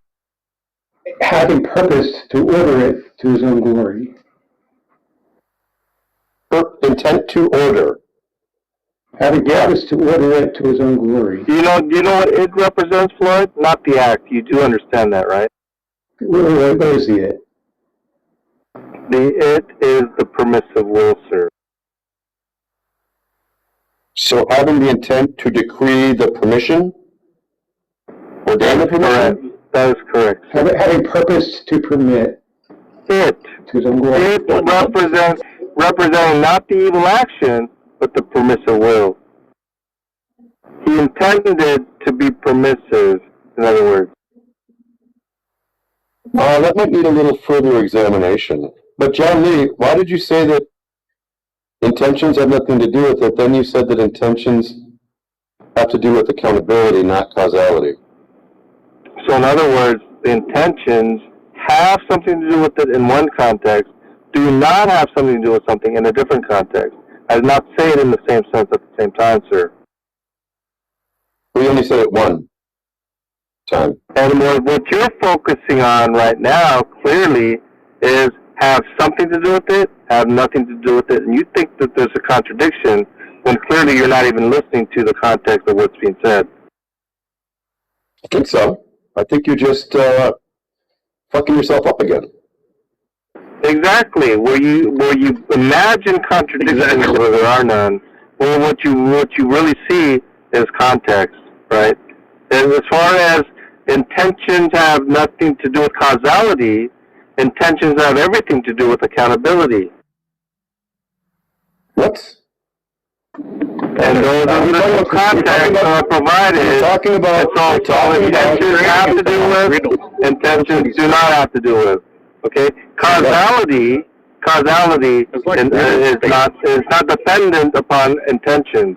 Accountability, however, sir, is. This is all within the context of the parents analogy that you made. With respect to the intentions of the parents, right, dealt with accountability. With the intentions of God, as far as causality, has nothing to do with the causality. That's the proper context in each case, sir. And so you're saying that you heard me say, have something to do with, have nothing to do with, and you're just focusing on that as some sort of contradiction. There is none. No, I'm just trying to understand what the fuck you're talking about. I just literally said it. In respect to the parents, in respect to the parents' intentions of accountability, and the other alternative with respect to intentions of causality as it pertains to God's intentions in that particular example. So God has intentions? It's been explained to you 3 times already, and you still have questions. So I don't want to put it as it certainly hasn't been explained. And feel free to tap out. So God I don't intend man to sin. He just simply permitted it. Yet God knew it was going to happen. He designed the world. He designed the world so it would happen. And when it did happen, he was pleased. Absolutely. And at least you're able to, at least you're articulating it properly. Yeah. Yet he didn't intend it. Yet he designed the world knowing that it would happen. And when it did happen, he was pleased. He intended the conditions by which he permits. He did not intend the agent to sin. There's a difference. No, he intended, and he decreed. He decreed and ordained that the world be the way it is. No, sir. Based on his intentions. He intended to permit the world to be the way it is. There's a difference. No, he ordained everything. He ordained, he decreed. He's in control of every little molecule in the universe. That's correct. And he decreed nothing is independent of him. That evil would be permitted to come to pass. I don't know why this is so difficult. Jack is saying there's no fundamental difference, and it's the case that's what you're saying as well. And according to the view, according to the Reformed view, there is a difference. No, that's what's nobody here other than that's where the accusation of incoherence is made by even someone like the Williams. Yeah, that's what lots of reasons thus Calvinism fails. Even a person like William Lane Craig is among us would make that assertion that under the Calvinist view that God is the author of evil. And the arguments, I understand the arguments. I think there's an unwillingness to understand the arguments that contradict. What it means? What it means? Craig believes that everyone has libertarian free will. Calvinists do not. Very simple. You could say Adam had libertarian free will, but after the fall, no one has libertarian free will after the fall. Yeah. Calvinists appeal to claim that appeal to compatibilism at that point. So before the fall, you can say Adam and Eve had libertarian free will, but after the fall, every human has compatibilistic free will, but hyper and high Calvinists would even deny that. They're hard determinists. Yeah, this is not a discussion on intra and supralapsarianism, sir. Okay, the discussion is about causality. You're introducing subject matter that is not even in the discussion. Right? Nobody's talking about intralapsarian, supralapsarian, libertarian free will as it pertains to Adam and Eve. You're the one introducing these topics as if what? There's some sort of incoherence in what we're discussing. The primary discussion is about God, the causality of God, the primary causes, the secondary causes, whether God is the author of sin, whether there's a distinction between God ordaining things to come to pass and a God ordaining things such as evil. There is a distinction of which you guys can either discuss it, and the logical entailments of saying that God is the cause of evil, that God ordains evil, is how Jack earlier acquiesced that the parents are the cause, quote unquote, of their son's murderous actions. And so if you're willing to be consistent with Jack's, on that. yeah, if you're willing to be consistent with Jack's reasoning, you would have to acquiesce that the parents are the cause of the son's murderous actions. They are. They definitely are. And there you go. That would be the entailment of what Jack's arguing, and you seem to be in agreement with that. Do you agree, John? So John. No, I do not. I do not. But John, if they are the cause, if the parents are the cause of that, are they culpable for the murderous acts of the child? I would claim that if the parents are the cause of the actions, not the conditions by which the actions occurred by a free agent, right? Not a libertarian sense, but in the sense that he chose to murder, right? Well, I would contend that if the parents are the cause, that naturally accountability would be assigned to that cause if the parents were cause, not the conditions, but the action itself, the murder itself. Somebody just call him. I got a call, but if you're going to say that the parents are the cause of the action, not the conditions by which the actions occurred, then yes, the parents are accountable. The conditions. And God is the cause of the conditions by which an agent sinned. Right. So he's the cause. Not of the sin, but of the conditions. There's a difference. Well, it's funny that God, I guess, just got lucky that there's so much sin in the world. Otherwise, he would be he'd be out a bunch of glory. He wouldn't be as glorified. That's right. And so J.L. Mackey's reasoning that a good God, hang on, the J.L. Mackey's reasoning that a good God ought to minimize evil is just laughable at face value. Well, he can't minimize evil. Why would he minimize evil is a better question. I don't know, I'm just saying he can't. He has to rely on luck, that there's evil and sin for him to be glorified more. Yeah, I don't even want to respond to that nonsense about luck. Of course you don't. So JJ, is he saying that because God is control of the conditions and not the choice the agent makes, that ultimately we could make a choice that goes against God's plan? It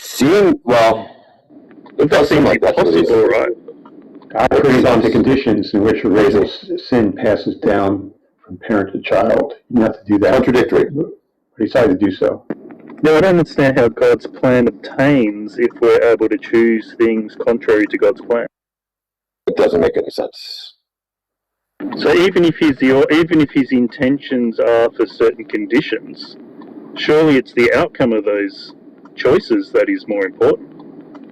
How else does he obtain the plan? Luck, I guess.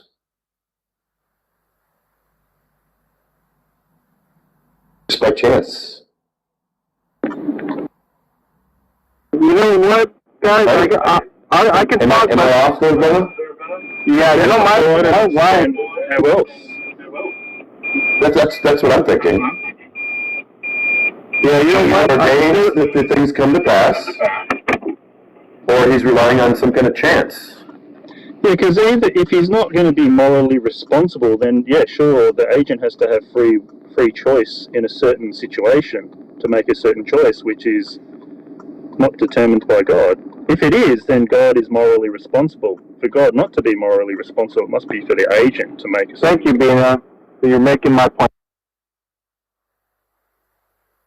What point do you think I'm making? That God is not morally responsible. I said if. If God isn't morally responsible, we must have a choice in a certain circumstance. No, actually, your conclusion was then God is not morally responsible. You forget your premises. No, how would you know if I forgot my premises or not? Your conclusion was then God is not morally responsible. You said if God does not cause the person to do that act, then God is not morally responsible. And I said, thank you for making the argument for me. And then after I said that, you just revised to say, if God is not morally responsible, that's ridiculous. You just changed the goalpost of your premise. Your conclusion, you put it into the conditional premise. That's ridiculous, Pete. No, you must have misheard because I offered. I know exactly what I heard, Pete. Oh, that's great. What you think you heard? I offered two scenarios. If God's morally responsible, and if God is not morally. You said if God did not cause the agent to do that act, he is not morally responsible, quote unquote. Correct. And I said, thank you for making my argument for me. Then you said, I don't know what you think I'm saying. And then you said, if God is not morally responsible, which is not what you did say, that was your conclusion. But we're saying God is the cause of it. He's the remote cause. Only if the agent has free will. No. The agent does. The agent does have a compatibilist free will. No, libertarian. We're talking about libertarian free will. He has no libertarian free will in Calvinism. Exactly. Calvinism is compatibilism, and that's what modern Calvinists lean towards. They lean towards compatibilism. They totally reject libertarian free will. The modern Calvinists believe in compatibilism. And so there's no reason to say if and only if libertarian free will is what 80 was implying. I think is there into some kind of compatibilist free will? Compatibilism, man doesn't desires, but God determines what he desires. Right. The God is just confused again. Yeah. So man's doing what he wants. He's doing what his greatest desire decides. Tells him what to do. But God decides what his greatest desire is. He foreordained and predestined that greatest desire, in which the human agent will choose his sinful acts. Jesus, Billy, put some pants on. Man is responsible for his creaturely will. Simple. Which God foreordained and unchangeably designed. No, that's not an accurate representation. Which God foreordained to come to pass. Permit to come to pass. Yeah, this is. So he does not cause the actions. He permits the actions. It's different. And because he permits the actions rather than cause the actions, as being so astutely concluded, therefore God is not accountable. God is the remote cause. R.C. Sproul writes, if there is one single molecule in this universe running around loose, totally free of God's sovereignty, then we have no guarantee that a single promise of God will ever be fulfilled. Perhaps that one maverick molecule will lay waste all the grand and glorious plans that God has made. I agree with that statement. To us. I think you're talking about a molecule. Yeah, you're right, which is. Yeah, I wasn't going to say anything. John, you want your cake and eat it too, mate. Yeah. Gordon H. Clark writes, let it be unequivocally said that this view certainly makes God the cause of sin. God is the sole and ultimate cause of everything, and there's absolutely nothing independent of him. He alone is the eternal being. He alone is... So you're quoting an atheist opinion? Is that what you're doing? No, this is Calvinist theologian Gordon H. Clark. And so Gordon H. Clark claims that God is the author of evil, sir? Does he hold to the confessions? He must reject the confessions. But yeah, he understands the contradiction within the confessions. So in other words, he said that this view certainly makes God the cause of sin. So you're saying that this gentleman holds the position that God is the author of evil as a Calvinist, as Reformed, as one who confesses the Westminster Confession? Even John Calvin acknowledged that God is the remote cause. No, Calvin says directly that God is not the author of sin. I'll tell you what, Floyd. In our first discussion, a whole litany of quotes by individuals, and it does not necessarily support your case, I would consider that, we can discuss it later, but a lot of it was quote-mined, in my opinion. Yeah, we can talk about that, but I don't think it is. I got criticized in here for reading too much. I'll say this way. I try to think read you that have- in context, but people don't have the patience to listen to it. No, I actually do have the thing. I actually think you have the proper approach in order to attack Calvinism on Calvinist terms, right? I think that's what you're attempting to do. I think that's admirable, in fact, noble, right? But I do think that there's a bit of a mischaracterization. I'm not saying intentionally. It could be because of maybe the lack of understanding of nuance or the refusal to accept that nuance. Maybe your lack of understanding. Yeah, well, I Your insanity. totally acknowledge that the Confessions and John Calvin himself declare that God is not the author of sin. They clearly state that. But yet, theology logically leads to God being the author of sin. That's the whole problem with Calvinism. Yeah, I understand your point. You're saying that in a nutshell. the Confessions explicitly say that God is not the author of evil. However, you're saying that they necessarily and logically must conclude that God is the author of evil. Therefore, they're contradicting them. So I understand your point. Right? And I think it can be addressed in a reasonable way. And I attempted to. No, it can't be addressed. I've tried. Not rationally. You can address it. It just won't be logical, reasonable, rational, etc. Yeah, and there's nothing different with regard to the problem of evil as well. So it's nothing different other than. Yeah, I could actually, Dr. Michael S. Horton sums it up great.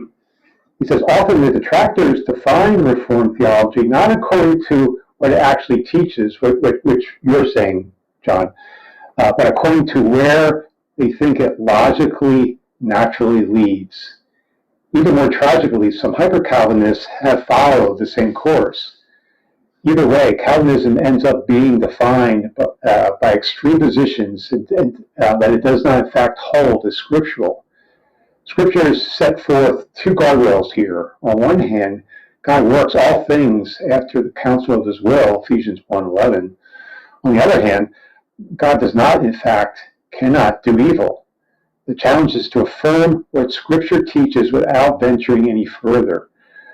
We know from Scripture that both are true, but not how. Here, once again, we are faced with mystery. That's right. With two guardrails that keep us from careening off the cliff into speculation. God loves the world and calls everyone into the world to Christ outwardly through the gospel. And yet, God loves the elect with a saving purpose and calls them by his Spirit inwardly and through the same gospel. Both Arminians and hyper-Calvinists ignore crucial passages of Scripture, resolving the mystery in favor of either election or the free offer of the gospel. So here, Horton acknowledges that it's a mystery, but there's two guardrails, and what I consider these two guardrails are to be contradictions, and it seems like Horton is even admitting that. That's a mystery. Contradiction. He says, unlike two guardrails here, God works all things according to the counsel of his will, and on the other hand, he does not, in fact, or cannot do evil. So this is just flat-out contradiction. And he just calls it guardrails. Excuse me. And punts the mystery. He says it's a mystery.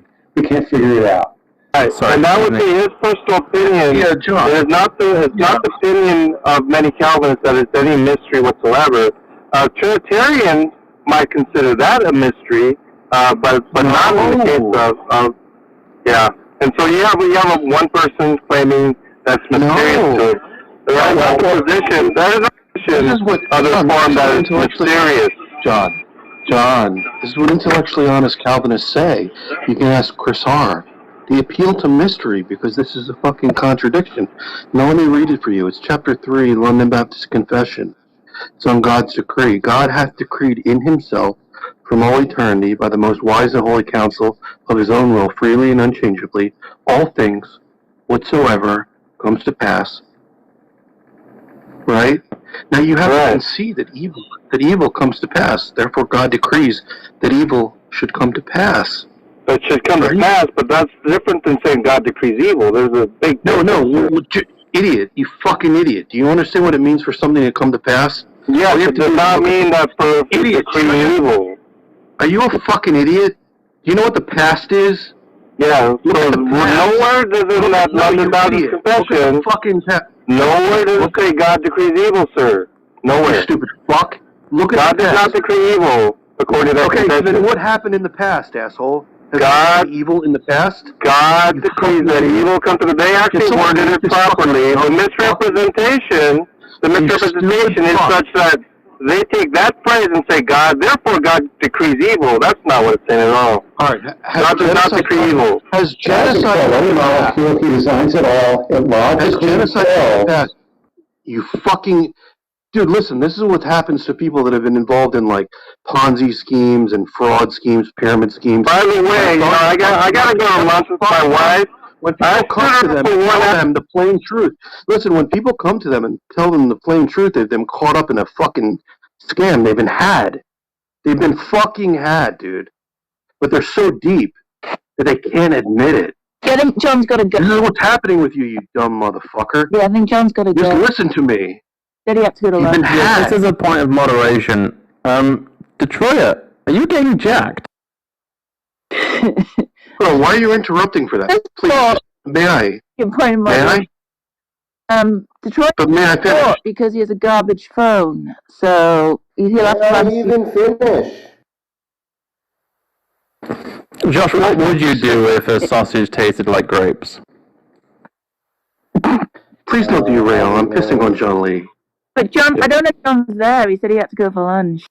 So maybe just finish. What a fucking loser, dude. He's going to say that God decrees something come to pass, but that doesn't mean that God decrees that it happened, that it occur. It's fucking bullshit. John Calvin writes, how it was ordained by the foreknowledge and decree of God what man's future was without God being implicated as an associate in the fault, as the author or approver of transgression. It is clearly a secret, so much excelling the insight of the human mind that I am not ashamed to confess ignorance. I daily so meditate on these mysteries of his judgment that curiosity to know anything more does not attract me. So, you know, John Calvin can't figure it out. Yeah. So you see, the sophisticated Calvinists that have actually done the research, maybe they've done some research into what is Calvin's lifetime work, the Institute. Yeah, so I mean, anyone that's done some brief investigation into the Institutes knows full well that this is a mystery. This is mysterious. This is just an appeal to mystery as to what God's decree and evil itself, right? So these unsophisticated people are just gonna pretend that this isn't just an implicit declaration that God orders that evil happen, right? You can't fucking escape it, dude. If you read the Confessions, how you can try to. Yeah, if you read the Confessions, there's paragraph after paragraph where it basically says God foreordains, decrees everything, and that yet God can do no evil and is not the author of evil. You'll see that word "yet" used over and over and over again. It's a flat-out contradiction. Right. It says God does everything, yet He's not responsible for it. That is a flat-out contradiction. And this is where Calvinism fails. All we can try and do is just elevate the cognitive dissonance in people like John. I mean, it's like eventually they're just going to have to deal with this dissonance, or they're going to have to concede that what they believe is. I mean, they've been had, right? Someone told them this. But this is what I think they're doing. This is what I think John's doing, right? He's confusing moral responsibility with just God holding us responsible. I'm happy if he said something like that. He said, oh yeah, obviously we're not morally responsible if everything's foreordained by God. But God just holds us responsible, right? Yeah.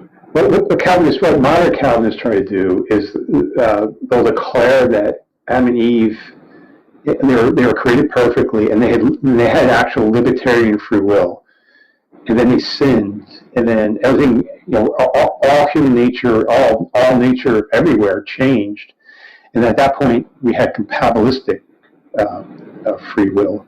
Although high and hyper Calvinists will lean to high determinism, but I don't even see how you can even say that Adam and Eve had libertarian free will if God foreordains and decrees everything. Right. Isn't that so bizarre when they say that Adam and Eve had libertarian free will? I mean, talk about a fucking God. Yeah, that makes no sense. It makes no sense. I mean, that is just insane. But they're desperate. That's the way to try to get out of it.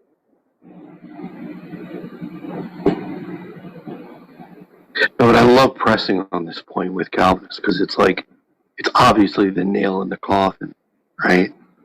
But just seeing how people rationalize it is intriguing.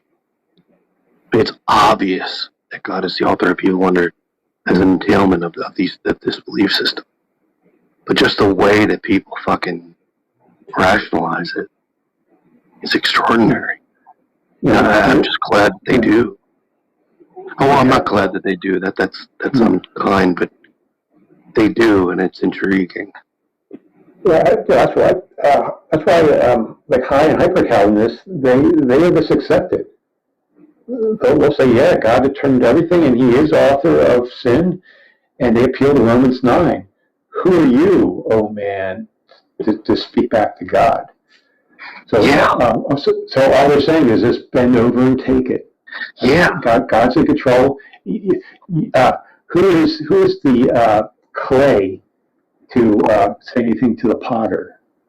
Yeah, because the dissonance just goes away when you admit that. It's just like, yeah, I'm just completely spreading my ass cheeks, and I'm like, well, the dissonance just vanishes. The dissonance doesn't go away.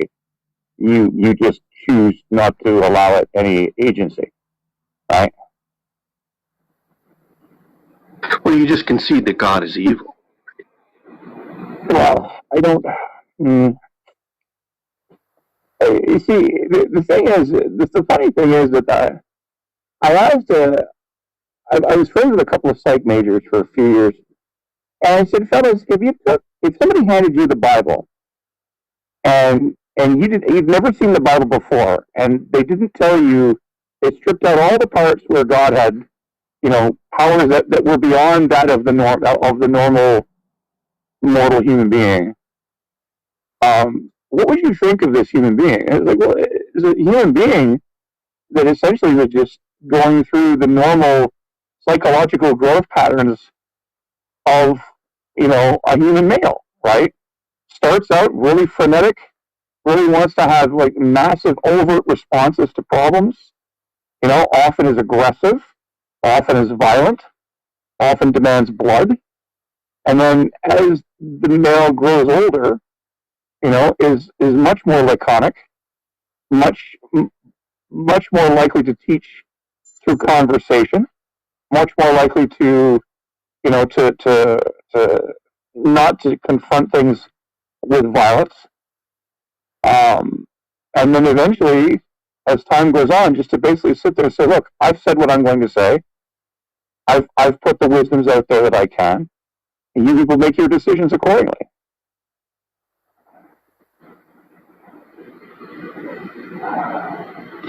Some Calvinists will use the analogy of, well, God's like a lifeguard, and there's a kid out there that was told, not to go out in the rough, waves and so forth, but the kid does it anyway, and God just, God being the lifeguard, just permits, he just permits the kid to drown. It doesn't work. Because not only God is the lifeguard, and the lifeguard had no control over the weather, right, or over the waves, but God's in control of everything. He's in control of the waves. Now, that's what Gordon H. Clark. Gordon H. Clark actually was asked to leave the Westminster Theological Seminary because of his views. He says not only are free will and permission irrelevant to the problem of evil, but further, the idea of permission has no intelligible meaning. It is quite within the range of possibility for a lifeguard to permit a man to drown. This permission, however, depends on the fact that the ocean's undertow is beyond the guard's control. If the guard has some sort of giant suction device which he could operate so as to engulf the boy, one could call it murder, not permission. The idea of permission is possible only where there's an independent force, either the boy's force or the ocean's force. But this is not the situation in case of God and the universe. Nothing in the universe can be independent of God's omnipotent. Nothing in the universe can be independent of the omnipotent Creator. For in Him we live and move and have our being. Therefore, the idea of permission makes no sense when applied to God, and that's the very thing that John Lee was saying. God just permits it. He only permits it. But no, Gordon Clark actually sees the problem. He says, no, the idea of permission makes no sense when applied to God, because God's in control of all of it. Nothing is independent of it. Yeah, Floyd, wasn't there some schism at Princeton between Van Til and Clark, in which that resulted in the formation of Westminster? No.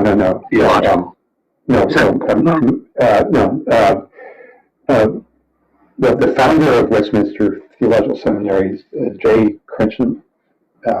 What's his name? J. Crensham Machen. He left Princeton Theological Seminary. Princeton's in New Jersey, and Princeton was becoming too liberal. So J. Crensham Machen basically went across the Delaware River and formed the Westminster Theological Seminary in Glenside, PA, right outside of Philadelphia. Really more conservative, Calvinists. That's where Cornelius Van Til taught for decades. So they left Princeton because Princeton was too liberal.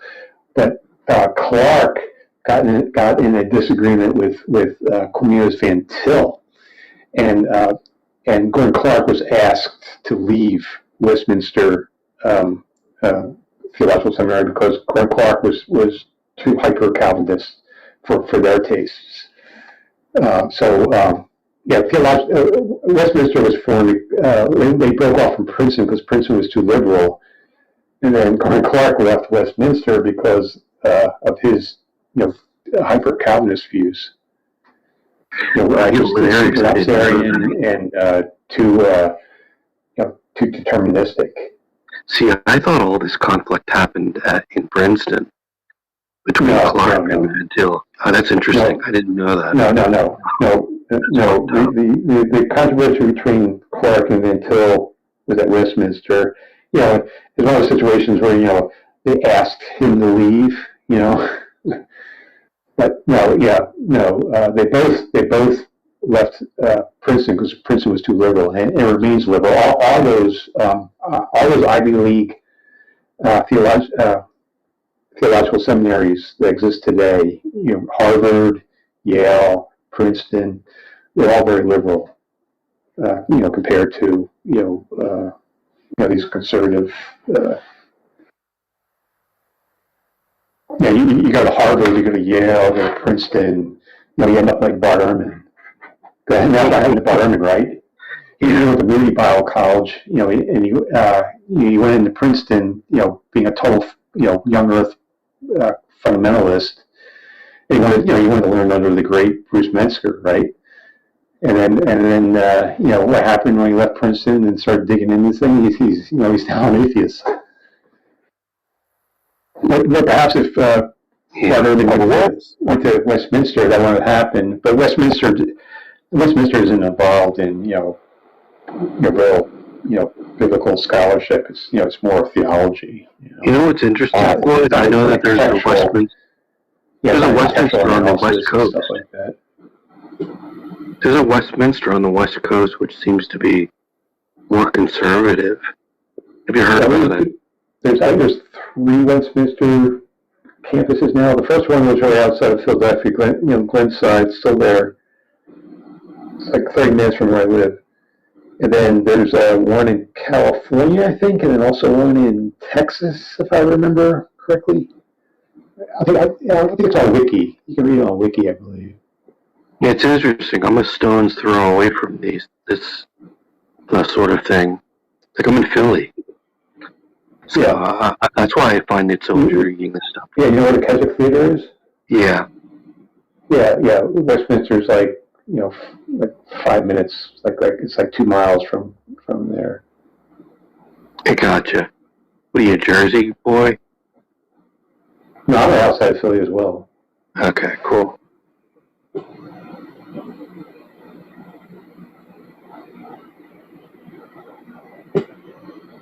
But Glenn Clark and Van Til, they were at each other, and they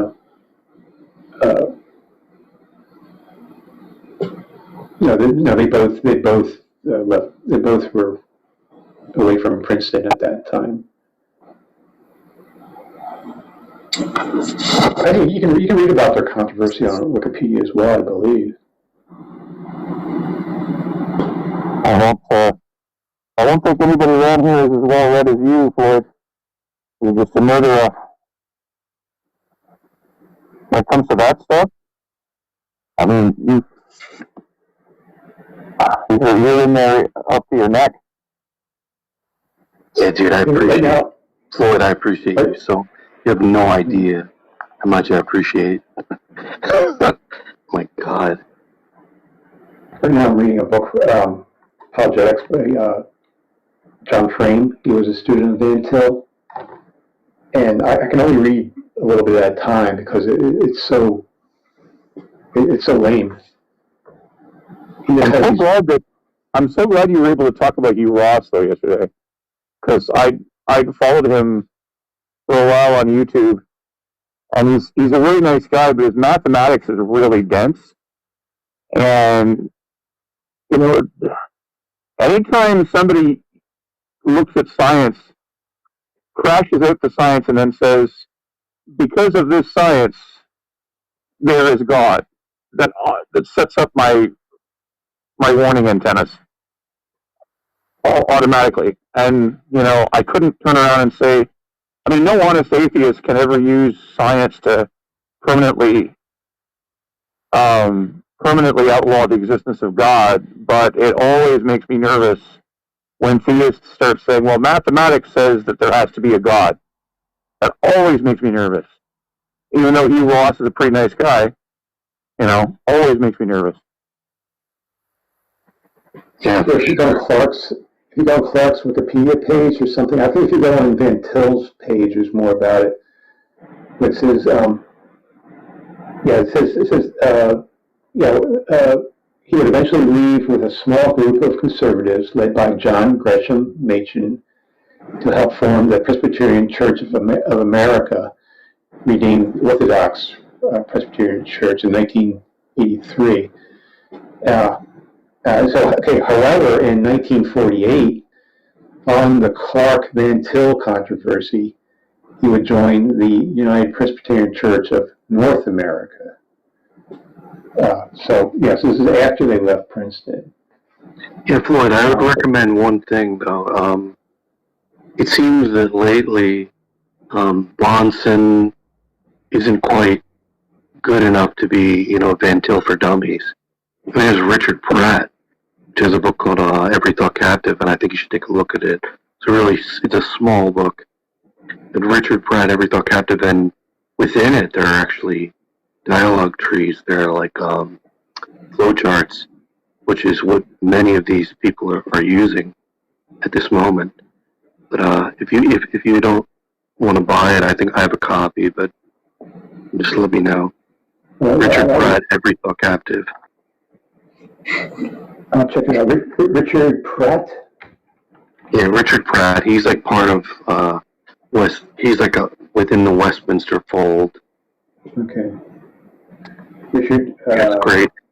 Richard Richard L. Pratt Jr. or Richard R. Pratt. I think it's R. Let me look.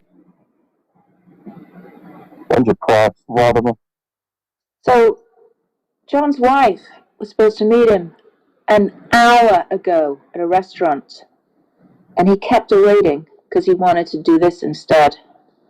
Unbelievable. Can anyone believe that? Lloyd, it's Richard L. Pratt. L like Larry. Richard L. Pratt. Yeah. John, all right, hang on, you historians. John, you ought to be ashamed of yourself. Right? Straight up ashamed of yourself. Monster. Some wonderful woman is willing to put up with what's left between your left and right ear in the first place, and you keep her waiting like that? You ought to be ashamed of yourself. I would be very annoyed. Very. And Haiti, how much do you want to bet that while he was talking to us, he was playing some poker? Maybe so. Maybe I'll tell you, I can't say for sure, but my supposition is that John was keeping his wife waiting more for the poker than for us. See, what I would have done is I would have gone to the bar and had a couple of drinks, and I'd still be mad, but I would, be able to entertain myself. John's wife was sitting in the car, waiting for him, for an hour. Unbelievable. Captive, it's called. Unbelievable. Just, yeah. And you don't know them by their fruits, eh? You don't know them by their fruits.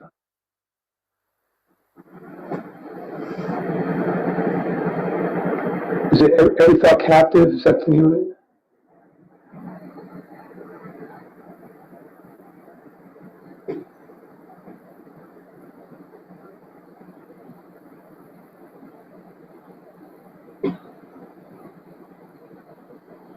Sorry, Floyd. I think I shut up the historians one time too many.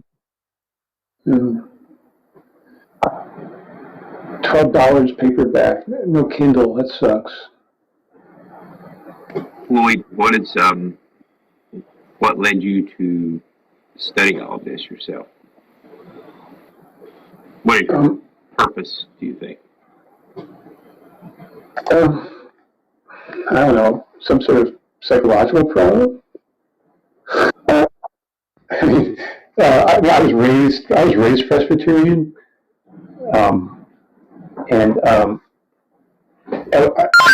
USA, which is aligned with Princeton Theological Seminary, even more more liberal part of the Presbyterian denomination, and I remember I came across, I got exposed to fundamentalism, and I had a strong reaction against fundamentalism, young earth creationism, things like that. So, I had to counter them. I had to study them, right? And in studying the controversy back and forth, it led me to atheism.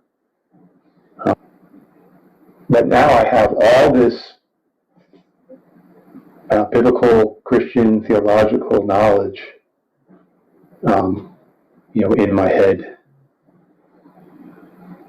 that I use, for counter-apologetics. Is it your goal? I said it before, I'll say it again.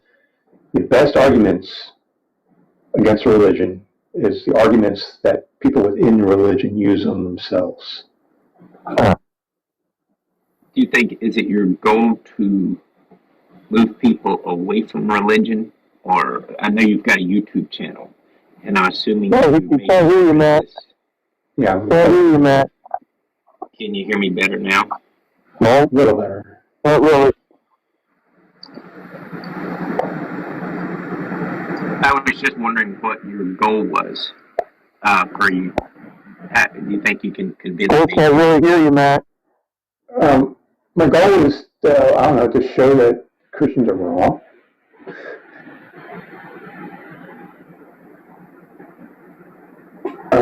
I like the intellectual challenge. I like the debate. I'm certainly against racism and all his views. Ford does counter battery fire against apologists, and he does it very well. I'm a strong believer in internal critique. And to do an internal critique, you cannot straw man their position. And you have to steelman them. And to really know their position, you really have to study. You really have to read their material. You really have to be able to best understand it. And I mean, that's a part of a good philosophical discourse, too. You know, when you have an interaction with someone else, you try to steelman them and offer as much intellectual charity as possible. That's something like Darth Dawkins would never do. Intellectual charity means you try to view their position in the best light possible. You really try to understand it and try to make sense out of it. Not attack it and just say, oh yeah, this makes no sense and so forth. Now, you really make an effort to understand the position and see it in the best light. And I feel that will be more effective in changing their minds.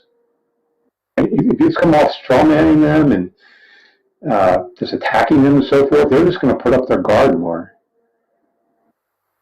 So what I try to do is, when I quote things or offer arguments, I offer quotes and arguments from people from their own side, from their own team. Because a lot of this is tribalism, right? This is tribalism. My side versus your side. You know, it's kind of like we see with the Democrats and Republicans now. It's like anything goes as long as my side wins. The law doesn't matter anymore. All that matters is that my side wins by hook or crook. We need to get past this tribalism and this talk about the issues. There's a good saying attributed to Socrates, I think. Was it Socrates or Aristotle? I forget. But it goes that weak minds talk about people, average minds talk about events, and strong minds talk about ideas. It's kind of pretentious. Yeah. Sometimes talking about people is really good because it means you. Yeah. Well, yeah. In Clubhouse, there's a lot of talk about people, right? Yeah, but the people are very interesting.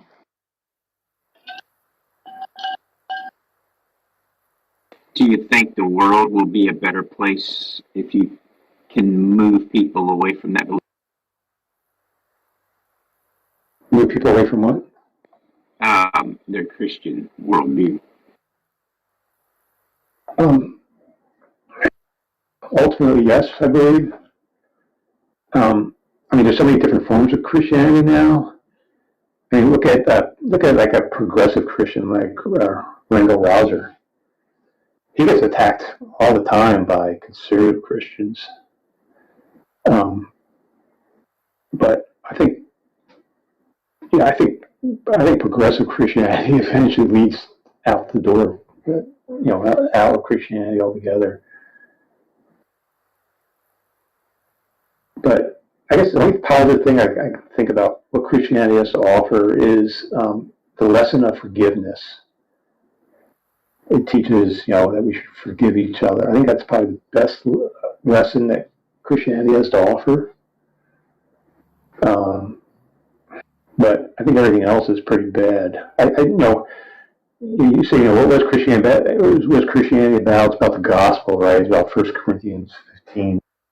About, God, Jesus crucified himself, and he who believes and has faith in him, will have everlasting life and so forth. But I think when you really analyze it, it really comes down to join the Jesus Club. Join their theological political party, And if you don't, that party is going to be so powerful and wipe all of its opponents out. Basically, worship me or die. I mean, that's what the basic religion really boils down to, I think. So ultimately, I think it's negative. But you just can't get rid of it, right? You're going to create a void in some other crazy religion or philosophy will fill that void. Well, that was actually kind of what I was thinking. I was wondering what you would fill that void with. Would it be some sort of philosophy? Well, I have no good news to offer, right? Christianity, the gospel, that's the good news. They offer eternal life. They offer, everlasting peace. And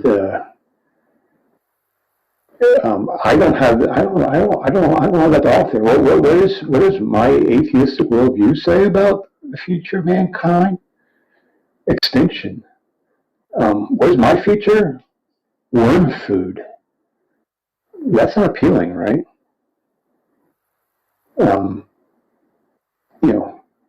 How do you sell that? They say, there's two lines. One is a comforting lie, and the other one is a inconvenient truth. And everyone lines up for the lie. Once you know what the truth is, you can make decisions. So how do you make cogent decisions if you don't know what the truth is? I mean, if I know I'm only going to live for the next 6 months, I can put it all out on the field. But if I get a doctor who is afraid to tell me I'm dying, he's stealing from me. He's stealing my family from me. Like if you're head of the family, you need to prepare, your family for death. You want to get your finances in order and, tell your wife, hey, we have life insurance here and here, so make sure you get the life insurance. Life insurance would work. This is where I have stuff. You're gonna, let me hand it to you now, and so forth. Get stuff in order. So we can live to the future. The future, our offspring, right? But we ourselves, we're going to be worm food. You make the most of the time you have. Yeah, and that's what makes life precious, right? Things are precious when they're limited, when they're scarce, right? Also, life is limited. That makes life precious. You don't fear that it could make life too precious for some? Man, I wish I could hear you better.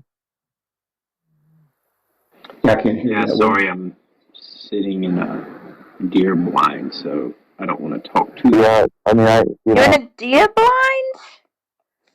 Are you hunting? Oh my. Yeah, I'm looking for a jacked deer. A jacked deer? A swole deer? Yeah, He said, actually, I wouldn't kill one today, but I'm just out here checking. Well, what are you doing talking at all, man? You don't think they can hear you? Well, I think I've already ran a couple off because I was moving around and I saw them run off, so I guess they heard me. Those deer have really, really acute senses of hearing. I mean, their lives depend on it. Well, I've actually been debating atheists on Clubhouse and then shot a deer. Okay, so you got a deaf one. Well, it just so happens the blind I'm in it's an old chicken blind. So there's only just a little gap, so it's closed in. So I don't think my so we barely get to hear you. We barely get to hear you. You barely get to hunt, and everybody's happy. Yeah, that's of both worlds. Yeah, fortunately we can't hear you. Yeah, that's great. I'm glad this works out pretty well for you, but for us, we can't hear half a damn thing you're saying. Well, give me about 10 minutes, and it'll be too dark to see, and you'll be able to hear me. Oh, good. And the person we want to hear from is Friction, and we can't. because he's got some phone issues. It's really depressing. Hello, Clubhouse. I forget who's. Well, when he's not working, Haiti, he should be able to use the mic. I talked to him for over 2 hours, but When? Oh, well, maybe you just, you don't need to like, privately or something, right? Did someone move him down? Oh, I think Jane, did not. I accidentally. Good job, James. I was waiting for that. That's so exciting. Emasculating. It was total accident. No one knows who did it. But Can't believe that. Can't believe that. Someone tell Friction to type his new argument in the chat. Someone tell who? Friction, tell him to type his new argument in the chat. What is this here? You said you wanted to hear from Friction. I thought he had a new argument. No, it's just, his commentary. I don't think he's coming up with, new arguments on the day. He's not like you. Oh, okay. Premise 1 sucks. Premise 2 sucks. Premise 3 success.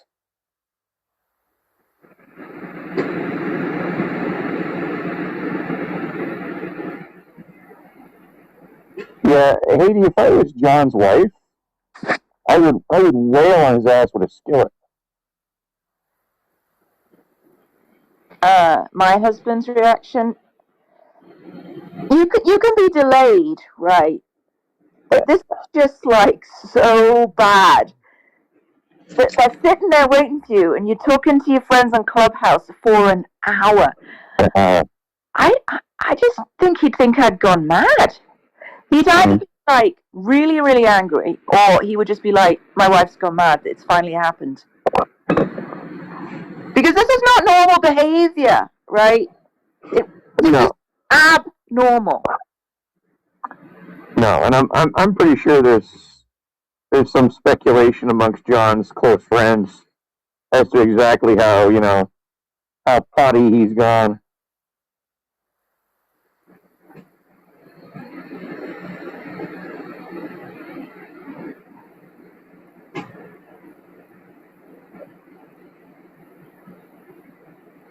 Wow. Hey, JJ.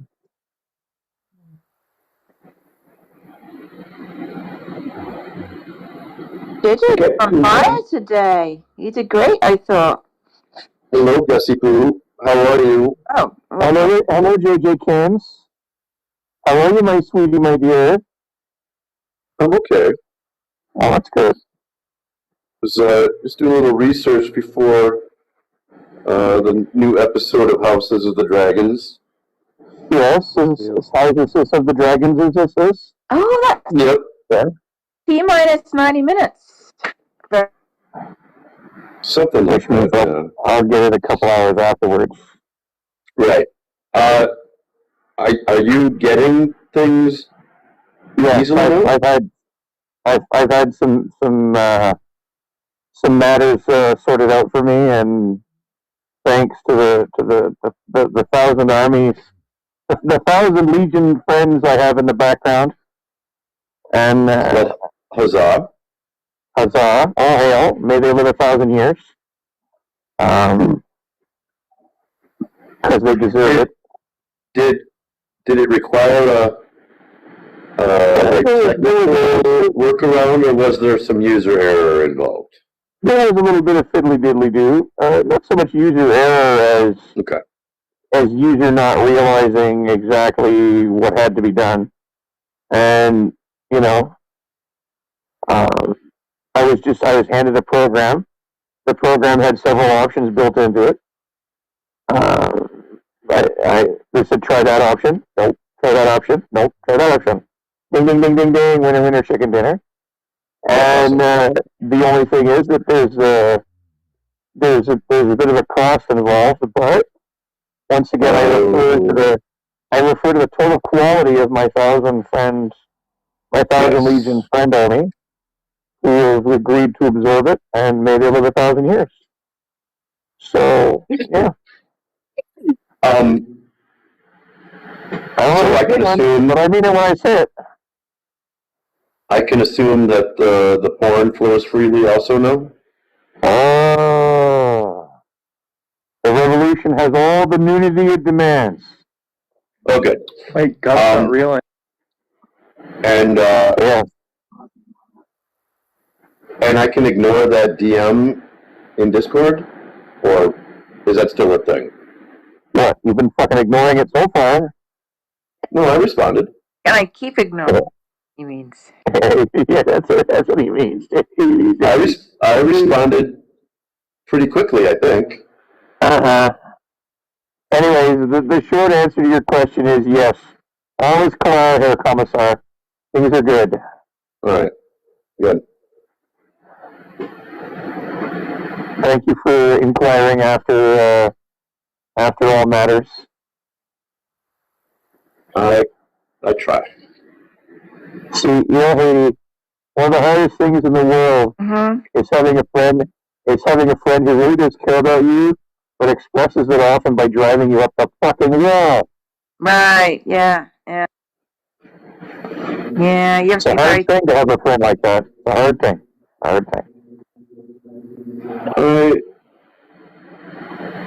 I try not to let my love compromise my principles. Because while you're trying to remember how good he's been to you in the past, Mr. Hand is turning into Mr. Fist. You gotta scratch him. It's like the House of Parliament. It's just like somebody's gonna pick up the mace.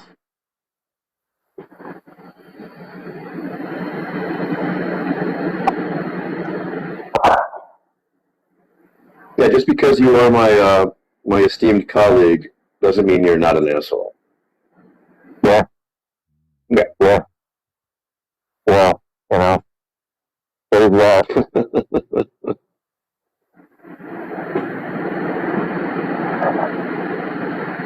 We're on episode 7, right? I've been keeping up. And I swear to God, if I see one more fucking episode of childbirth, Jesus Christ. Technically, you only saw one. Yeah. I mean, but you're gonna nitpick on birth now, Haiti? Is that what you're gonna do? Literally not birthed. Not really a nitpick. So you mean a cesarean is not a birth? No. The cesarean was the birth. The other one didn't come out. And instead, we know what happened. No, you're forgetting about Joffrey. I just want to say that I was born via cesarean. I was cut out of my mother's stomach. I did not come out of her vagina. Wait. I thought the whole point was it wasn't going to come out, and they said, Rhaenyra. Oh, yeah, you're right. There were 3. My bad. I only remembered 2. Yeah, that's right. All right. You're bad. I conceded, and I'm down on the floor, and you just donkey kick me. Unbelievable. Yeah, sometimes JJ doesn't understand what real mercy is, but that's all right. Wow. My mother, my mother, when she wants to torture the shit out of me, she will tell tales of when I had birth, when I was giving birth to you, I tore myself from here to here. No. It's terrible. My kids. It's our revenge. My little brother, I was born 8.5 pounds, which is a bit on the big side. Yeah. But my little brother was born 12 pounds. Your poor 12 pounds. That's ridiculous. And it was all head. It was. Swear to God. Oh boy. Okay. I don't think I was particularly big, but they did have to pull me out with the tongs. Yeah. And I was purple. You're too lazy to fucking leave. You're like, nah, I like it here. Yeah, yeah. That's about right. Yeah, I didn't want to come out into this bullshit. I'm nice and cozy in here. Staying in here. Right. Fuck off. I got all the. I got food. I got water. I got Cinemax. What do you want? Snuggly. I'm inside a woman. I want to change in temperature. There we go. I want to change the temperature. I just got to reach up and grab something. You're all just trying to get back inside a woman. That's. Yeah. No, we're not trying to get back. Billy, have you put some pants on yet? I have to say, it does look like there's no drawers. I mean, it could be they're just pulled down. I'd like Billy to confirm that. I'm sorry? Your picture. It looks like you got no drawers on. No, I do in the picture. I don't have any now, currently. Oh. But in the picture I do. It just, okay, alright, I'll take your word for it. I'm glad to hear it, actually. If you look real close, you can see him in the picture. Well, I have on the side, right on the side. That would be creepy. Billy, where's your gut cheese? Billy, where's your gut cheese? Where's your gut cheese, Billy? Sorry? Guess I'll have to look a little closer. Don't talk about Billy having no pants on. We'll summon Jack. And then it'll be gay this, gay that, gay the other thing, gay me, gay you, gay him, gay her. Let's talk about pants, Billy. Cover up your Willie.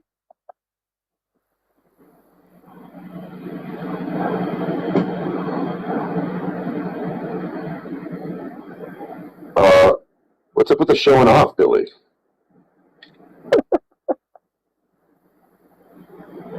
Well, look, there's been a bit of competitiveness amongst the young men of Clubhouse. It started with Altoid. Friction, you can see. No. Billy, just because we can't all be as pasty white as you doesn't mean you have to rub it in our nose. Billy just wanted to, we saw Murphy's bicep, so we've got like lots of dudes trying to show off their gains, I guess. That's the thing. White chest, be freed. Right. Considering he lives in Australia, that's very impressive. It's been a long winter. They don't live in the outback, in Australia if they can help it. Wait, do you call it winter? Or is it just slightly less hot? Nah, we call it shittabang. We drink a lot. Shit your mouth.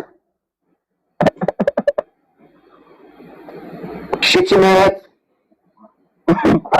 Gavin was we call it great white season, and we try to stay out of the ocean. Oh my god. Shit your mouth. What even are those words? I put a fake tan on myself. So that's me with a fake tan. Ooh, let's see. Oh, is it a different picture? That's the same. I didn't take. Oh, I see it. I can't. I'm a little bit out of shape, I suppose. I'm not as lean as I was, but yeah. That looks more like yeah. I think the word is kind of good. Wait, what? That looks a little more, yeah. What was that? I think it would have come out mean, so I didn't say. I think it would have what? It would have come out wrong or come out. Have you not figured out that Hades a cougar yet? No, I wasn't going there at all. No, I was talking about the shade. It's good. Oh, okay. But it doesn't matter. It's nothing. The word is misshapen, though, Billy. I wasn't going to say that. Misshapen? Looks great. What's that supposed to mean? Yeah. Well, you said out of shape. I think you mean misshapen. I don't know what you're referring to. Really, just tell him to go fuck himself and have done with it. Well, it's meant to be vague. Yeah, that's the point, Billy. Go fuck yourself. You must, yeah, that's it. That's probably the right answer. You must learn when he's just fucking with you and react appropriately, Billy.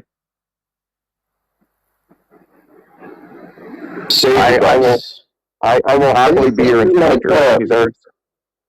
The mini Darth Dawkins like AMA that's happening now, it's fucking wild. Like honestly, it's just dodging questions. I don't understand. I don't understand why anybody thinks that anything that man has to say is interesting anymore. Like, you can't ever truly be challenged. Right? Well, I did send in Secret Agent Juju to ask a question. Yeah, and yeah, but I mean, dodges. But I mean, so what? All right. Darth got kicked from a room today, and at the end of it, the guy said, "Darth, I have no desire to ever speak to you again." That's how it ended. See? That's the kind of shit I like to see replays of.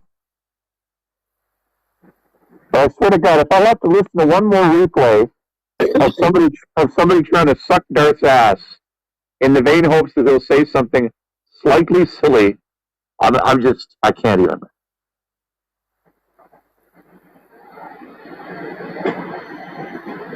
I want to see replays of Darth Dawkins being told to go and fuck himself.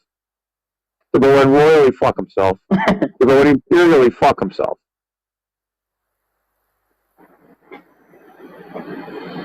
I would love to see a replay. I'd love to see a replay where the second somebody's aware of Darth Dawkins, they roll him out the fucking room on his head and tell him that he's not fit to be amongst fucking normal humanity. I'd like to have a conversation with him, but I know you would because you're bent. I don't think that any conversation that could be had with him now would be what I want.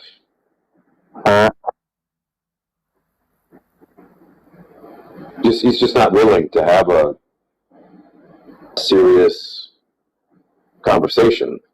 No, he's not. Because he's created a mechanism whereby he never has to. Well, yeah. He's evolved to a point where he's just not willing to. Devolved. I understand. No such thing as devolved. Yeah.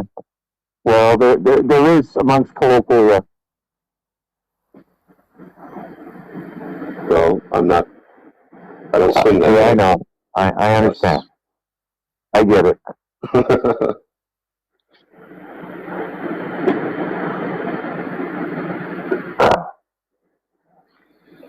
JJ, is there anything we should be looking out for in tonight's episode, based on your research?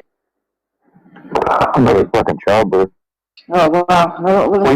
Popping out like Pointy sticks, maybe? 26. So I was wondering, I'm still trying to figure out where they're going to get to. I mean, now I know approximately where this ends. I do have a spoiler of, well, I don't know, I guess it's a spoiler.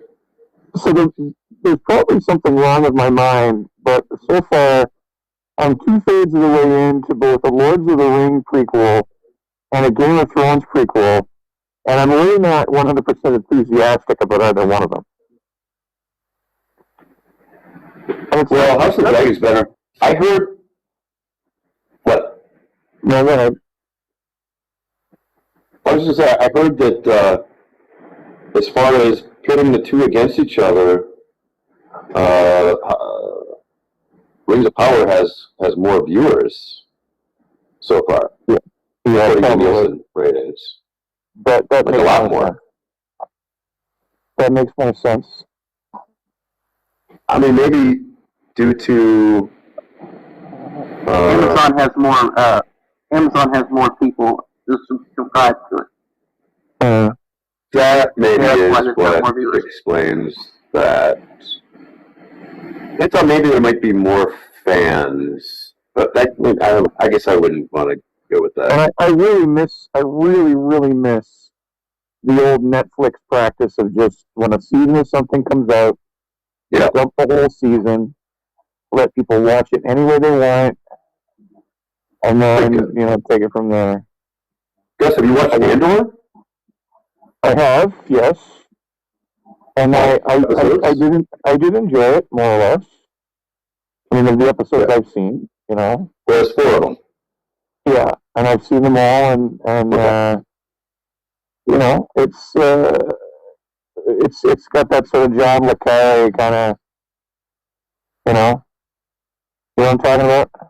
Yeah, I mean, that was expected.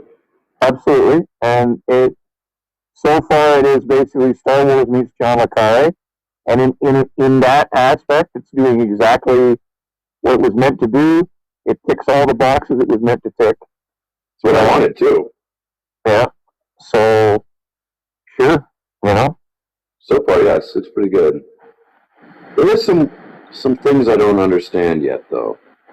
I saw something today that tried to explain it, and I don't think it's right. Doesn't seem to jive. Well, we'll revisit it when the season's over, which I guess will be, 3 or 4 more episodes? No, shit, there's 8 or 9 more episodes. Are you kidding? No. Wow. There's 12 episodes. That's awesome. Wow. Yeah. Yeah, in fact, I thought about this, that it must go beyond what they're planning in the show so far, what we've been told, at least. It must. That must just be some kind of minor incident in the whole arc of the season. It'll be interesting to see. Maybe Cassian Andor was, much more of an individual in the history of the rebellion than we were first led to believe. Well, I mean, maybe. I mean, there's a bunch of people, right? I don't know what we're going to see, but I like that they're continuing this idea. Rogue One suggests that almost all those people came together spontaneously. I think what we're going to see though is that Andor is a lot of these shows. There's always the front pocket plot and then the back pocket plot, and the back pocket plot in this case I think is very much going to be Mon Mothma, right? Well, do you know her history? Sure, absolutely. Yeah. I mean, I wonder if we'll see that this season. Because they want more seasons. In fact, they're already working on more seasons. Another season. And they're gonna need stuff for that season. And just showing how Cassian Andor became whoever he became is not going to be enough for that. So, if they're smart, they won't allow a fucking explosion of cast members like they've done in past shows, and then try and give everybody their own little whatever. If they're smart, they'll stick with Cassian Andor and Mon Mothma, and that'll be that.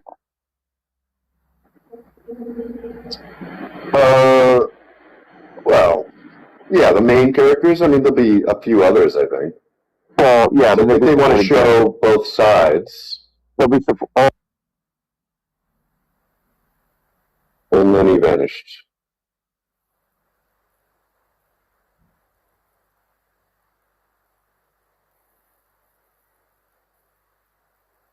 And then he came back.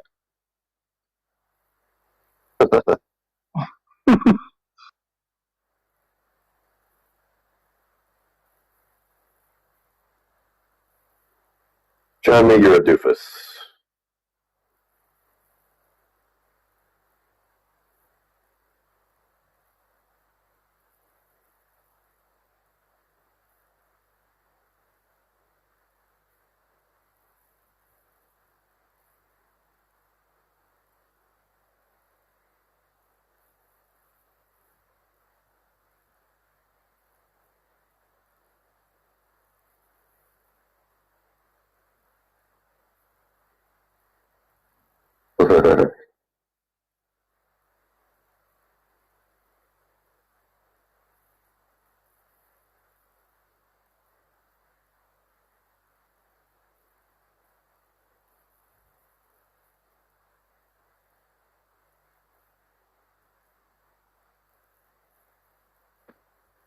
So what I was looking into was who was playing the Targaryen princes, the sons of Alicent. Yeah. And I wondered how many episodes they were in. That's what I looked up. There's also supposed to be another child. And so I wondered if he was cut from the show or... So Alicent has 2 boys. Right, and a daughter. And oh my gosh, so many. And then... There's a girl in between. Right. The and 2 boys. Also, Rhaenyra has 3. 2 boys, well, maybe 3 boys? Rhaenyra. Rhaenyra. Rhaenyra has the 3 now, right? Right. So there's 3, and then Daemon has 2 girls. Yep. Right. God, there's a lot of kids. Lot of kids. Yeah, and 1, 2, 3, 4. 5 of the children have dragons.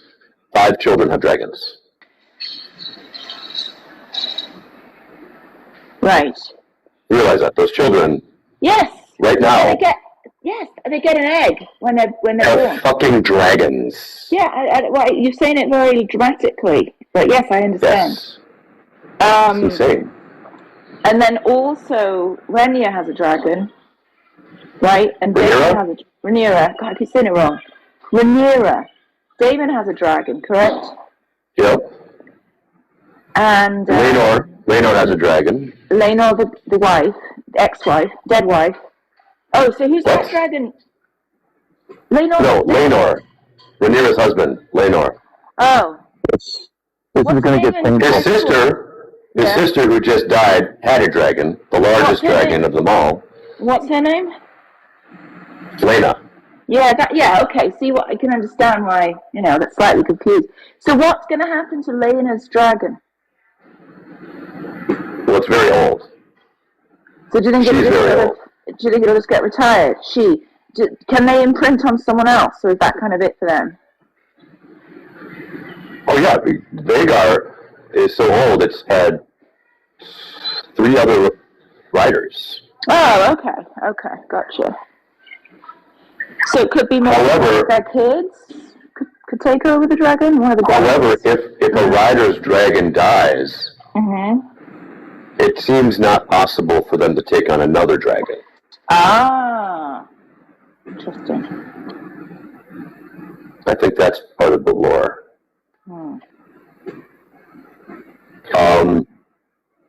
But yeah, Vhagar is riderless now. And I don't know what they're doing with that. And some of the dragons are young, and some are still in eggs.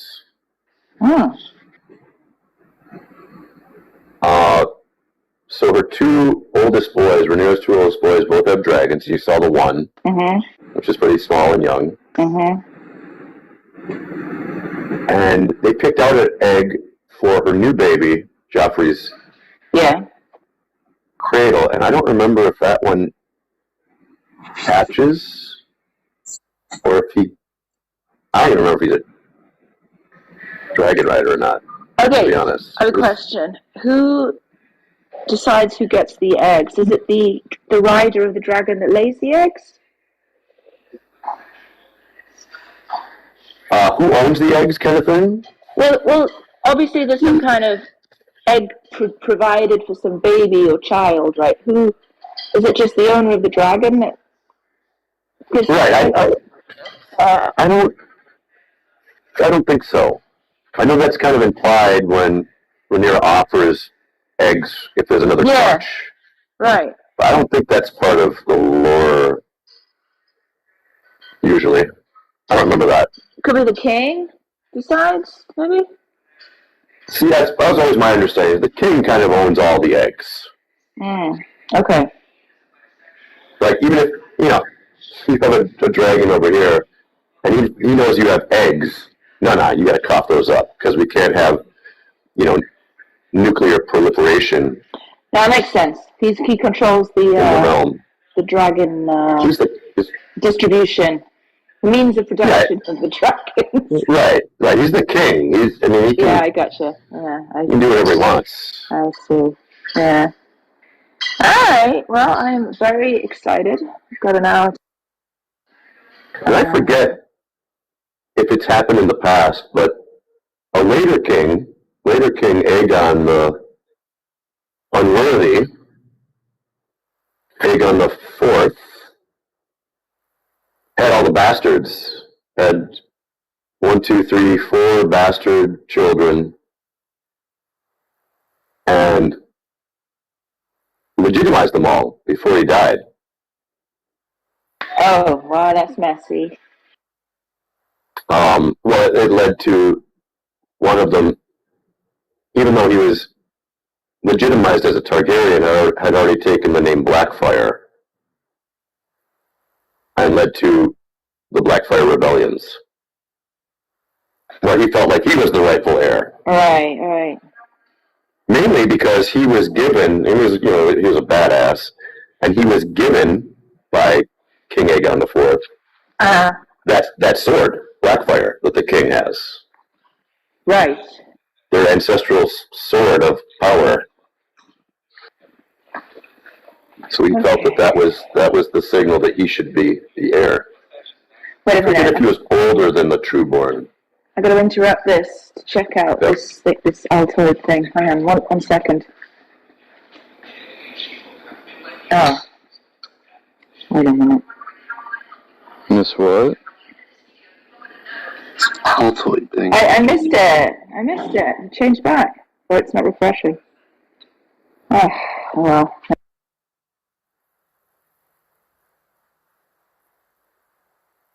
What is Altoid trying to show some more skin? Mm-hmm. Well, Blaze, throwing down. Troy is throwing down. I was told I was Murphy's skinny, Law. so I changed it back. Dude, no.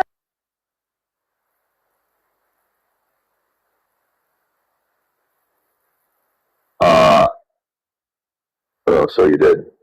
Yeah. Well, it's not like it's the wrong kind of skinny. It's ripped.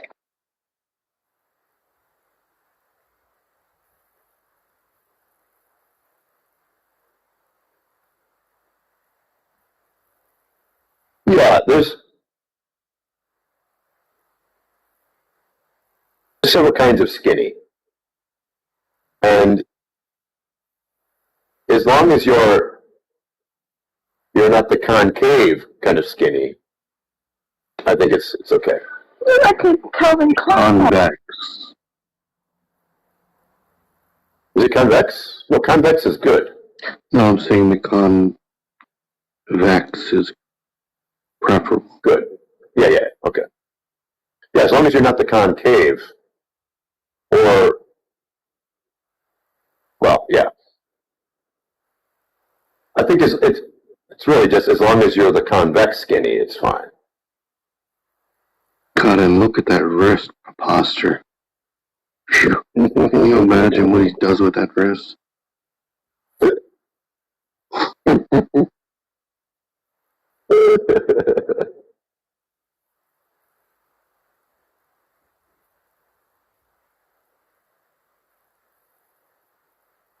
Still surprised. Alfred, how much do you weigh? I weigh 140. 140. Mm-hmm.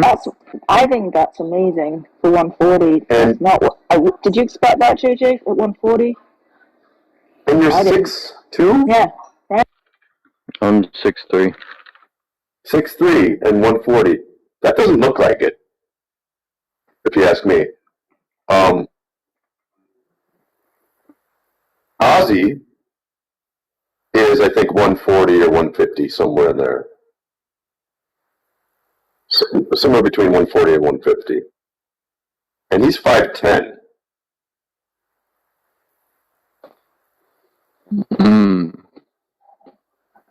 John, will you talking shit from the chat? And I'm 6 foot, and I weigh about 180. I don't know what this. Oh, he's so skinny. He's got a little muscle. Have you seen his shoulder muscle? Are you kidding me? He's got loads of muscle. I think some people are just a bit jelly. That's what I think. See, 195 seems a little thin for 6'3" also.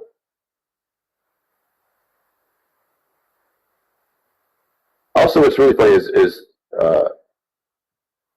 Troyer doesn't look that tall. He looks a lot shorter. God almighty. How can you look less tall than you are? How does that work? Well, it's He just his eyes. His eyes. And when your eyes are that beady, it just implies. Wow. Wow, JJ, wow.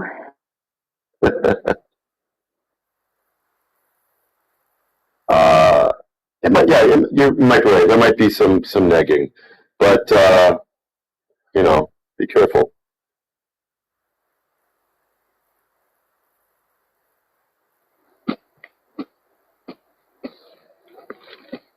I was 120 a couple of months ago, so I've gained like a lot.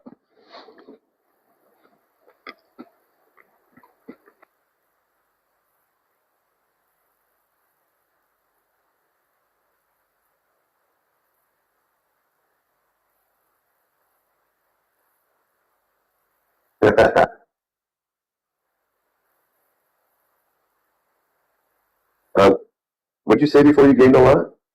120. Oh, you were 120. That's right. Yeah, well, sounds like you're doing it right then.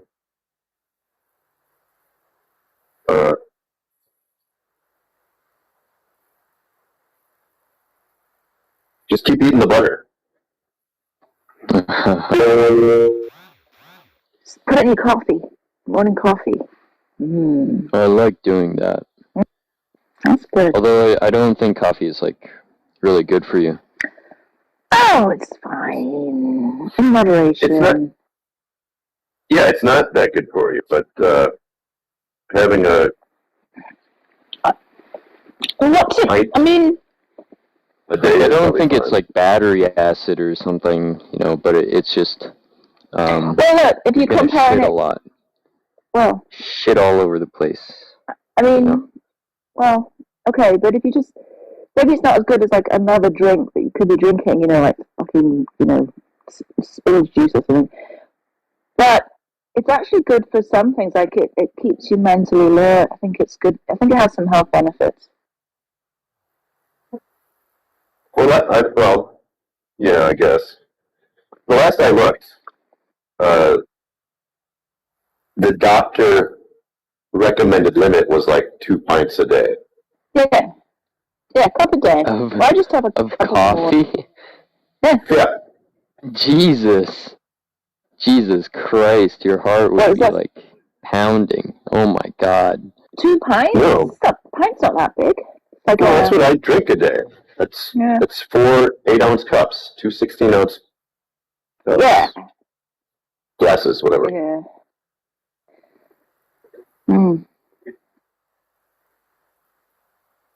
Yeah, in my mind I had gallons. Like, could you imagine 2 gallons? Not gallons. Oh, some people do. Some people do. That's drink wild. that much. And it's usually shit coffee. So how can you fucking do that? Maybe if you're as fat as John Lee down there, then maybe you could do 2 gallons a day. Ridiculous.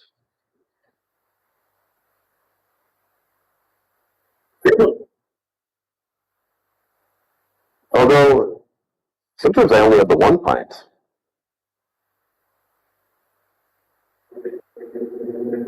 reason. Hmm.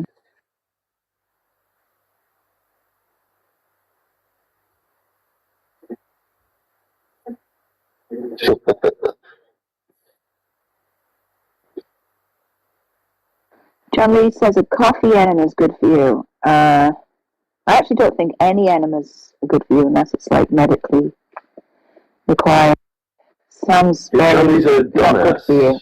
Yeah, I think it's quite bad for your inside.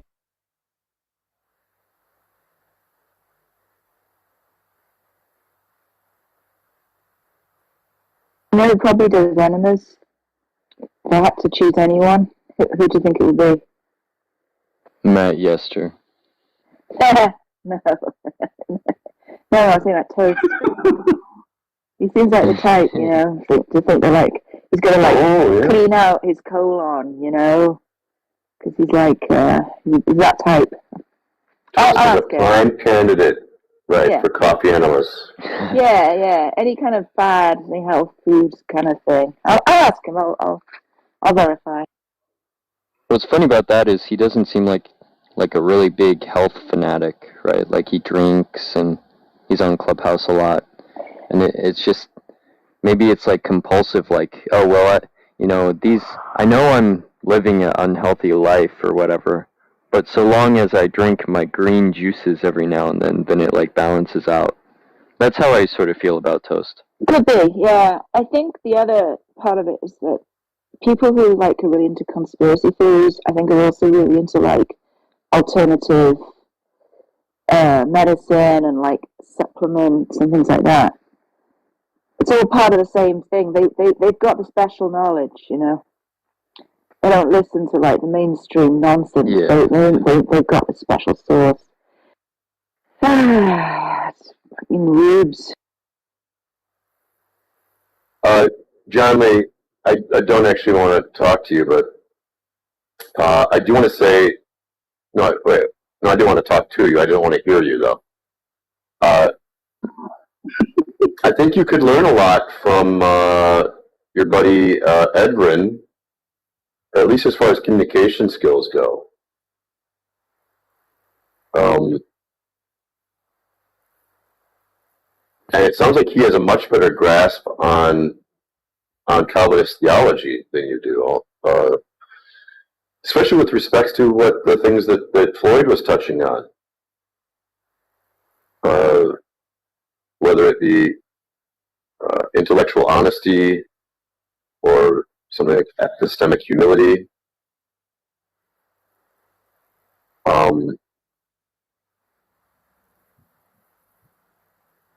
You should maybe talk to him more.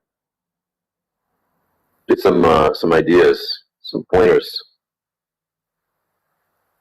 how to express what you want to be true.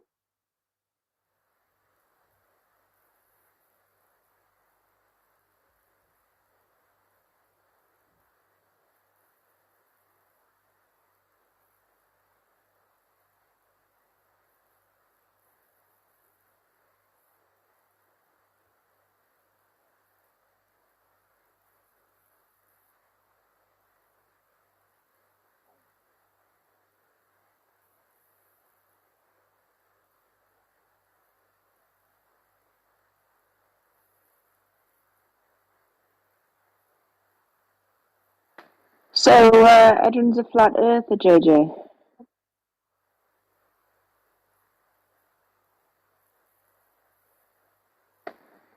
I think this, I mean, it's hard to take someone seriously. Well, so you're just going right for the spoilers. Oh, I see. So you were going to, like, inflict him upon unsuspecting people while you're twirling your villain mustache and going, like, wait till they find out he's a flat earther. You have no fucking idea how to play the Game of Thrones, Haiti. No fucking idea. Realize I was spoiling your fun. I apologize. You and Jane. That's because, you know why? Because we're straightforward people. You know? We're just normal. We don't have some like. Well, there's a new game in town, Haiti. Yeah, okay. We're not villains. We're like the old king, you know. We're not like some. We're not Littlefinger.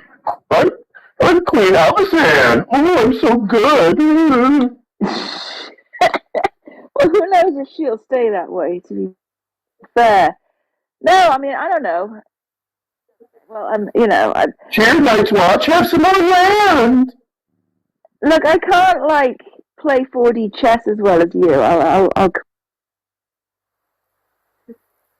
Well, you can't play chess as good as JJ. I don't know, JJ, do you play chess? Yeah, well, probably I can't play chess good at all, but I actually saw that coming and I kind of regretted setting you up like that. Because I'm not like some, like, evil, like, spider web, whatever. Like, you know, I can't see all the moves coming. Like my chess game, actually, yeah. It's all coming. So I play chess sort of the same way I play poker.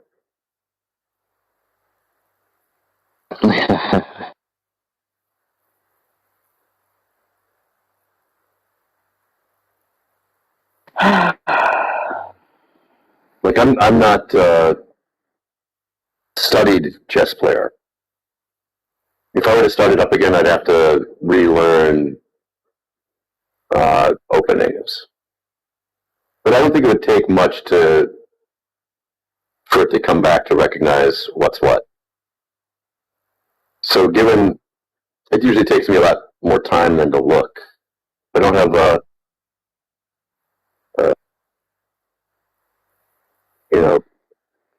openings or even like mid game memorized. It's going to take longer for me to recognize things. Wow. You're really like the devil, aren't you? You were talking him up, weren't you? So just because he's a flat earther, so we would get all like, "Ooh, he sounds really good," and then we were like, "Yeah, no, well, I'm saying, was this your plan? Is this why you're talking him up?" I'm talking up to you. Who are you talking him up to? There's only like a few of us in the room. I was specifically talking to John Lee. Oh. Sorry. Well, sorry I fucked up with your evil plan. John Lee might already know. You know, I think John Lee isn't as dumb as you think. Let's ask him. No, I think he's dumber than I think he is.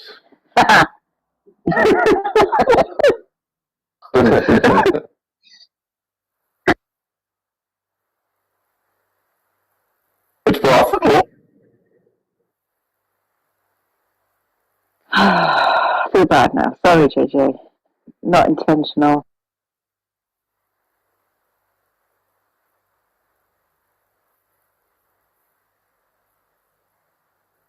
I'm not a level 69 troll wizard for nothing. You, of course, chose 69.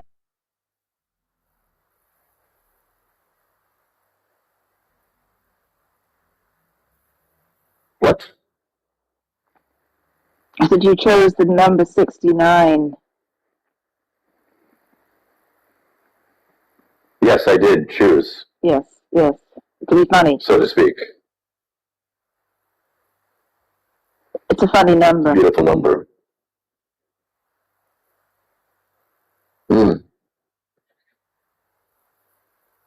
Well, I guess to some people it's a funny number. For me, there's a beauty.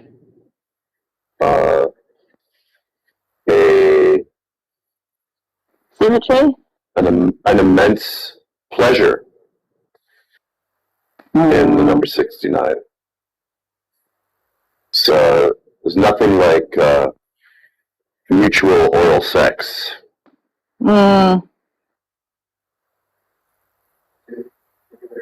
me. I have no idea how women experience it.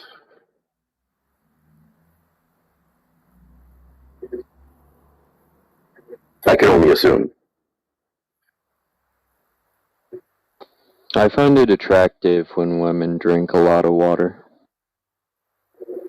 Okay. Is that because they take care of themselves? You think that means they're healthy or something? Well, they squirt more, also. Oh, fuck. And it doesn't taste like a Monster Energy drink or something. Come on. Jesus. They drink more pineapple so it doesn't taste like pineapple, you know? Okay. Oh, goodness. Okay. Sometimes I shock myself, just so you know.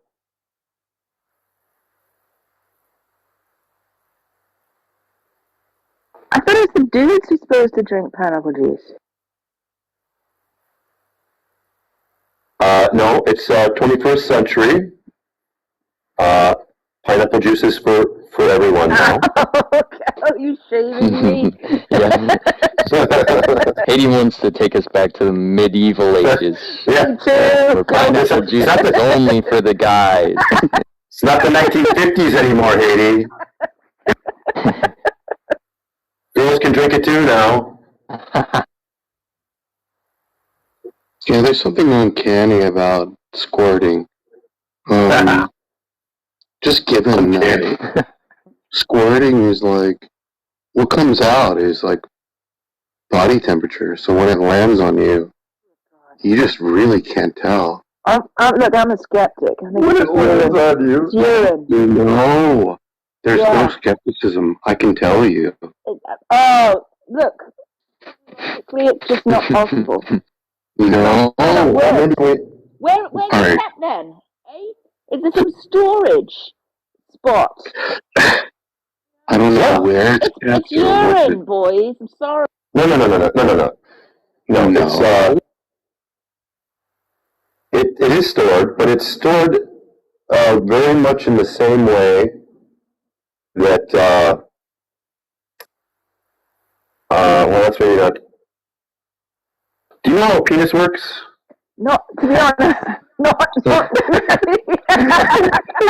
like the sex organ. You know. I know some things about it. I'm not like an expert. Squirt is stored in the balls. Right, yes, I did know that, yes. But women don't have anywhere to store their juices, is my point. Well, they have a gland that produces lubricant, and there's somewhere it's kept. Oh. Well, where does the lubricant come from? It's not urine. Yeah, it's a gland. Seeped out. Well, it's called the Skene's I'm going to give you gland. Skene.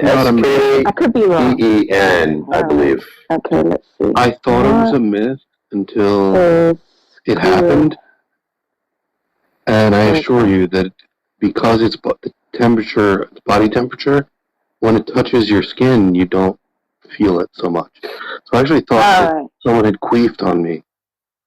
Do you know what queef is? Yes, I do. Okay, so look, I'm reading Journal of Sexual Medicine.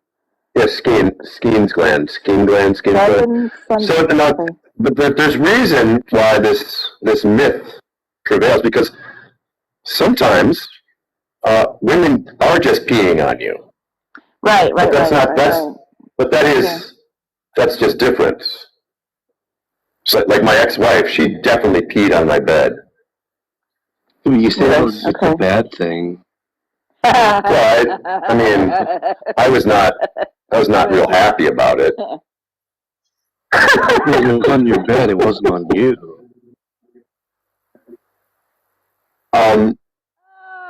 Wait a minute. This is urine. It's diluted urine. There we go. That's hey. Sorry. What do you mean diluted urine? That's what the study says. Look, I'm going to post it, all right? And you can read it for yourself. Yeah. If you're just what do you mean diluted with what? I don't know. Hold on. Yeah, that's what I thought. So if you're just going to cite, oh really? Oh my goodness! Yeah. Oh, it's urine in something that comes out of your vagina. What a surprise! Urine doesn't come out of your vagina, though. Well, Yeah. colloquially speaking. Now we're doing colloquial. Okay. It originates in the Doesn't come kidneys. out of Oh, the the fluid kidney. originates in the kidneys. Now, what else, boys, originates in the kidneys? Hang on, let me see. Hang on, let me Kidney see. juice. Look that up. Urethra. Yeah. Again, and relaxing.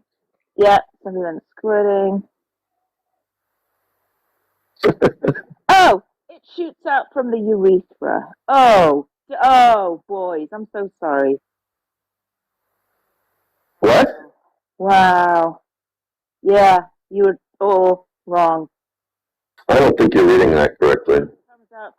Oh, okay. I'll tell you what. It comes out of the Go ahead. Yeah, post your Cosmo article, and we'll review it. It's BuzzFeed. Thank you very much. Comes out your BuzzFeed. Wait, was that the Post your argument? BuzzFeed article. They think squirting's. They think squirting is like, lady lubricant stuff, and I said it's urine, and they didn't believe me. It's not urine. I don't think it's urine, but it definitely comes out of your urethra. It comes from your kidneys.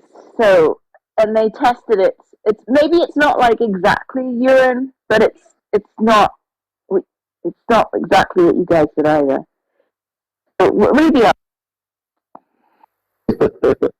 sorry, boys.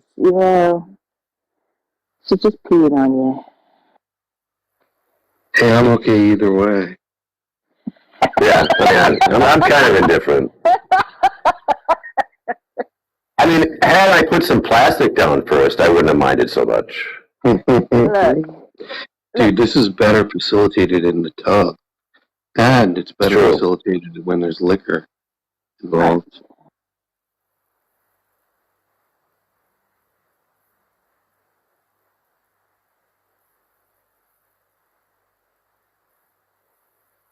I mean, if you're having mediocre orgasms, I mean, surely you shouldn't expect to be squirting. Yeah, look. Either way, it means she's having a really good time. Katie. Don't even start with me. But either way, she's having a good time. No,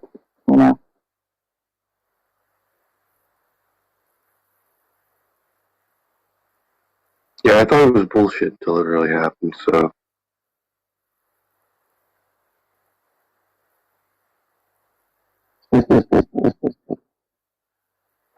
I copy pasted it in chat.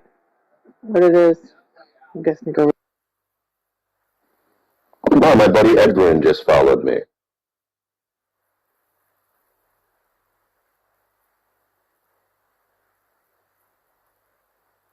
Oh, the main component is urine. Oh, That's speculative. wow, you're just so attached to this, aren't you? You want to be the king, the king lover. That's from the That's from the JJ. That's from the International Journal of JJ. That's from the International Journal of Urology. So, what we could clear this up. We could get Dr. Jeff. Yeah, what do they say in Cosmo? Oh, wow. I'm sorry to crush your dreams. I really am. But, we here in this community, we want to believe true things. John Lee is being gross in chat. I want to boot him. Sometimes, Gene, please. Sometimes things are just true enough, Haiti. Yeah. Detroit knows what's up. Of course he does. Apparently, it's not common knowledge. They watch too much porn, Oh. and they they want it to be. Go ahead, Detroiter. Tell us. Actually, I knew this. Actually.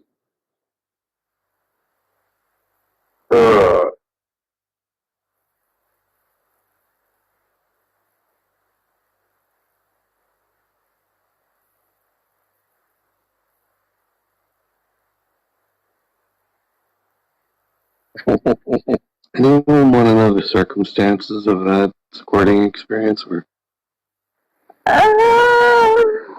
too much? Is it better than my ex-wife peeing on my bed? It's on par. Go on, man. So I met someone from OkCupid, and I live in Pennsylvania. So some of the OkCupid matches are going to be in New Jersey. So I met someone from New Jersey, and she was like this art director for. It was it was called Perkins, some kind of like a community art center, and she invited me to look at the center because she knew that I was interested in art, and it was this really beautiful facility for people to make art. There were like kilns and like glass blowing stuff and just all kinds of art stuff. But anyway, she had expressed to me that she had a formative sexual experience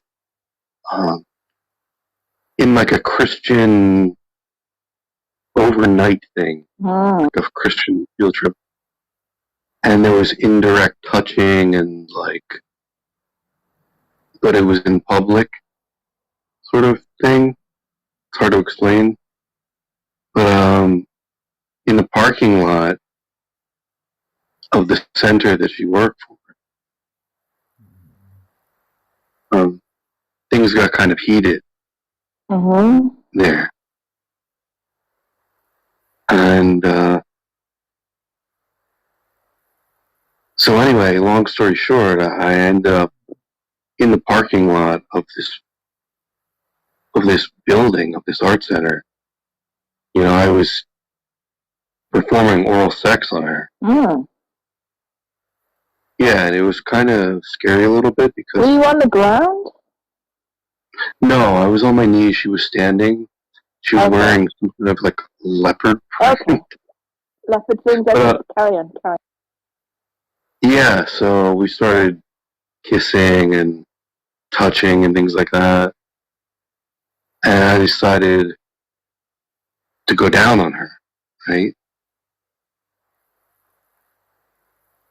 And it culminated in her, you know, squirting on me in public.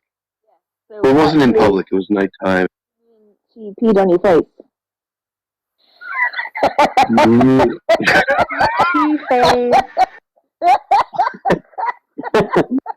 Yeah, but prior to that, like we had this arrangement where she would devote all of her orgasms to me. So I made sure that she was trained a certain way that whenever she would come, she would say my name.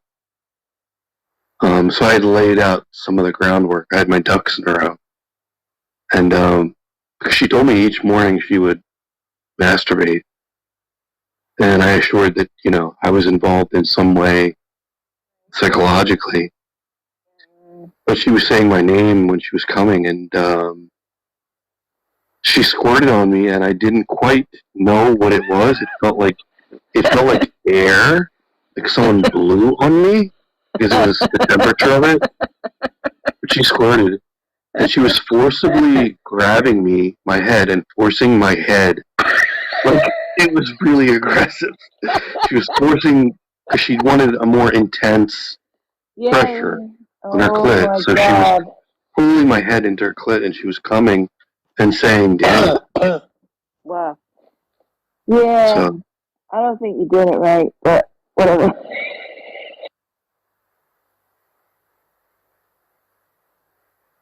I really missed her too. Oh my god. Did you like it date her or anything? Or was that just like a short list? No, I really liked her, and at a certain point she wanted me to meet her young son, so I could tell that she was like into it. But I wasn't quite is into it, so I declined, which I regret actually. But yeah, really, really cool person.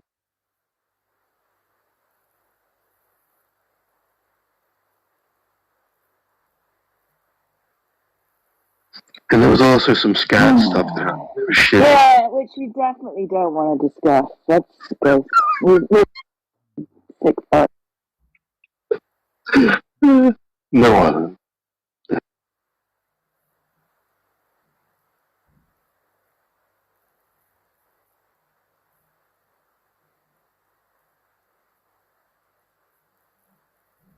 surely someone else has a story. Come on, what's this? This is just bullshit. You talking about Chrissy? No,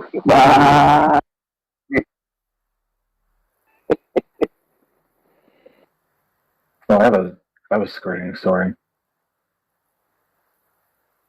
I don't really know if I want to tell it though. Degenerate.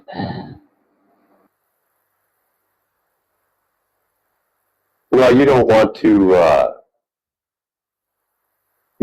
have to disclose, or at least not go into detail, your proprietary method. Oh, I don't know that we'll ever know the super secret. What did we call it? The super soaker, super secret method? I can't remember. Named after it, in honor of Doyle Brunson's book on poker. Now, did you know it was mostly urine? Yeah, I did. Yeah. Yeah. He doesn't care. I wanted it to be this. Oh, God. Jesus.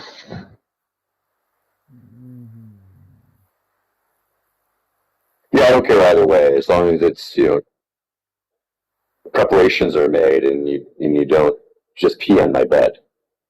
Uh-huh. Yeah, put a towel down. Yeah. But Well, So you're supposed to do that kind of stuff in the shower. tea? Well, if you're going to play with pee. If you're playing with pee, you should be doing it in the shower. Let's just say that. JJ, wouldn't it have been her bed also? You keep claiming it as your own bed. yeah, This was before. No, it was my bed. This was before we even lived together. Oh. Well, you said it was your... I assumed that you were married at the time. That's why I was confused. No, she is my That makes more ex-wife, sense. but this happened before we even lived together. First red flag, right? No, there were many red flags before that, actually. Like, oh no. I just ignored them because I'm an idiot. We all do. Well, okay, it's not because I'm an idiot. It's because they were, what do you call them? Pussy, JJ. Just say it, just because pussy. it's right. Well, I don't like to talk like that. I would say, overriding What are preferences. you, John fucking Lee now? Uh-huh. Oh, I don't like the wording. I like, whatever. I like Tata, whatever. Just shut up. Hoo-hoo. Or hoo-hoo was really good. who? Fuck. Her fan. Oh, Is House of the Dragon on now? Yeah. 5, 6.5 Not for me. 6 Pacific, right?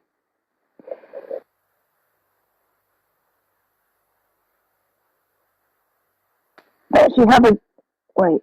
Is it House of Dragon? They have a good word for it? Seaward struck. I like that. What? Seaward struck. Seaward struck. Oh, no, that's Yo, not... can that's we make a actually new somewhere room else. so I can Yeah. capture the John Lay subway stuff for the video I'm making? Yeah. Yeah. Yeah. Only if you tell the story at a later date. Okay, I'll Yeah, that's fine.